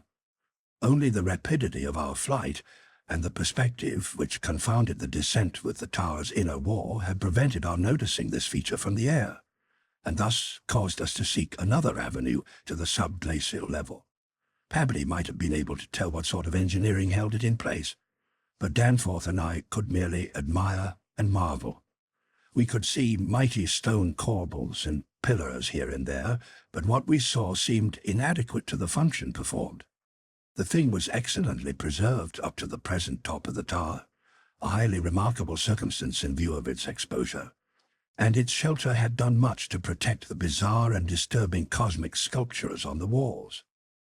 As we stepped out into the awesome half-daylight of this monstrous cylinder bottom, 50 million years old, and without doubt the most primally ancient structure ever to meet our eyes, we saw that the ramp traverse sides stretched dizzily up to a height of fully 60 feet. This, we recalled from our aerial survey, meant an outside glaciation of some 40 feet. since the yawning gulf we had seen from the plain had been at the top of an approximately 20-foot mound of crumbled masonry, somewhat sheltered for 3/4 of its circumference by the massive curving walls of a line of higher ruins. According to the sculptures, the original tower had stood in the center of an immense circular plaza, and had been perhaps 500 or 600 feet high, with tiers of horizontal discs near the top, and a row of needle-like spires along the upper rim. Most of the masonry had obviously toppled outward rather than inward, a fortunate happening, since otherwise the ramp might have been shattered and the whole interior choked. As it was, the ramp showed sad battering, whilst the choking was such that all the archways at the bottom seemed to have been recently half cleared. It took us only a moment to conclude that this was indeed the route by which those others had descended, and that this would be the logical route for our own ascent, despite the long trail of paper we had left elsewhere.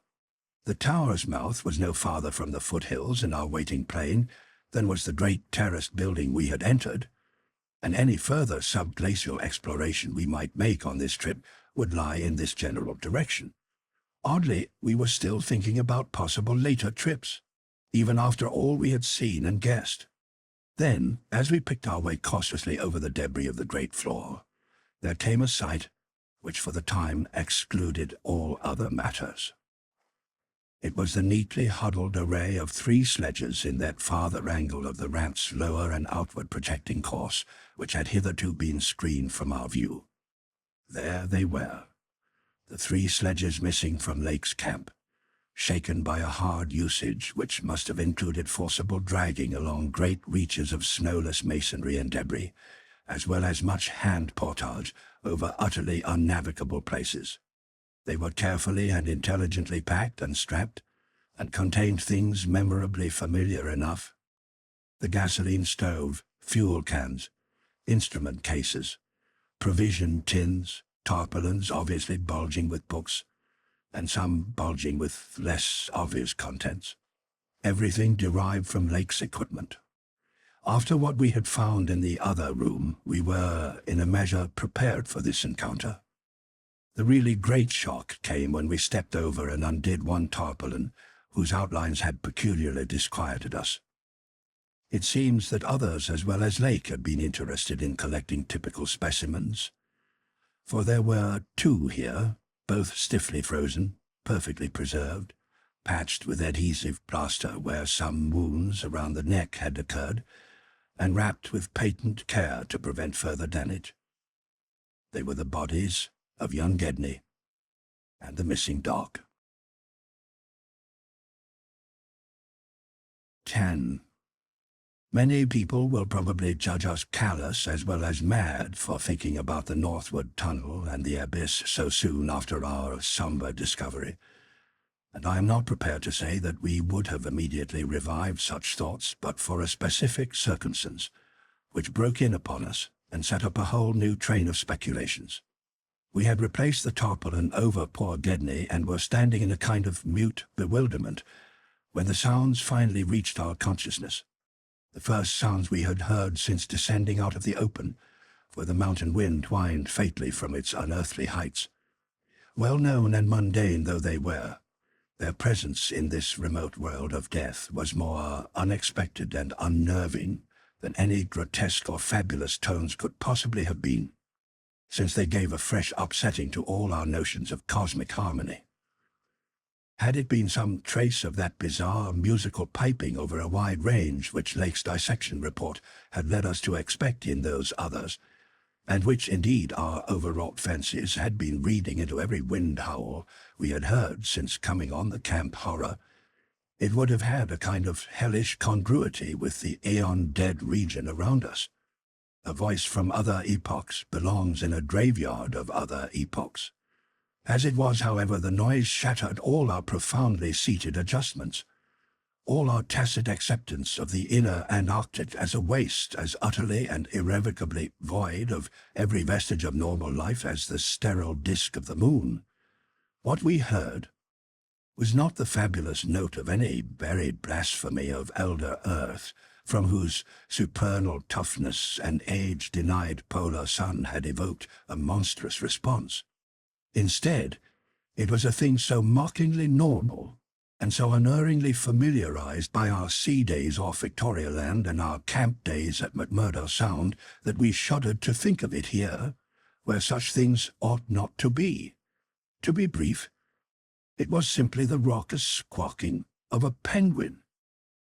The muffled sound floated from subglacial recesses nearly opposite to the corridor whence we had come, regions manifestly in the direction of that other tunnel to the vast abyss.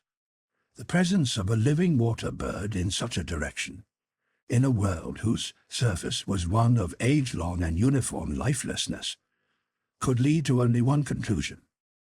Hence our first thought was to verify the objective reality of the sound. It was, indeed, repeated, and seemed at times to come from more than one throat. Seeking its source, we entered an archway from which much debris had been cleared, resuming our trail blazing, with an added paper supply taken with curious repugnance from one of the tarpaulin bundles on the sledges, when we left daylight behind. As the glaciated floor gave place to a litter of detritus, we plainly discerned some curious dragging tracks, and once Danforth found a distinct print of a sort whose description would be only too superfluous. The course indicated by the penguin cries was precisely what our map and compass prescribed as an approach to the more northerly tunnel mouth, and we were glad to find that a bridgeless thoroughfare on the ground and basement levels seemed open. The tunnel, according to the chart, ought to start from the basement of a large pyramidal structure, which we seemed vaguely to recall from our aerial survey as remarkably well preserved. Along our path, the single torch showed a customary profusion of carvings, but we did not pause to examine any of these. Suddenly, a bulky white shape loomed up ahead of us, and we flashed on the second torch. It is odd how wholly this new quest had turned our minds from earlier fears of what might lurk near. Those other ones, having left their supplies in the great circular place, must have planned to return after their scouting trip toward or into the abyss. Yet we had now discarded all caution concerning them as completely as if they had never existed. This white, waddling thing was fully 6 feet high. Yet we seemed to realize at once that it was not one of those others. They were larger and dark, and according to the sculptures, their motion over land surfaces was a swift, assured matter, despite the queerness of their sea-borne tentacle equipment. But to say that the white thing did not profoundly frighten us would be vain. We were indeed clutched for an instant by a primitive dread almost sharper than the worst of our reasoned fears regarding those others. Then came a flash of anticlimax, as the white shape sidled into a lateral archway to our left to join 2 others of its kind, which had summoned it in raucous tones. For it was only a penguin, albeit of a huge unknown species, larger than the greatest of the known king penguins, and monstrous in its combined albinism and virtual eyelessness. When we had followed the thing into the archway and turned both our torches on the indifferent and unheeding group of 3, we saw that they were all eyeless albinos of the same unknown and gigantic species.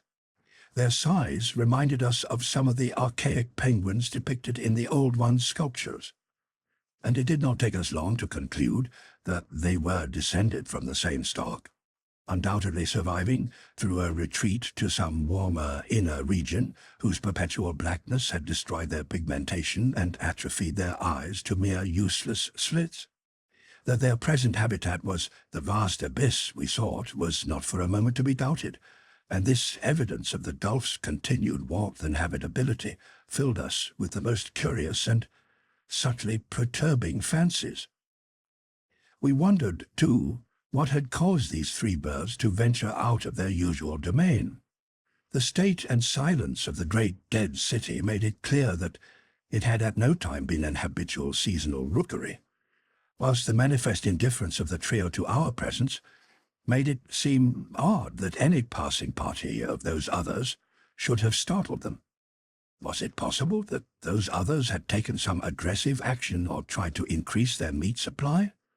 We doubted whether the pungent odor which the dogs had hated could cause an equal antipathy in these penguins, since their ancestors had obviously lived on excellent terms with the Old Ones, an amicable relationship which must have survived in the abyss below as long as any of the Old Ones remain. Regretting, in a flare-up of the old spirit of pure science, that we could not photograph these anomalous creatures, we shortly left them to their squawking, and pushed on toward the abyss, whose openness was now so positively proved to us, and whose exact direction occasional penguin tracks made clear. Not long afterward, a steep descent in a long, low, doorless, and peculiarly sculptureless corridor led us to believe that we were approaching the tunnel mouth at last. We had passed 2 more penguins and heard others immediately ahead. Then the corridor ended in a prodigious open space which made us gasp involuntarily. A perfect inverted hemisphere, obviously deep underground, fully 100 feet in diameter and 50 feet high, with low archways opening around all parts of the circumference but one, and that one yawning cavernously with a black arched aperture which broke the symmetry of the vault to a height of nearly 15 feet. It was the entrance to the great abyss. In this vast hemisphere, whose concave roof was impressively though decadently carved to a likeness of the primordial celestial dome, a few albino penguins waddled, aliens there but indifferent and unseeing. The black tunnel yawned indefinitely off at a steep descending grade, its aperture adorned with grotesquely chiseled jambs and lintel. From that cryptical mouth we fancied a current of slightly warmer air, and perhaps even a suspicion of vapor proceeded. And we wondered what living entities other than penguins the limitless void below and the contiguous honeycombings of the land and the Titan mountains might conceal. We wondered, too, whether the trace of mountaintop smoke at first suspected by poor Lake, as well as the odd haze we had ourselves perceived around the rampart-crowned peak, might not be caused by the tortuous channeled rising of some such vapor from the unfathomed regions of the Earth's core. Entering the tunnel, we saw that its outline was, at least at the start, about 15 feet each way. Sides, floor, and arched roof composed of the usual megalithic masonry. The sides were sparsely decorated with cartouches of conventional designs in a late decadent style, and all the construction and carving were marvelously well preserved. The floor was quite clear, except for a slight detritus bearing outgoing penguin tracks and the inward tracks of those others. The farther one advanced, the warmer it became, so that we were soon unbuttoning our heavy garments. We wondered whether there were any actually igneous manifestations below, and whether the waters of that sunless sea were hot. After a short distance the masonry gave place to solid rock, though the tunnel kept the same proportions and presented the same aspect of carved regularity. Occasionally its varying grade became so steep that grooves were cut in the floor. Several times we noted the mouths of small lateral galleries not recorded in our diagrams, none of them such as to complicate the problem of our return, and all of them welcome as possible refuges in case we met unwelcome entities on their way back from the abyss. The nameless scent of such things was very distinct. Doubtless it was suicidally foolish to venture into that tunnel under the known conditions, but the lure of the unplumbed is stronger in certain persons than most suspect. Indeed, it was just such a lure which had brought us to this unearthly polar waste in the first place. We saw several penguins as we passed along, and speculated on the distance we would have to traverse.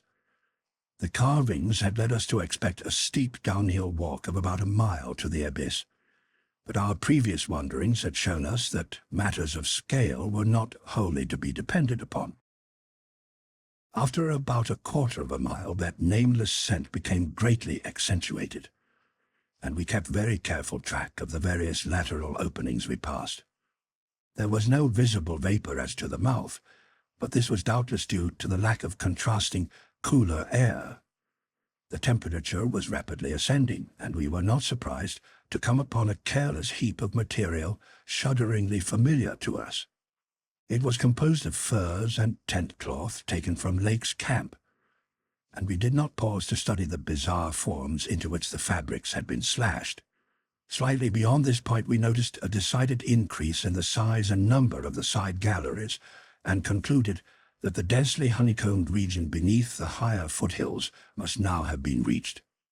The nameless scent was now curiously mixed with another, and scarcely less offensive odor, of what nature we could not guess, though we thought of decaying organisms and perhaps unknown subterrane fungi. Then came a startling expansion of the tunnel, for which the carvings had not prepared us, a broadening and rising into a lofty, natural-looking elliptical cavern with a level floor some 75 feet long and 50 broad, and with many immense side passages leading away into cryptical darkness. Though this cavern was natural in appearance, an inspection with both torches suggested that it had been formed by the artificial destruction of several walls between adjacent honeycombings. The walls were rough, and the high vaulted roof was thick with stalactites, but the solid rock floor had been smoothed off, and was free from all debris, detritus, or even dust to a positively abnormal extent. Except for the avenue through which we had come, this was true of the floors of all the great galleries opening off from it. And the singularity of the condition was such as to set us vainly puzzling. The curious new fetor which had supplemented the nameless scent was excessively pungent here, so much so that it destroyed all trace of the other. Something about this whole place, with its polished and almost glistening floor, struck us as more vaguely baffling and horrible than any of the monstrous things we had previously encountered. The regularity of the passage immediately ahead, as well as the larger proportion of penguin droppings there, prevented all confusion as to the right course amidst this plethora of equally great cave mouths. Nevertheless, we resolved to resume our paper trailblazing if any further complexity should develop. For dust tracks, of course, could no longer be expected. Upon resuming our direct progress, we cast a beam of torchlight over the tunnel walls and stopped short in amazement at the supremely radical change which had come over the carvings in this part of the passage. We realized, of course, the great decadence of the old one's sculpture at the time of the tunneling, and had indeed noticed the inferior workmanship of the arabesques in the stretches behind us.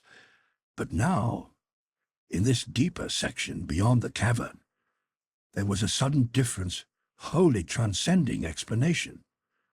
A difference in basic nature as well as in mere quality, and involving so profound and calamitous a degradation of skill that nothing in the hitherto observed rate of decline could have led one to expect it. This new and degenerate work was coarse, bold, and wholly lacking a delicacy of detail. It was countersunk with exaggerated depth in bands following the same general line as the sparse cartouches of the earlier sections, but the height of the reliefs did not reach the level of the general surface. Danforth had the idea that it was a second carving, a sort of palimpsest, formed after the obliteration of a previous design. In nature it was wholly decorative and conventional, and consisted of crude spirals and angles, roughly following the quintile mathematical tradition of the old ones, yet seeming more like a parody than a perpetuation of that tradition. We could not get it out of our minds that some subtly but profoundly alien element had been added to the aesthetic feeling behind the technique, an alien element, Danforth guessed, that was responsible for the manifestly laborious substitution. It was like, yet disturbingly unlike, what we had come to recognize as the old one's art, and I was persistently reminded of such hybrid things as the ungainly Palmyrene sculptures fashioned in the Roman manner. That others had recently noticed this belt of carving was hinted by the presence of a used torch battery on the floor in front of one of the most characteristic designs.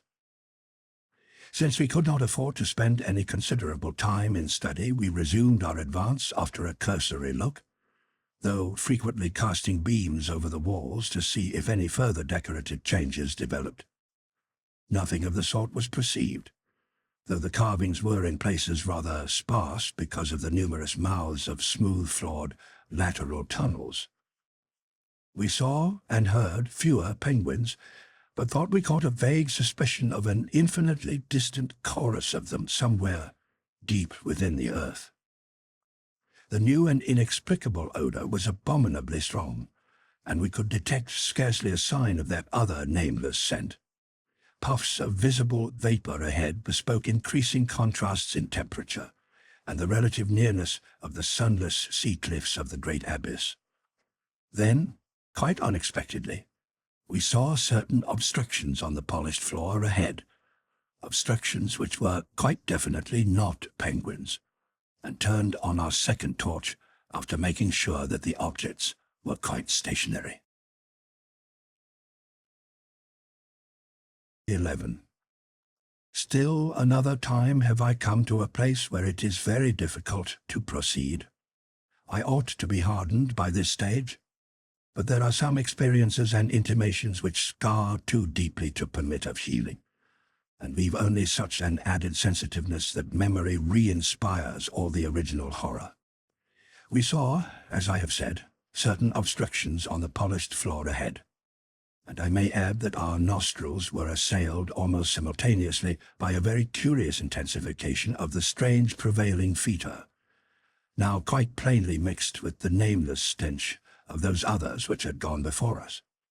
The light of the second torch left no doubt of what the obstructions were, and we dared approach them only because we could see, even from a distance, that they were quite as past all harming power as had been the 6 similar specimens unearthed from the monstrous star-mounded graves at Poor Lake's camp.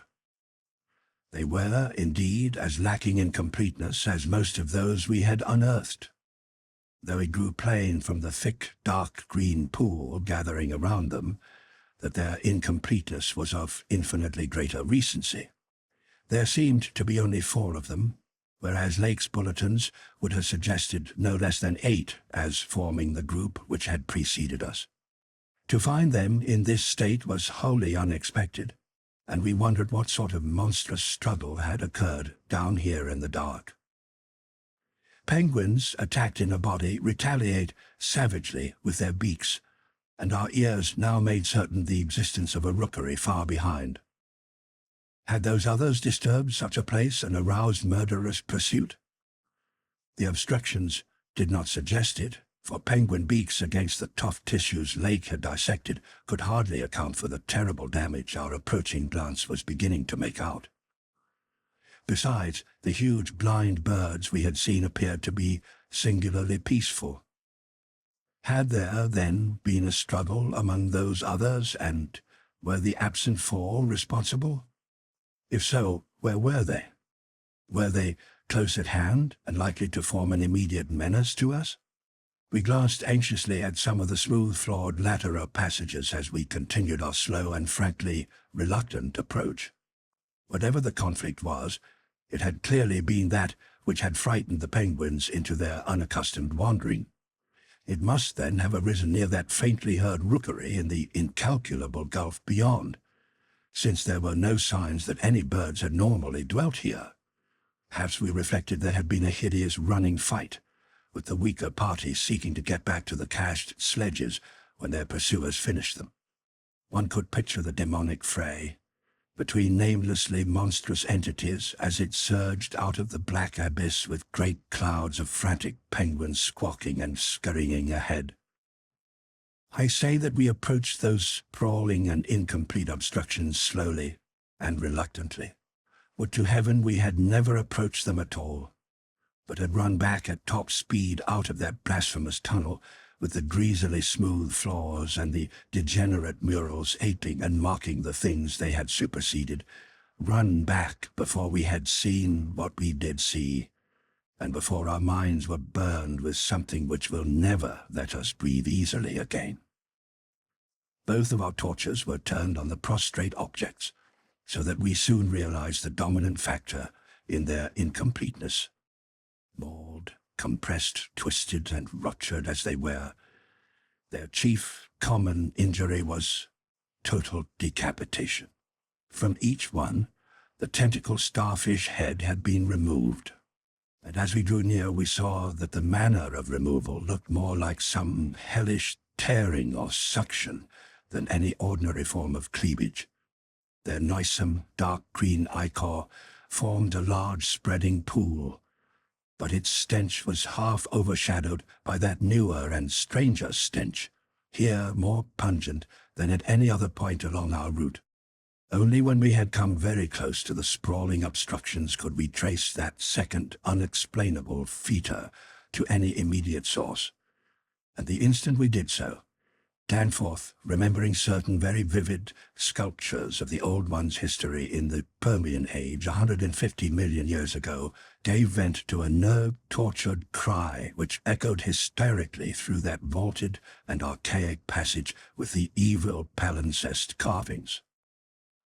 I came only just short of echoing his cry myself, for I had seen those primal sculptures too, and had shudderingly admired the way the nameless artist had suggested that hideous slime coating found on certain incomplete and prostrate Old Ones, those whom the frightful Shoggoths had characteristically slain and sucked to a ghastly headlessness in the great war of resubjugation. They were infamous, nightmare sculptures, even when telling of age-old bygone things. For Shoggoths and their work ought not to be seen by human beings or portrayed by any beings. The mad author of the Necronomicon had nervously tried to swear that none had been bred on this planet and that only drugged dreamers had ever conceived them. Formless protoplasm able to mock and reflect all forms and organs and processes.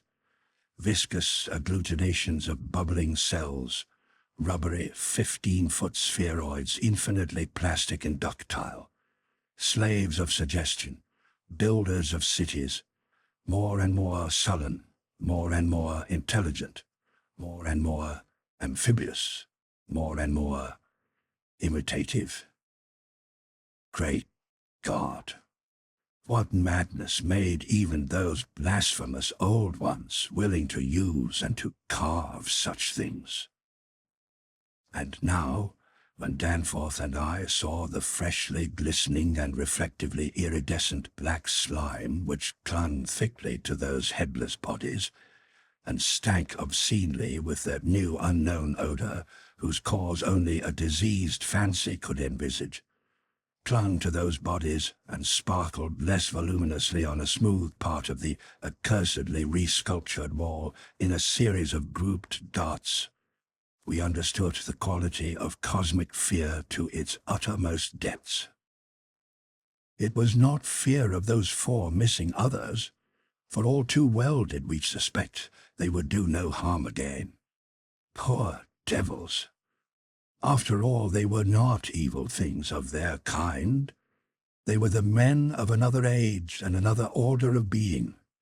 Nature had played a hellish jest on them, as it will on any others that human madness, callousness, or cruelty may hereafter drag up in that hideously dead or sleeping polar waste.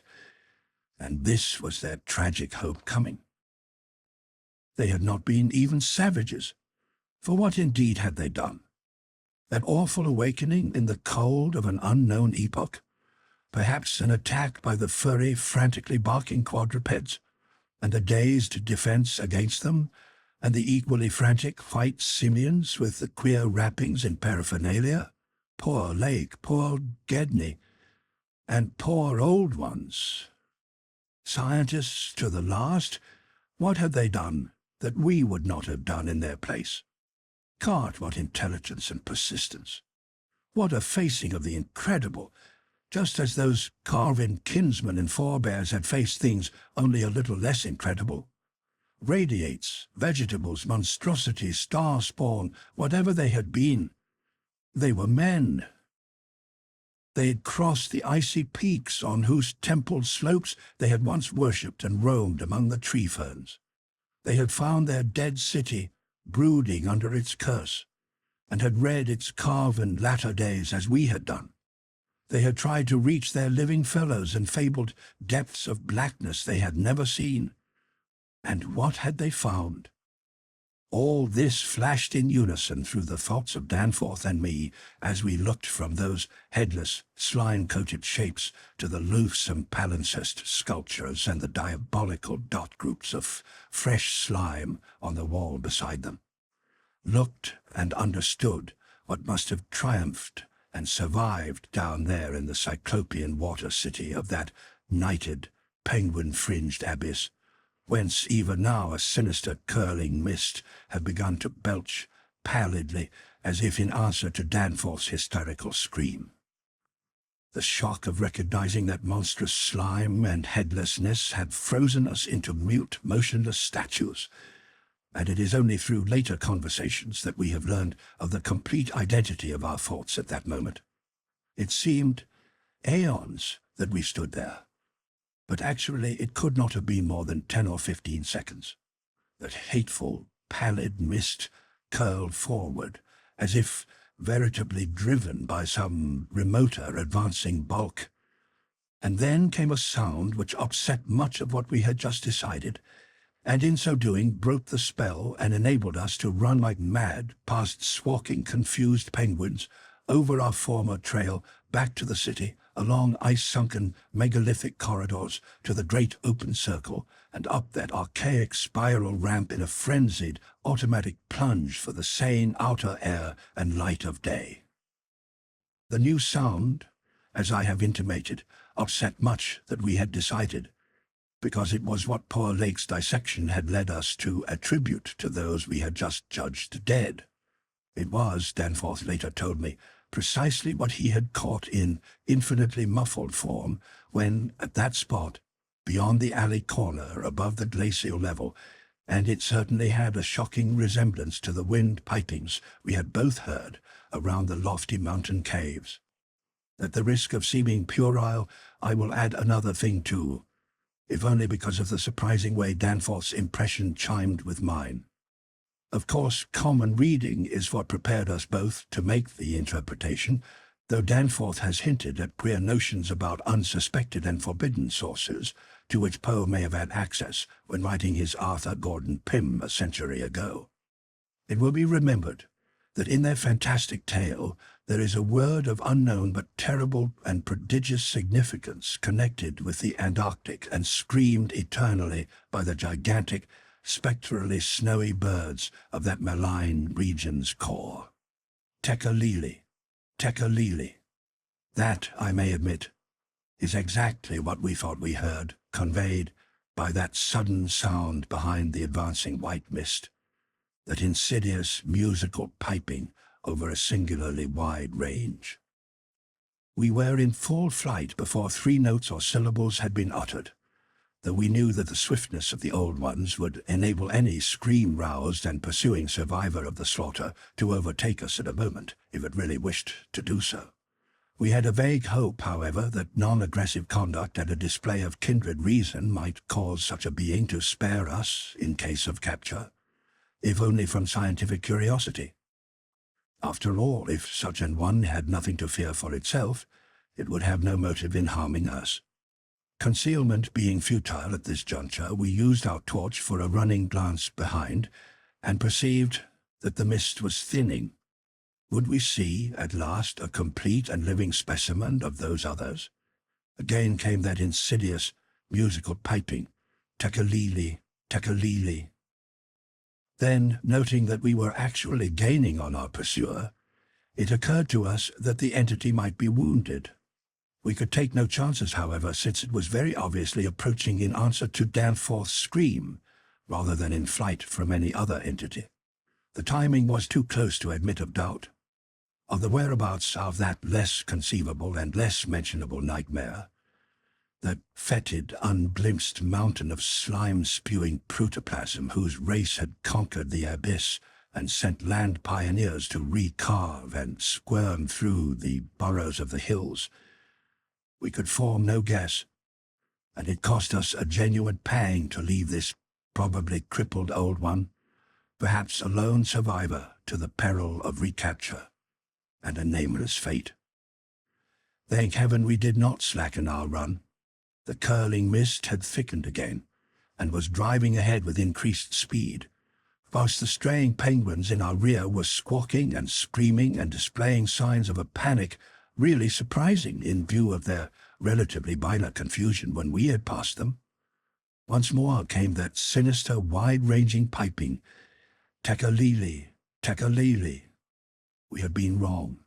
The thing was not wounded, but had merely paused on encountering the bodies of its fallen kindred and the hellish slime inscription above them. We could never know what their demon message was, but those burials at Lake's camp had shown how much importance the beings attached to their dead.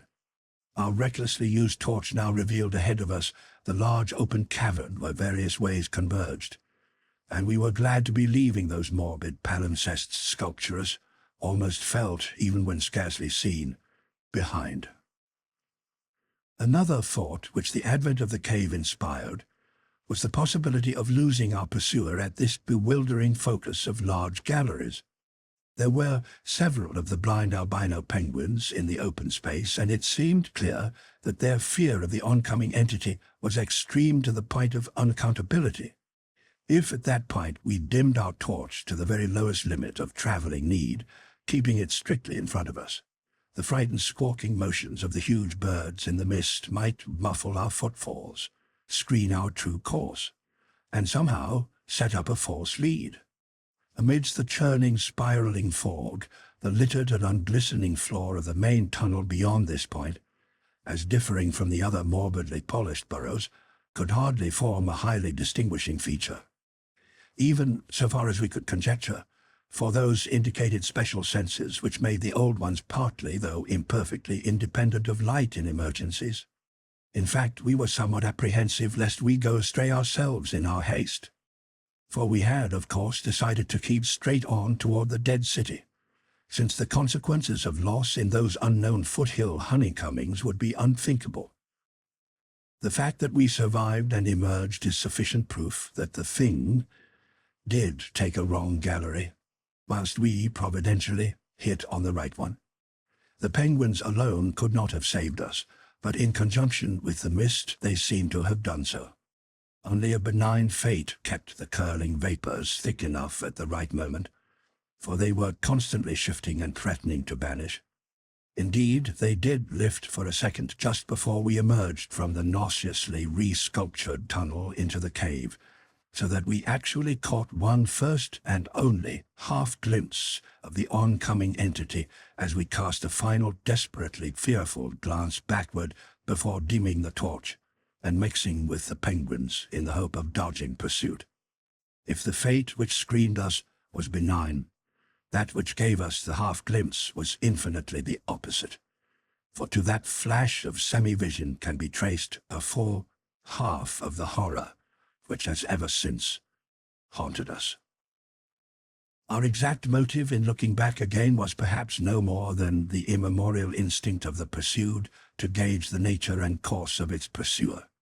Or perhaps it was an automatic attempt to answer a subconscious question raised by one of our senses. In the midst of our flight, with all our faculties centered on the problem of escape, we were in no condition to observe and analyze details. Yet even so, our latent brain cells must have wondered at the message brought them by our nostrils. Afterward we realized what it was, that our retreat from the fetid slime coating on those headless obstructions and the coincident approach of their pursuing entity had not brought us the exchange of stenches which logic called for. In the neighborhood of the prostrate things, that new and lately unexplainable fetor had been wholly dominant, but by this time it ought to have largely given place to the nameless stench associated with those others. This it had not done, for instead the newer and less bearable smell was now virtually undiluted, and growing more and more poisonously insistent each second. So we glanced back. Simultaneously, it would appear, though no doubt the incipient motion of one prompted the imitation of the other.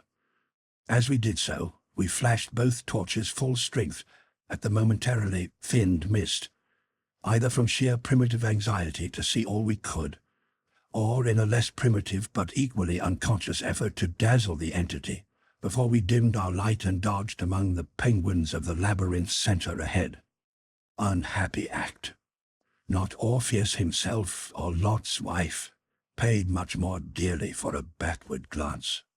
And again came that shocking wide-ranged piping. Takali, takalili. I might as well be frank, even if I cannot bear to be quite direct, in stating what we saw, though at the time we felt it was not to be admitted even to each other. The words reaching the reader can never even suggest the awfulness of the sight itself. It crippled our consciousness so completely that I wonder we had the residual sense to dim our torches as planned and to strike the right tunnel toward the dead city. Instinct alone must have carried us through, perhaps better than reason could have done. Though if that was what saved us, we paid a high price. Of reason we certainly had little enough left. Danforth was wholly unstrung, and the first thing I remember of the rest of the journey was hearing him lightheadedly chant an hysterical formula in which I alone of mankind could have found anything but insane irrelevance. It reverberated in falsetto echoes among the squawks of the penguins, reverberated through the vaultings ahead, and, thank God, through the now empty vaultings behind. He could not have begun it at once, else we would not have been alive and blindly racing. I shudder to think what a shade of difference in his nervous reactions might have brought. South Station under, Washington under, Park Street under, Kendall, Central, Harvard. The poor fellow was charting the familiar stations of the Boston-Cambridge Tunnel that burrowed through our peaceful native soil thousands of miles away in New England. Yet to me, the ritual had neither a relevance nor home feeling. It had only horror, because I knew unerringly the monstrous, nefandous analogy that had suggested it. We had expected, upon looking back, to see a terrible and incredible moving entity if the mists were thin enough. But of that entity we had formed a clear idea. What we did see, for the mists were indeed all too malignly thinned, was something altogether different, and immeasurably more hideous and more detestable. It was the utter, objective embodiment of the fantastic novelist's thing that should not be, and its nearest comprehensible analogue is a vast onrushing subway train as one sees it from a station platform. The great black front looming colossally out of infinite subterraneous distance, constellated with strangely colored lights and filling the prodigious burrow as a piston fills a cylinder. But we were not on a station platform. We were on the track ahead, as the nightmare plastic column of fetid black iridescence oozed tightly onward through its 15-foot sinus, gathering unholy speed and driving before it a spiral, re-thickening cloud of the pallid abyss vapor. It was a terrible, indescribable thing, vaster than any subway train, as shapeless congeries of protoplasmic bubbles, faintly self-luminous, and with myriads of temporary eyes forming and unforming as pustules of greenish light all over the tunnel-filling front that bore down upon us, crushing the frantic penguins and slithering over the glistening floor that it in its kind had swept so evilly free of all litter. Still came that eldritch mocking cry, "Takalili, takalili." And at last we remembered that the demonic Shoggoths, given life, thought, and plastic organ patterns solely by the old ones, and having no language save that which the dot groups expressed, had likewise no voice save the imitated accents of their bygone masters. 12. Danforth and I have recollections of emerging into the great sculptured hemisphere and of threading our back trail through the cyclopean rooms and corridors of the dead city. Yet these are purely dream fragments involving no memory of audition, details, or physical exertion. It was as if we floated in a nebulous world or dimension, without time, causation, or orientation. The grey half-daylight of the vast circular space sobered us somewhat, but we did not go near those cached sledges or look again at poor Gedney and the dog. They have a strange and titanic mausoleum, and I hope the end of this planet will find them still undisturbed. It was while struggling up the colossal spiral incline that we first felt the terrible fatigue and short breath which our race through the thin plateau air had produced. But not even the fear of collapse could make us pause before reaching the normal outer realm of sun and sky. There was something vaguely appropriate about our departure from those buried epochs. For as we wound our panting way up the 60-foot cylinder of primal masonry, we glimpsed beside us a continuous procession of heroic sculptures in the dead race's early and undecayed technique, a farewell from the old ones, written 50 million years ago. Finally scrambling out at the top, we found ourselves on a great mound of tumbled blocks, with the curved walls of higher stonework rising westward and the brooding peaks of the great mountains showing beyond the more crumbled structures toward the east. The low Antarctic sun of midnight peered redly from the southern horizon through rifts in the jagged ruins, and the terrible age and deadness of this nightmare city seemed all the starker by contrast with such relatively known and accustomed things as the features of the polar landscape. The sky above was a churning and opalescent mass of tenuous ice vapors, and the cold clutched at our vitals. Wearily resting the outfit bags to which we had instinctively clung throughout our desperate flight, we rebuttoned our heavy garments for the stumbling climb down the mound and the walk through the eon-old stone maze to the foothills where our aeroplane waited.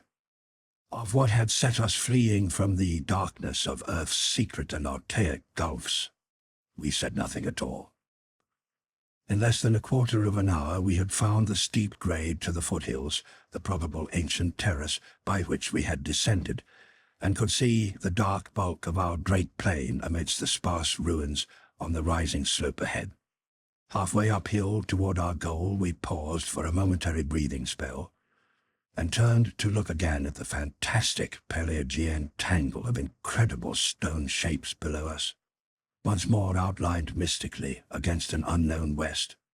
As we did so, we saw that the sky beyond had lost its morning haziness, the restless ice vapors having moved up to the zenith, where their mocking outlines seemed on the point of settling into some bizarre pattern which they feared to make quite definite or conclusive.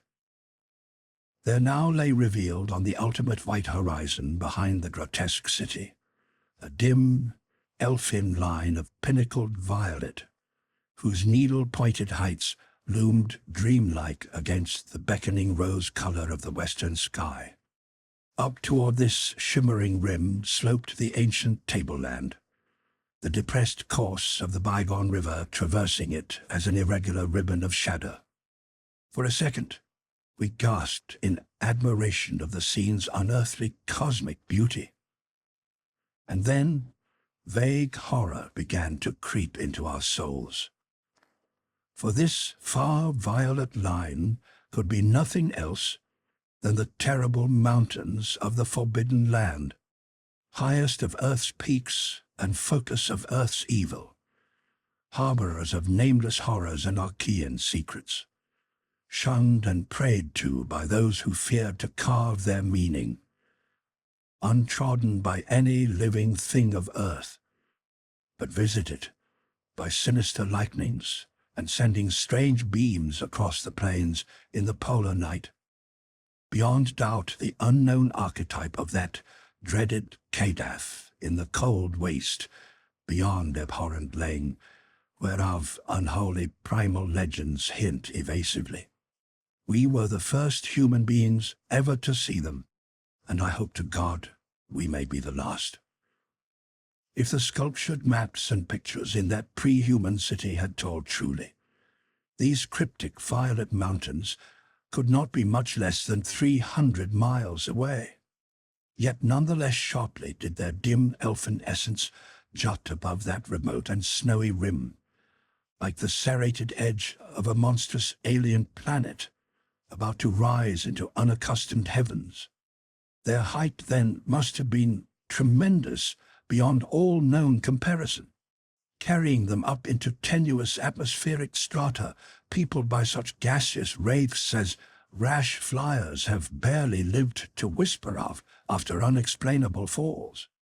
Looking at them, I thought nervously of certain sculptured hints of what the great bygone river had washed down into the city from their accursed slopes, and wondered how much sense and how much folly had lain in the fears of those old ones who carved them so reticently.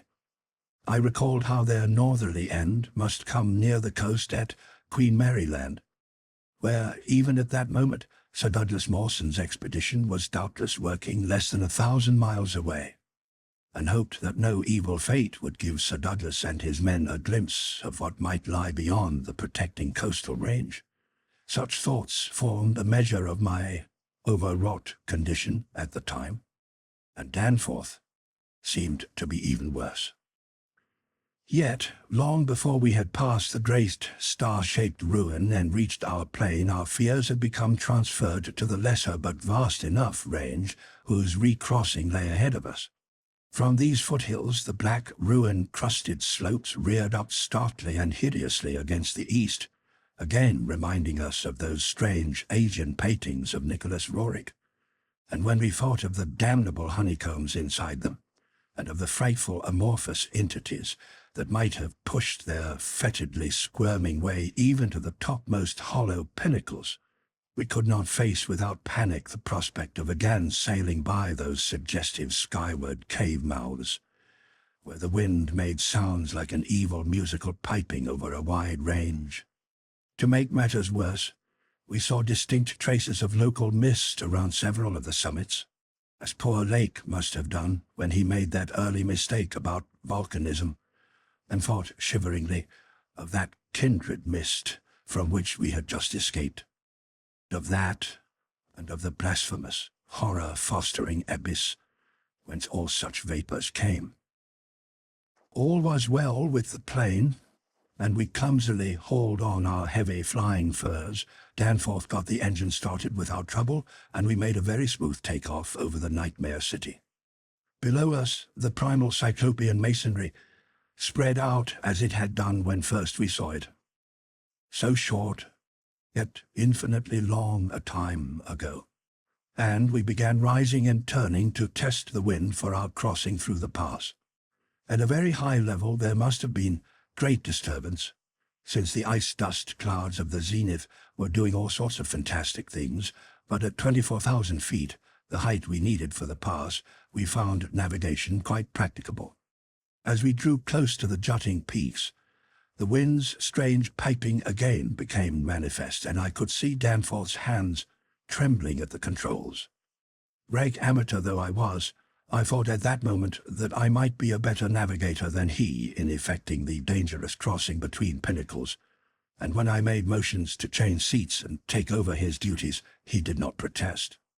I tried to keep all my skill and self-possession about me, and stared at the sector of reddish, farther sky betwixt the walls of the pass, resolutely refusing to pay attention to the puffs of mountain-top vapor, and wishing that I had wax-stopped ears like Ulysses' men off the Siren's coast to keep that disturbing wind piping from my consciousness. But Danforth, released from his piloting and keyed up to a dangerous, nervous pitch, could not keep quiet. I felt him turning and wriggling about as he looked back at the terrible receding city, ahead at the cave-riddled, tube-barnacled peaks, sideways at the bleak sea of snowy, rampart-strewn foothills, and upward at the seething, grotesquely clouded sky. It was then, just as I was trying to steer safely through the pass, that his mad shrieking brought us so close to disaster by shattering my tight hold on myself and causing me to fumble helplessly with the controls for a moment. A second afterward my resolution triumphed and we made the crossing safely, yet I am afraid that Danforth will never be the same again. I have said that Danforth refused to tell me what final horror made him scream out so insanely. A horror which, I feel sadly sure, is mainly responsible for his present breakdown. We had snatches of sheltered conversation above the winds piping and the engines buzzing as we reached the safe side of the range and swooped slowly down toward the camp. But that had mostly to do with the pledges of secrecy we had made as we prepared to leave the nightmare city. Certain things, we had agreed, were not for people to know and discuss lightly. And I would not speak of them now, but for the need of heading off that Starkweather Moor expedition, and others, at any cost. It is absolutely necessary for the peace and safety of mankind that some of Earth's dark, dead corners and unplumbed depths be let alone, lest sleeping abnormalities wake to resurgent life, and blasphemously surviving nightmares squirm and splash out of their black lairs to newer and wider conquests. All that Danforth has ever hinted is that the final horror was a mirage. It was not, he declares, anything connected with the cubes and caves of echoing, vaporous, wormily honeycombed mountains of madness which we crossed, but a single fantastic, demonic glimpse among the churning zenith clouds of what lay back of those other violet westward mountains which the old ones had shunned and feared. It is very probable that the thing was a sheer delusion born of the previous stresses we had passed through, and of the actual, though unrecognized mirage of the dead transmontane city experienced near Lake's camp the day before. But it was so real to Danforth that he suffers from it still. He has, on rare occasions, whispered disjointed and irresponsible things about the Black Pit, the Carven Rim, the proto-Shoggoths, the windowless solids with 5 dimensions, the nameless cylinder, the elder Pharos, the Yog-Sothoth, the primal white jelly, the color outer space, the wings, the eyes in darkness, the moon ladder, the original, the eternal, the undying, and other bizarre conceptions. But when he is fully himself, he repudiates all this and attributes it to his curious and macabre reading of earlier years. Danforth indeed is known to be among the few who have ever dared go completely through that worm-riddled copy of the Necronomicon, kept under lock and key in the college library. The higher sky as we crossed the range was surely vaporous and disturbed enough, and although I did not see the zenith, I can well imagine that its swirls of ice dust may have taken strange forms. The imagination, knowing how vividly distant scenes can sometimes be reflected, refracted, and magnified by such layers of restless cloud, might easily have supplied the rest.